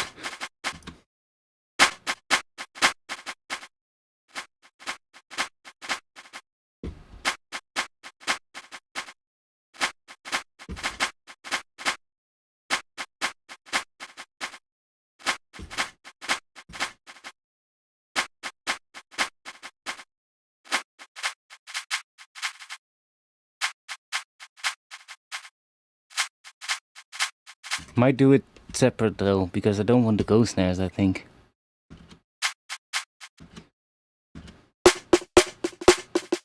I mean, I can still do that.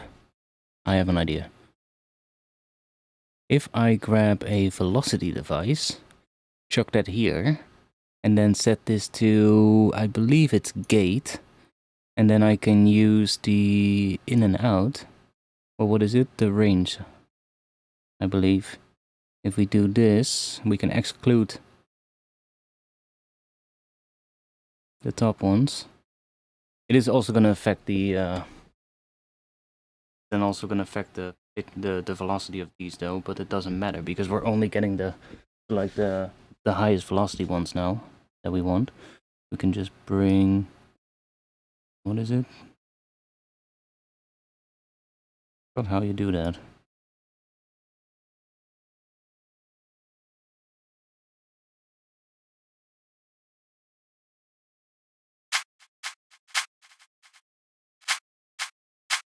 Oh yeah, there.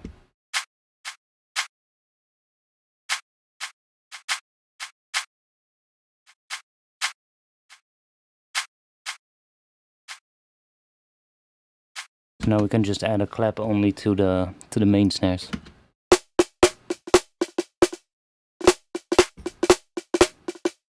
It's gonna be very subtle, but it's still changing the velocities a lot. But if we bring this down, it's not doing all the ones. Let's bring this down a bit.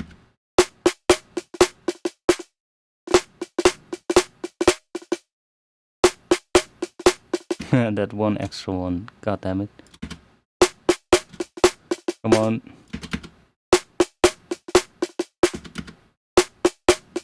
There we go. Now we can just change the sample to whatever we want.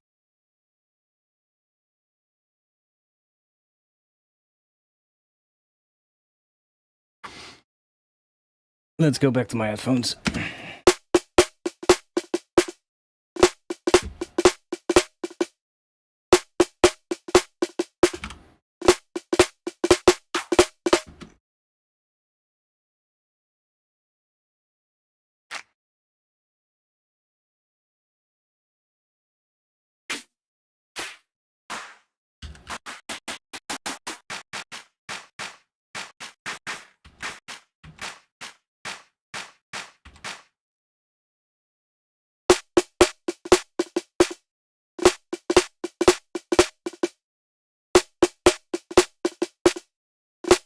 Still reacting to some that it shouldn't, but hey, it's fine.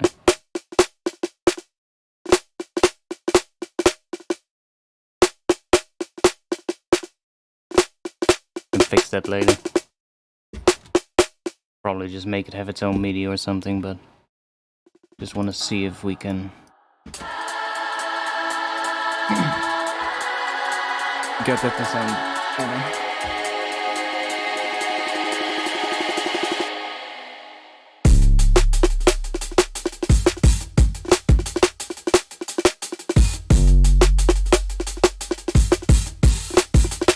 I definitely like it with a clap layer. I'll do the clap separate though, because it's a bit annoying like this, so I'll just add another track, chuck this in here, and we'll just add a clap. So we can just copy this and just do that. Let's just remove everything but the snare. That's all snare. This is hi-hats. Go. That's a snare too, I think.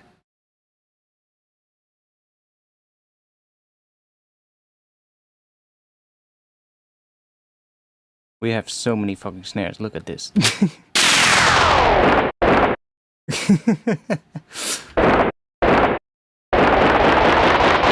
Okay, let's just get rid of that as well. Turn you on. That. Let's bring these all up. I'm gonna go to C3.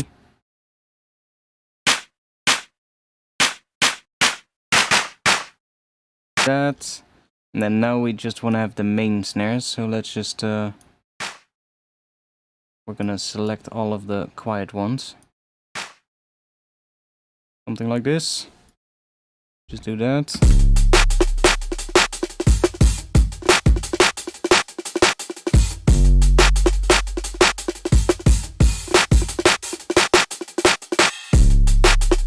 Okay, close enough.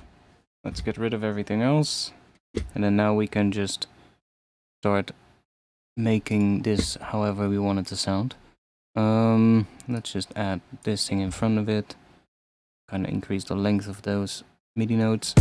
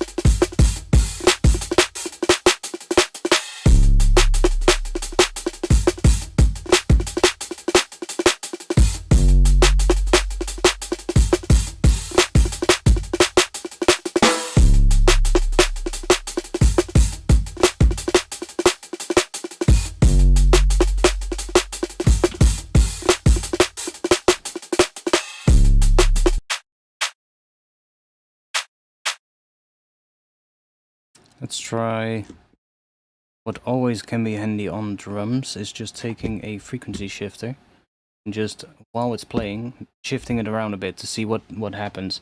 Sometimes it just sounds better on if you just shift it a little higher or a little lower.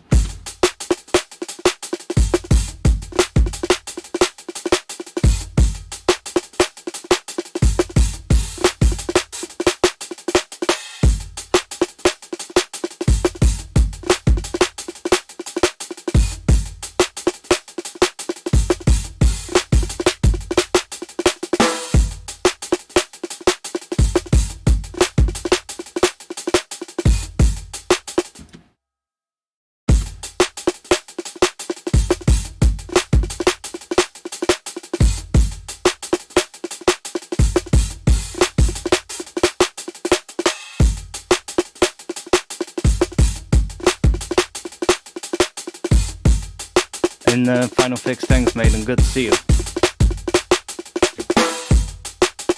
We're making jungle breaks today, or it sounds close to a jungle break, I guess.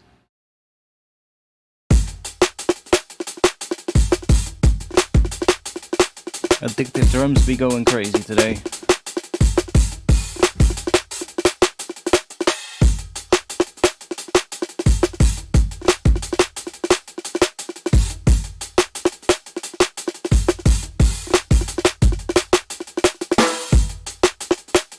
I'm not sure if there's is there a clap also on this one? Yeah. Yeah, so that one worked as well, even though it doesn't really matter on that high one, but on that long snare, but yeah, I really wanted this kind of a drum break, and I think this is actually a pretty good one, how this one turned out so far.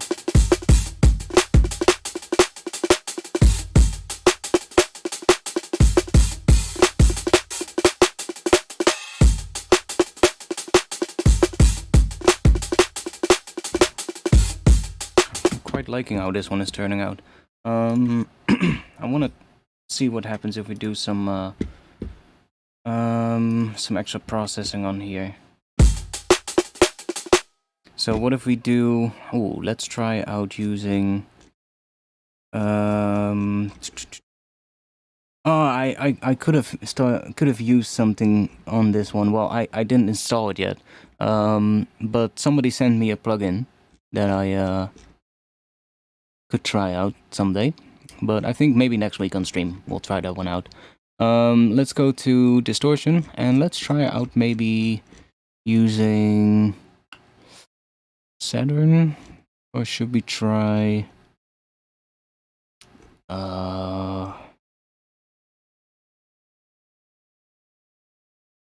yo, what was it all? God damn it. Output. Thermal, that was it. For fuck's sake. I'm not used to the new thing with the no vendor names in the list here. I'm still not used to that. Love those hats on the kick drums. Yeah, I think that turned out pretty nice. So on default just on the default preset, thermal usually already has a pretty nice sounding saturation. Let's see how that sounds on these drums.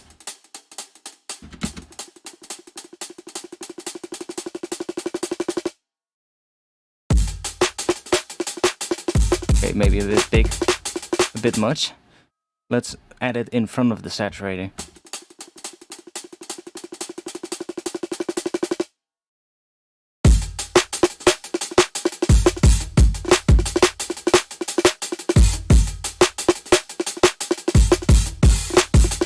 Like, this saturator is doing a lot right now. So we could also try and do maybe a couple of stages of saturation to maybe get a bit of a cleaner sound. Or still dirty, but like a bit more controlled. Because that saturator is doing a lot in this case. See, that's without the saturator. It's. Let's see what we get in here.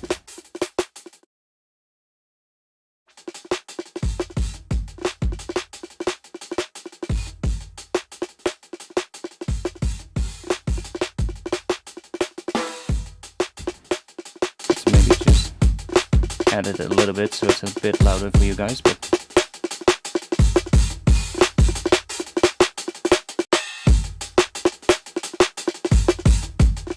like, holy shit, this break made this MIDI now. What? You like making breaks? Yes, mate. What? There's so much stuff happening now. But I love it.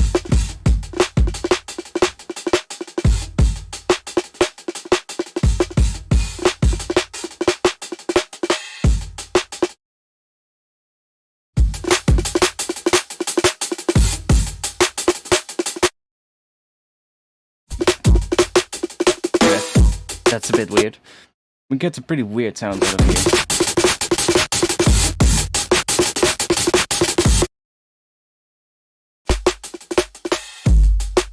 Ooh. What, you like kicks?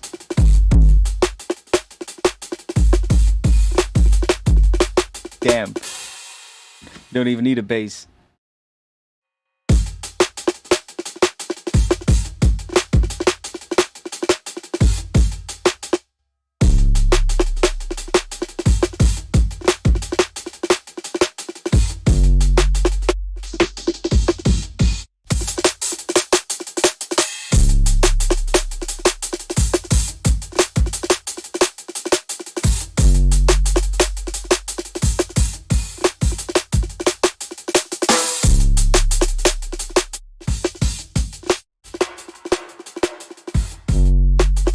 Yo, why did it suddenly speed up the loading time of the presets?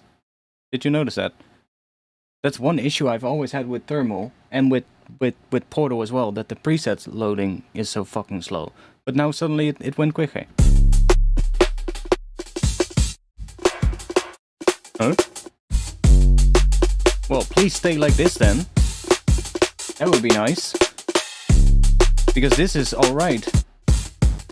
With that I'm fine.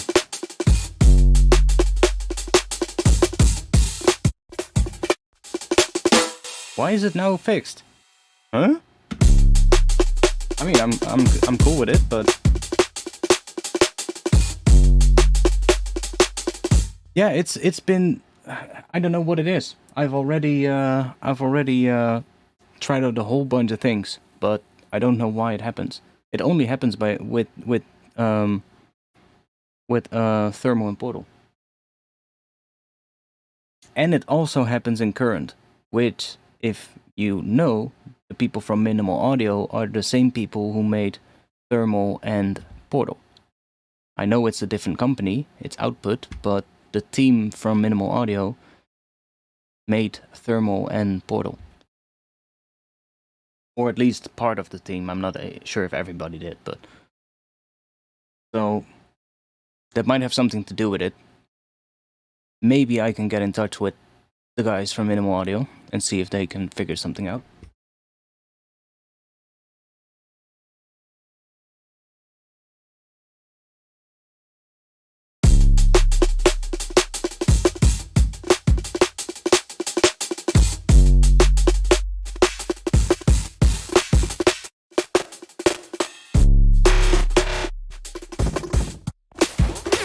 Okay, those are a bit weird. Much.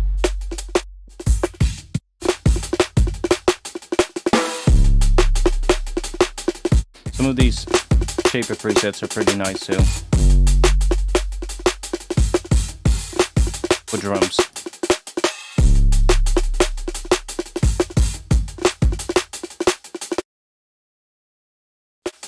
Hey, now it's back to slow. Did you see that? See? What the fuck?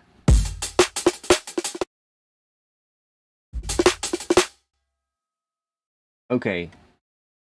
What?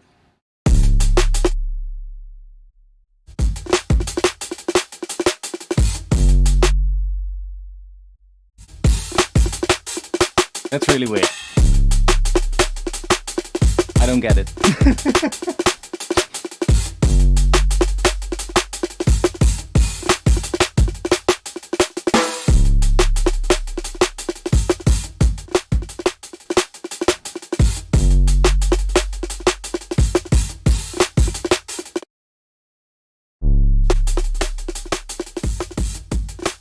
Yeah, exactly. You can take multiple ones of these as well, put them in a rack, morph through them.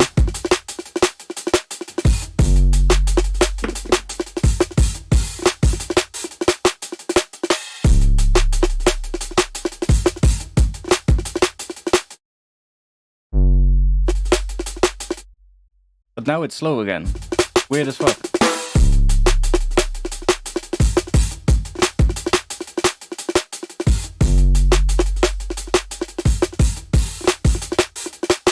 You can also go somewhere here. These are weirder. Wild harmonics. Okay, maybe not that.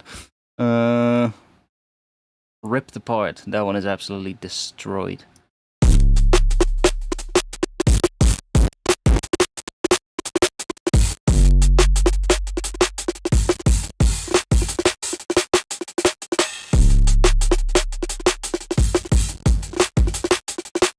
Makes it fucking crunch, but kind of cool.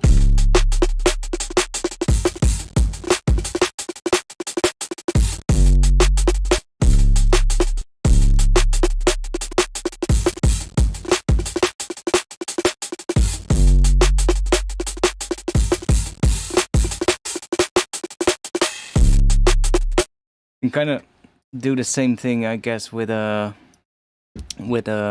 just the Ableton multiband compressor. It's gonna destroy the phase, of course, though, but you can do a very similar thing with that. If you grab the multiband dynamics and just set the attack and release times here, basically just to 0. And then, oh, they changed it, so there's no switch anymore. You can now just see everything at once. Huh. And then you can use this one here as like a gate.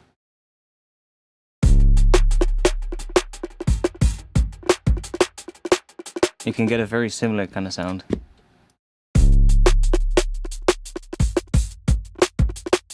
Kind of make everything really crunchy.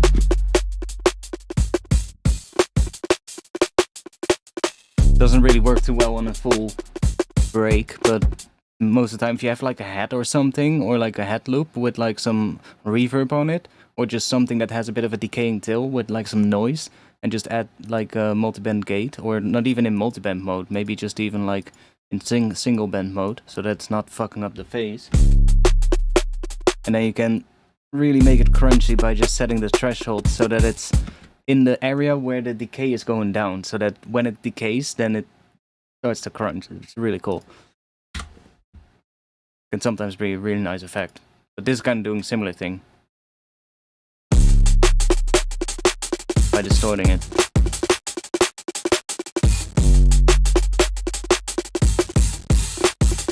Actually sounds pretty cool.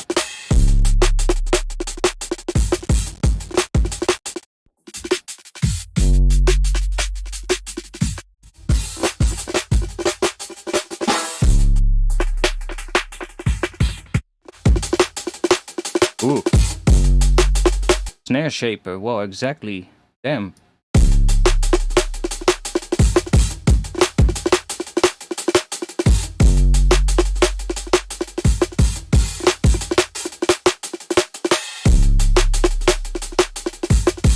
What the hell is it?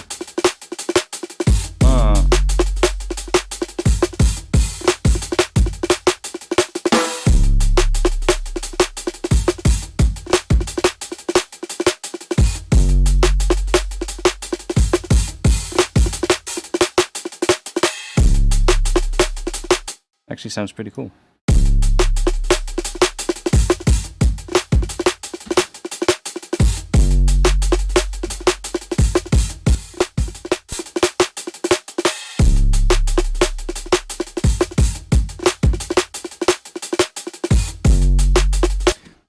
I probably want to gain stage that so that when I turn this off, it's not getting quieter. But whatever, doesn't matter.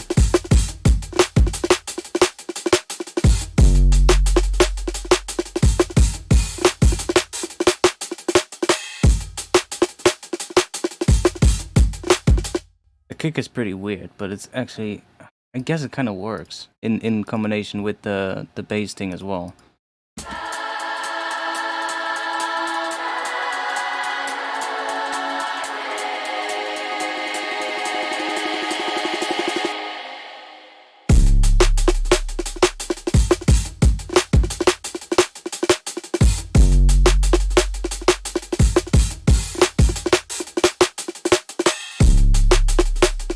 Even though the kick is a different pitch than the bass notes, like the kick is hitting on a G sharp, and the bass notes are hitting on a C sharp and an F sharp. So kind of weird that it works, but it works. I'm not doing well. I'm only sidechaining the very transient, or am I? Am I even sidechaining at this point? Oh yeah, I am sidechaining to the kick, but.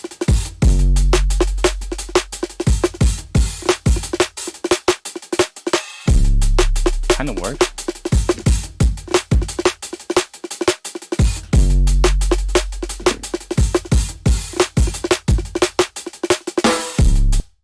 So I'm hearing something coming in here. Let's see.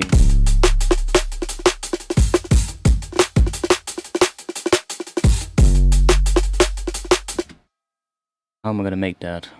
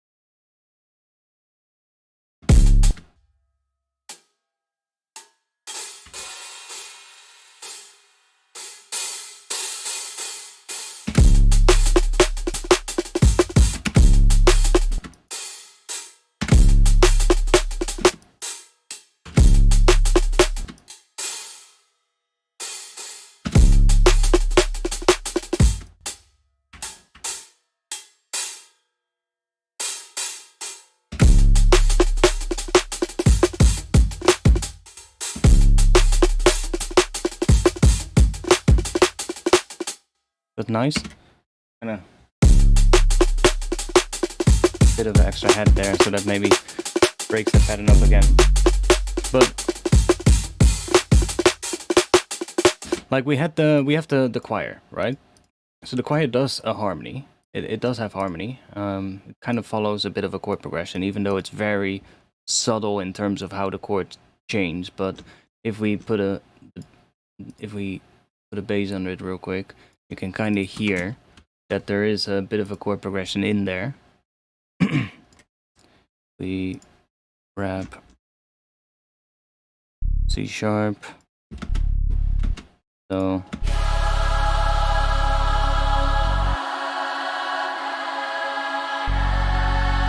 okay.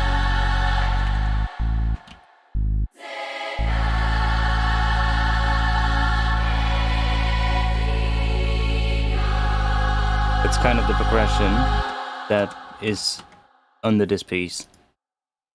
I'm not really playing the root notes. Mostly it's just, this is the implied chord progression that the choir has.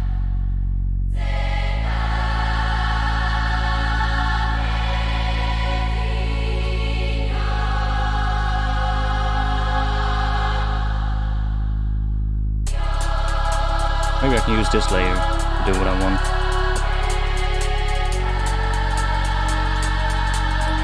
But some of that needs to also continue back in here, but different, like not with the choir.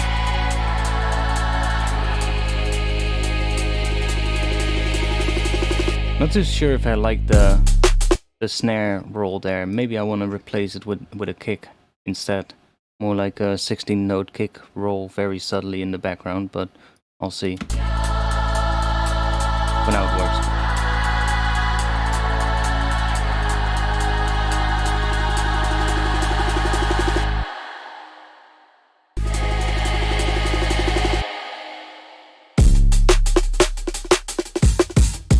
There needs to be a high thing here layered on top that definitely has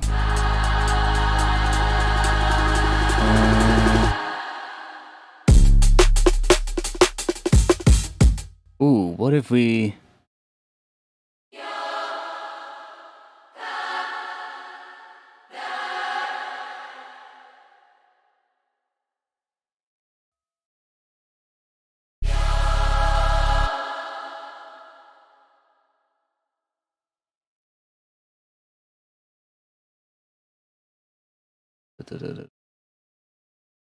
freeze? No, not that one.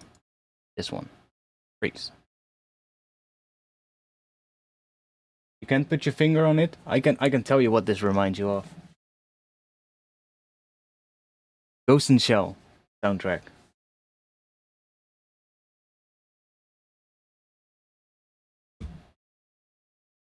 Oh yeah, a remix I'm doing. No, the choir is a nod to the Ghost in Shell soundtrack, 100%.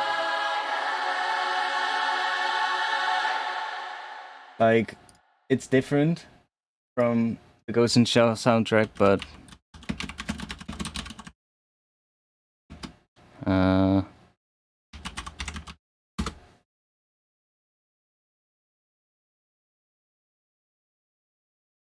Is the right thing?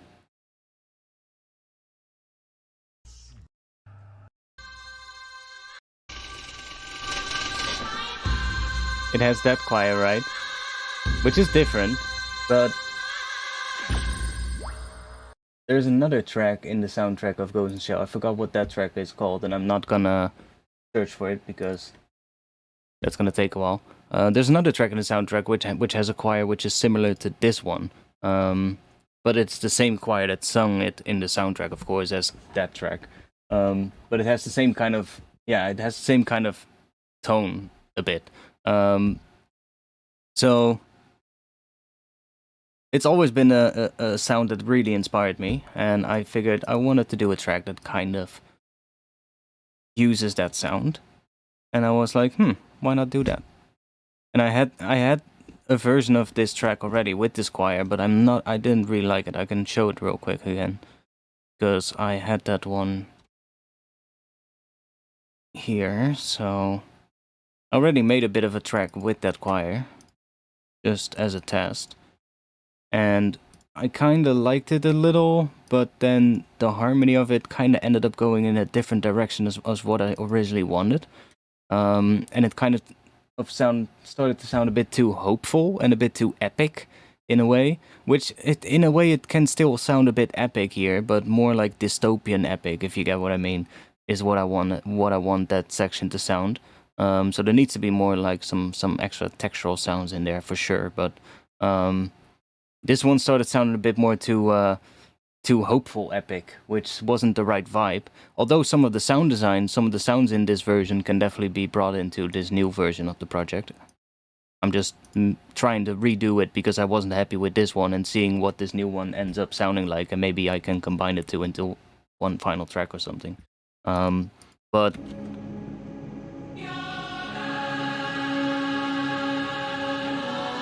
the choir did something different.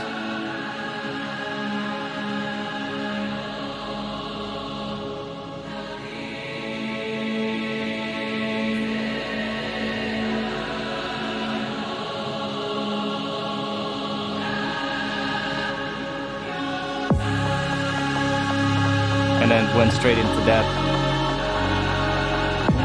this section, which this section sounds alright, but I kind of think that this whole thing could probably work after our jungly thing, if you get what I mean. Because what I think, I want this probably to be the opening track of the EP. So we're gonna have atmospheric sounds here, a bit more of like a textural atmospheric kind of thing. Here we have the choir coming in and the first visuals of the artist name coming in. And then this is where the first drop is, which is the jungly kind of thing. And then we'll probably have a bit of a section in between. And then we'll probably start building up again towards a drop that is more similar to what I have in this version. And then we might be able to use this horn thing that we have in this version. Because then I think it would probably fit better if it's in the final section of the track, where we really build up towards the last biggest section, because I kind of want it to grow throughout and end as like a really big drop.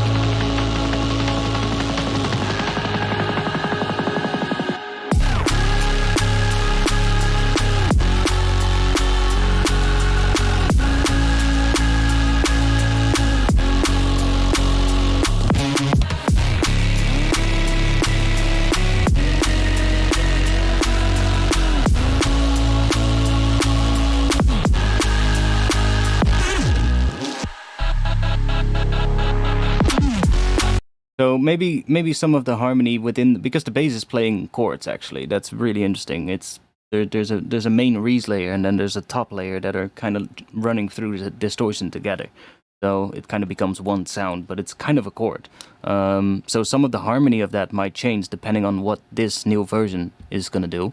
Because the chord progression in here is actually slightly different from what I'm doing now. So, but the sound design is probably going to be useful still, right? It's just I wasn't exactly happy with this version, so I kind of decided let's try it again, and then we can always bring sounds back in. And so far, I'm liking where this is going, because this is a lot closer to the idea that I originally had. I kind of lost the original idea a bit when I was making this one. Which is fine, it happens. But the choir is a lot better now. Like,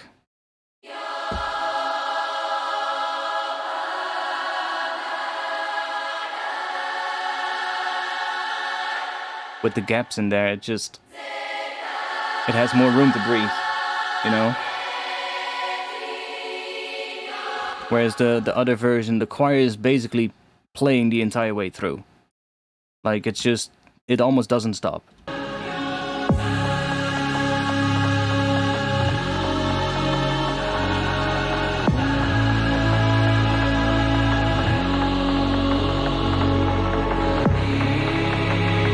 See, there's no gaps in the choir at all. Which kind of works for this section maybe, but that kind of final big sound for the drop could probably work for the last section of the track.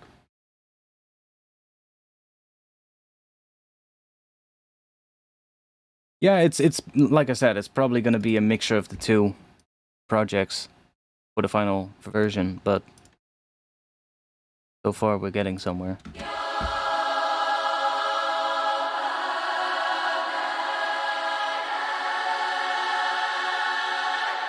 Okay, let's try one thing out. Let's do this. Let's do that rack. Let's turn it on, and it's on 4.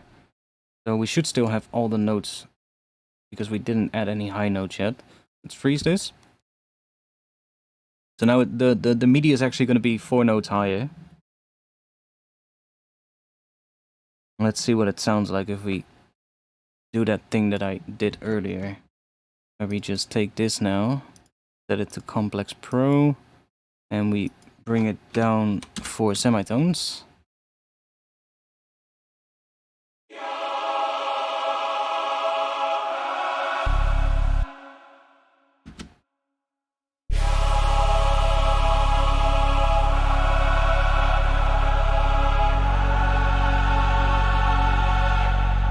We also could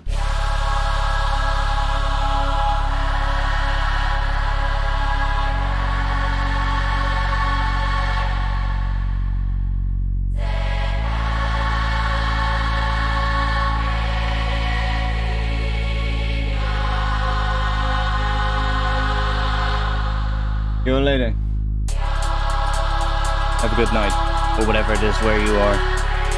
You're on the other side of the world, I think, right? Or you're in Europe as well. I forgot.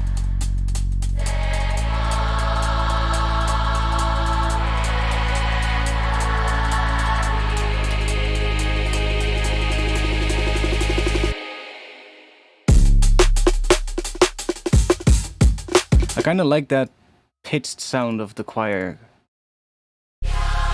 Oh, let's unfreeze that and turn the pitch off. So this, listen to the transition part.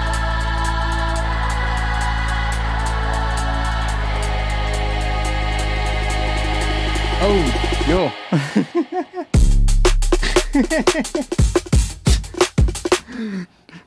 Die is wel heel grappig, ja.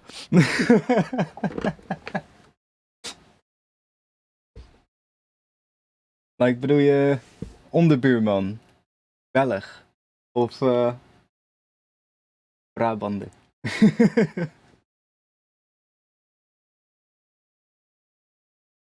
Of andere kant buurman?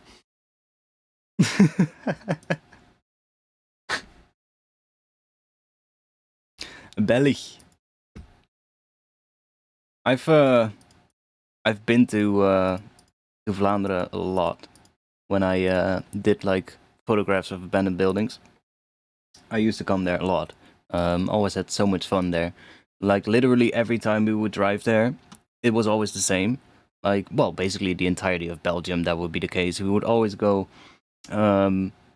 drive around, visit a couple of places early in the morning before, you know, all the shops are open. Like usually before sunrise, we would go to like one of the more, well, quote unquote, dangerous places to go and explore because maybe security or whatever. And then we would try and sneak in before the sun comes up so that, you know, it's a bit easier to go in. Shoot photos and then go out, and then usually go to stores and buy a whole bunch of Belgian beer, and then go explore some other places. And then at the end of the night, we would always end up somewhere in Belgium drinking beer. That was usually how it would end. It was pretty fun, but there's so many places there to shoot photos of. So, like, we don't have any abandoned places here. It's just stuff like that. Well, there's actually a building right next to my house at the moment that's boarded up, but I bet you that within like 2 weeks it's gonna be completely demolished. Belgium, I've had places in Belgium literally where there was a hospital, and I was like, oh, the hospital is old and it's decaying. We need a new hospital. Okay, we'll just build the hospital right next to the old hospital, and we don't demolish the old hospital. No, we just let it rot away, because why spend money demolishing the old hospital if you've already built the new one? So we would just explore an old abandoned hospital right next to a completely in-use hospital. You know, that's one of those places we would have to go and sneak in before sunrise. But it's so weird as a Dutch person to see that, you know.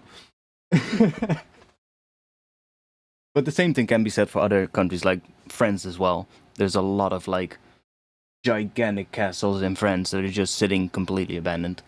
It's absolutely nuts. Nothing like that over here.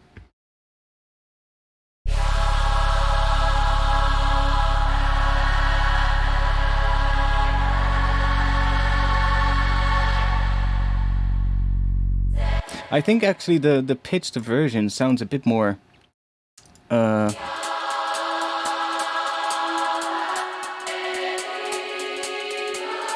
bit more like how I want it. A bit more how to describe it? Is dystopian the right word? It sounds a bit more nasal. The pitched version, which is exactly what it needs to be. It needs to have that tone.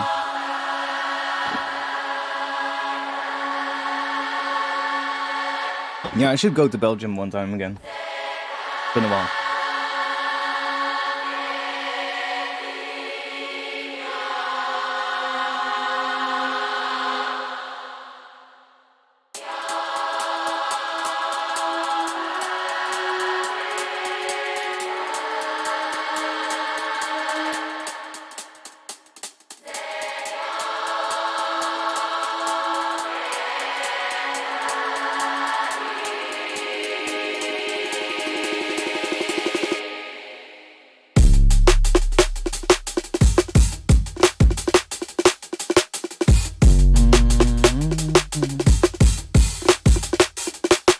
Okay, so let's just put another audio track here.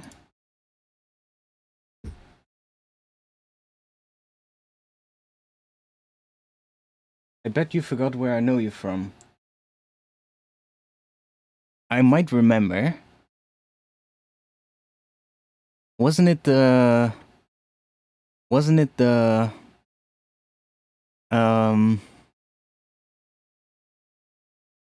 Wasn't it the Dubstep Rotterdam thing? And then, well, it might have been one of those illegal parties that those guys threw. Wasn't it that? I know I've met a bunch of people from the dubstep scene back then, which was underneath an old abandoned overpass. No, not the party. Oh, okay. That was a different thing then, but that was also fun. That was the same guys that were behind that Dubstep Rotterdam thing. They threw a party underneath an old abandoned highway overpass here, near my village.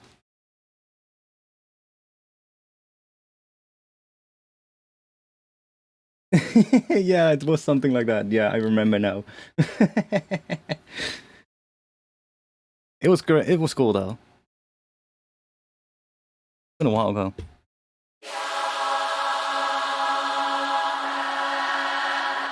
Listen, I was also back then. I was also just sneaking my way into things that I had no place being. Listen, I had nothing behind my name back then either. I was just like, yo, I make stuff. Let me just shoot my shot and talk my way into shit. That's how everybody starts, you know? Just act like you're bigger than what you actually are. Sometimes you have to, you know, just you know, know yourself a little.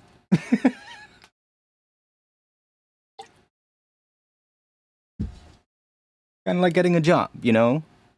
Sometimes you just have to bend the whole story a little bit to just nail the job. Just don't push it too far, you know? Don't want to make it seem like you're really over, or you don't want to get a job that you're really not qualified for, of course. But hey, in the case of like getting into music or something, hey, you can make yourself look a little bit better than what you maybe actually are. Doesn't hurt anything, as long as you don't hurt anybody else, you know, you'll be fine.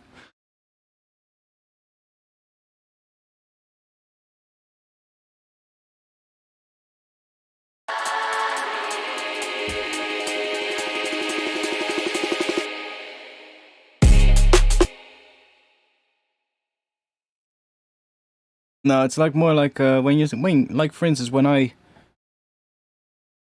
did my first videos, I had no money to buy a microphone, but I needed a microphone. So how do you do that?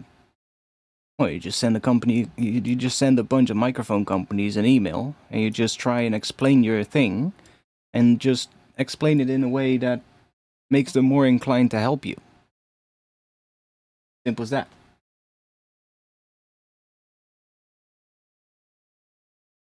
And then, if you do that well enough, then somebody might help you. Like Rode Microphones did with me. If it wasn't for that, I would have not had a microphone to do my first videos when I was like, what, 14 years old or something. I didn't have like a couple of €100 to buy an expensive microphone. So yeah, sometimes, you know, you just have to tell yourself that kind of way. And hey, the same thing goes with like, hey, if you want to infiltrate a bit of a group that does music or something, hey, just be there. just do it. What did I remove? Did I remove something? Yeah. There we go.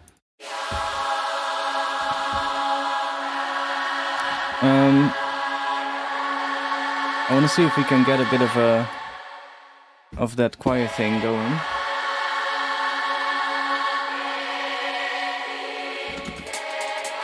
Here, but more subtly.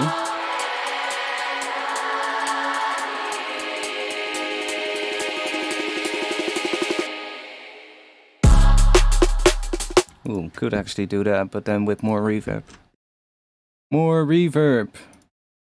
Another shimmer on this track. Why not? Feedback up.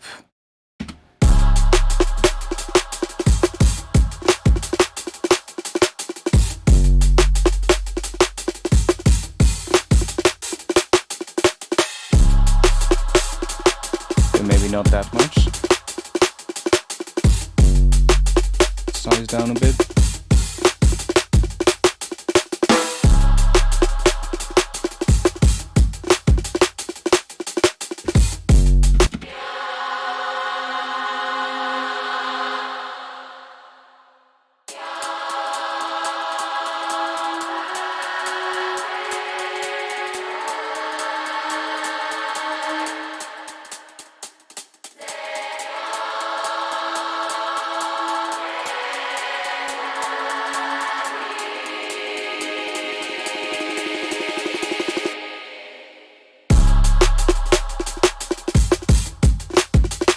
be cool having that.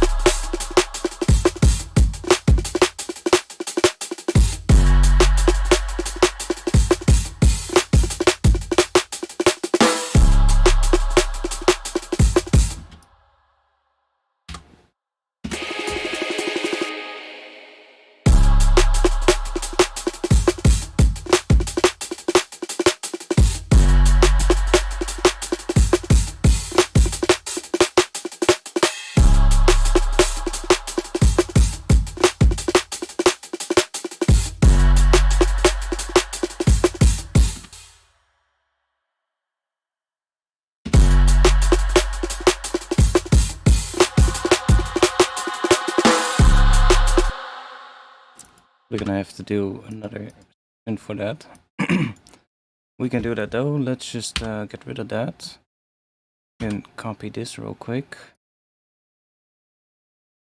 And let's just turn that off so that we can turn this back on.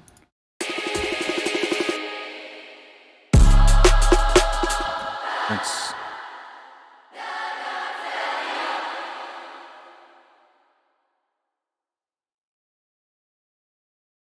move you there. See, so I want something to come in here.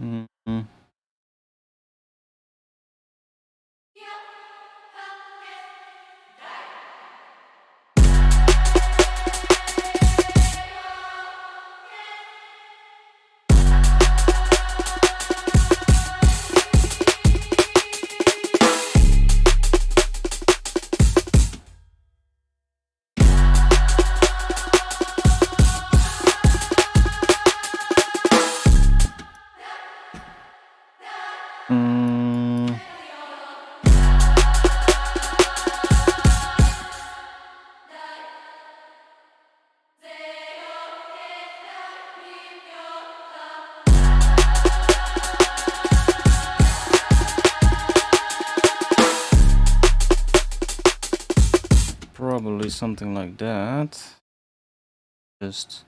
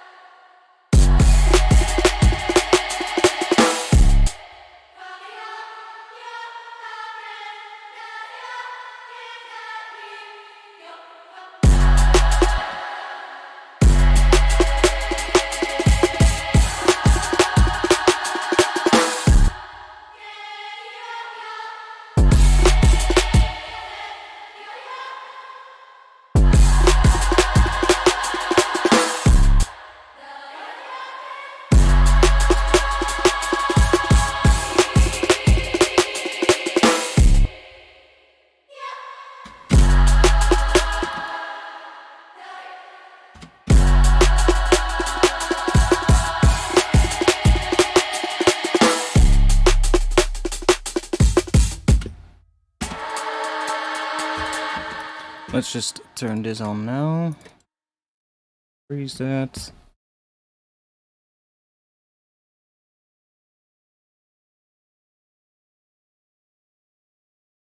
I'm gonna have to stop streaming soon as well. It's 2 a.m. So getting late. Real quick. And drop that on there.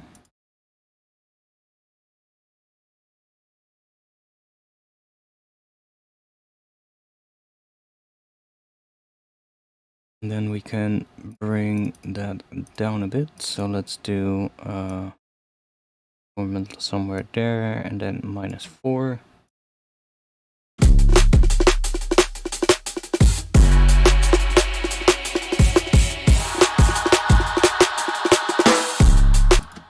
And then we can apply some processing to this. So let's do probably some volume automation and some filtering.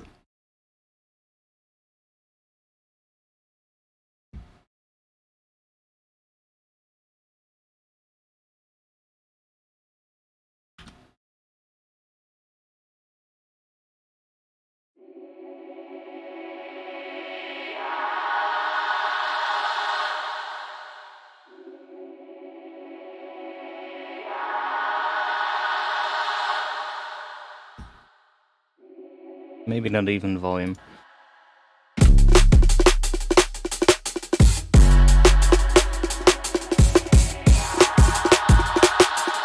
And I might also not need that one, to be honest. Probably just...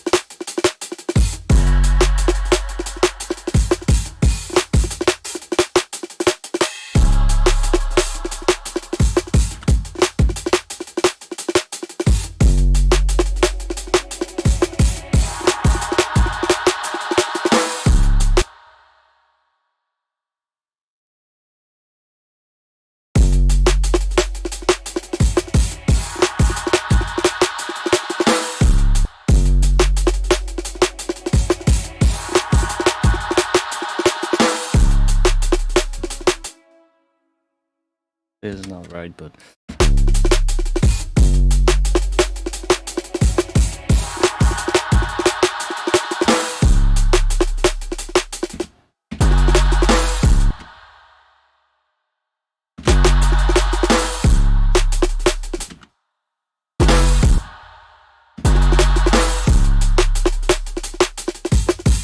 yeah, I'm gonna stop streaming and I'm going to continue with this one tomorrow. I am liking where this is going though. This whole jungly vibe is definitely the right move. I wanna sort of like bring some higher elements in here on top of that bass thing that kind of imply or bring back some of the harmony. Like for instance here at the end, something needs to come up a little, and then here again as well with that choir. Choir might be a little bit too loud as well, but whatever. And then here it kind of needs to start building that out again, so we kind of get a bit more harmony coming up in here. Maybe even some more like racy bits as well. Kind of fill up the bass a bit more. And start building up more towards the end here. And then I think here is going to be either a short break. Probably something like this. And then the half of that will be building up as well again into a bigger drop. Which is probably going to be more closer to the drop in this one.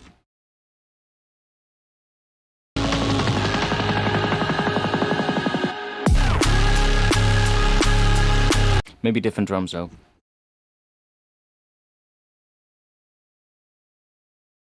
But that bass is probably going to be what's going to be more used, something more sustained. And then maybe the choir can really come back there as well, so it's like layered with the bass as well, and like the biggest moment of the track, I guess. So yeah, we're getting somewhere. One. Thanks for being here. Oh, this one was entirely... Well, whatever. I'll be back next week on Friday, 8:30 p.m. Amsterdam time, around that time.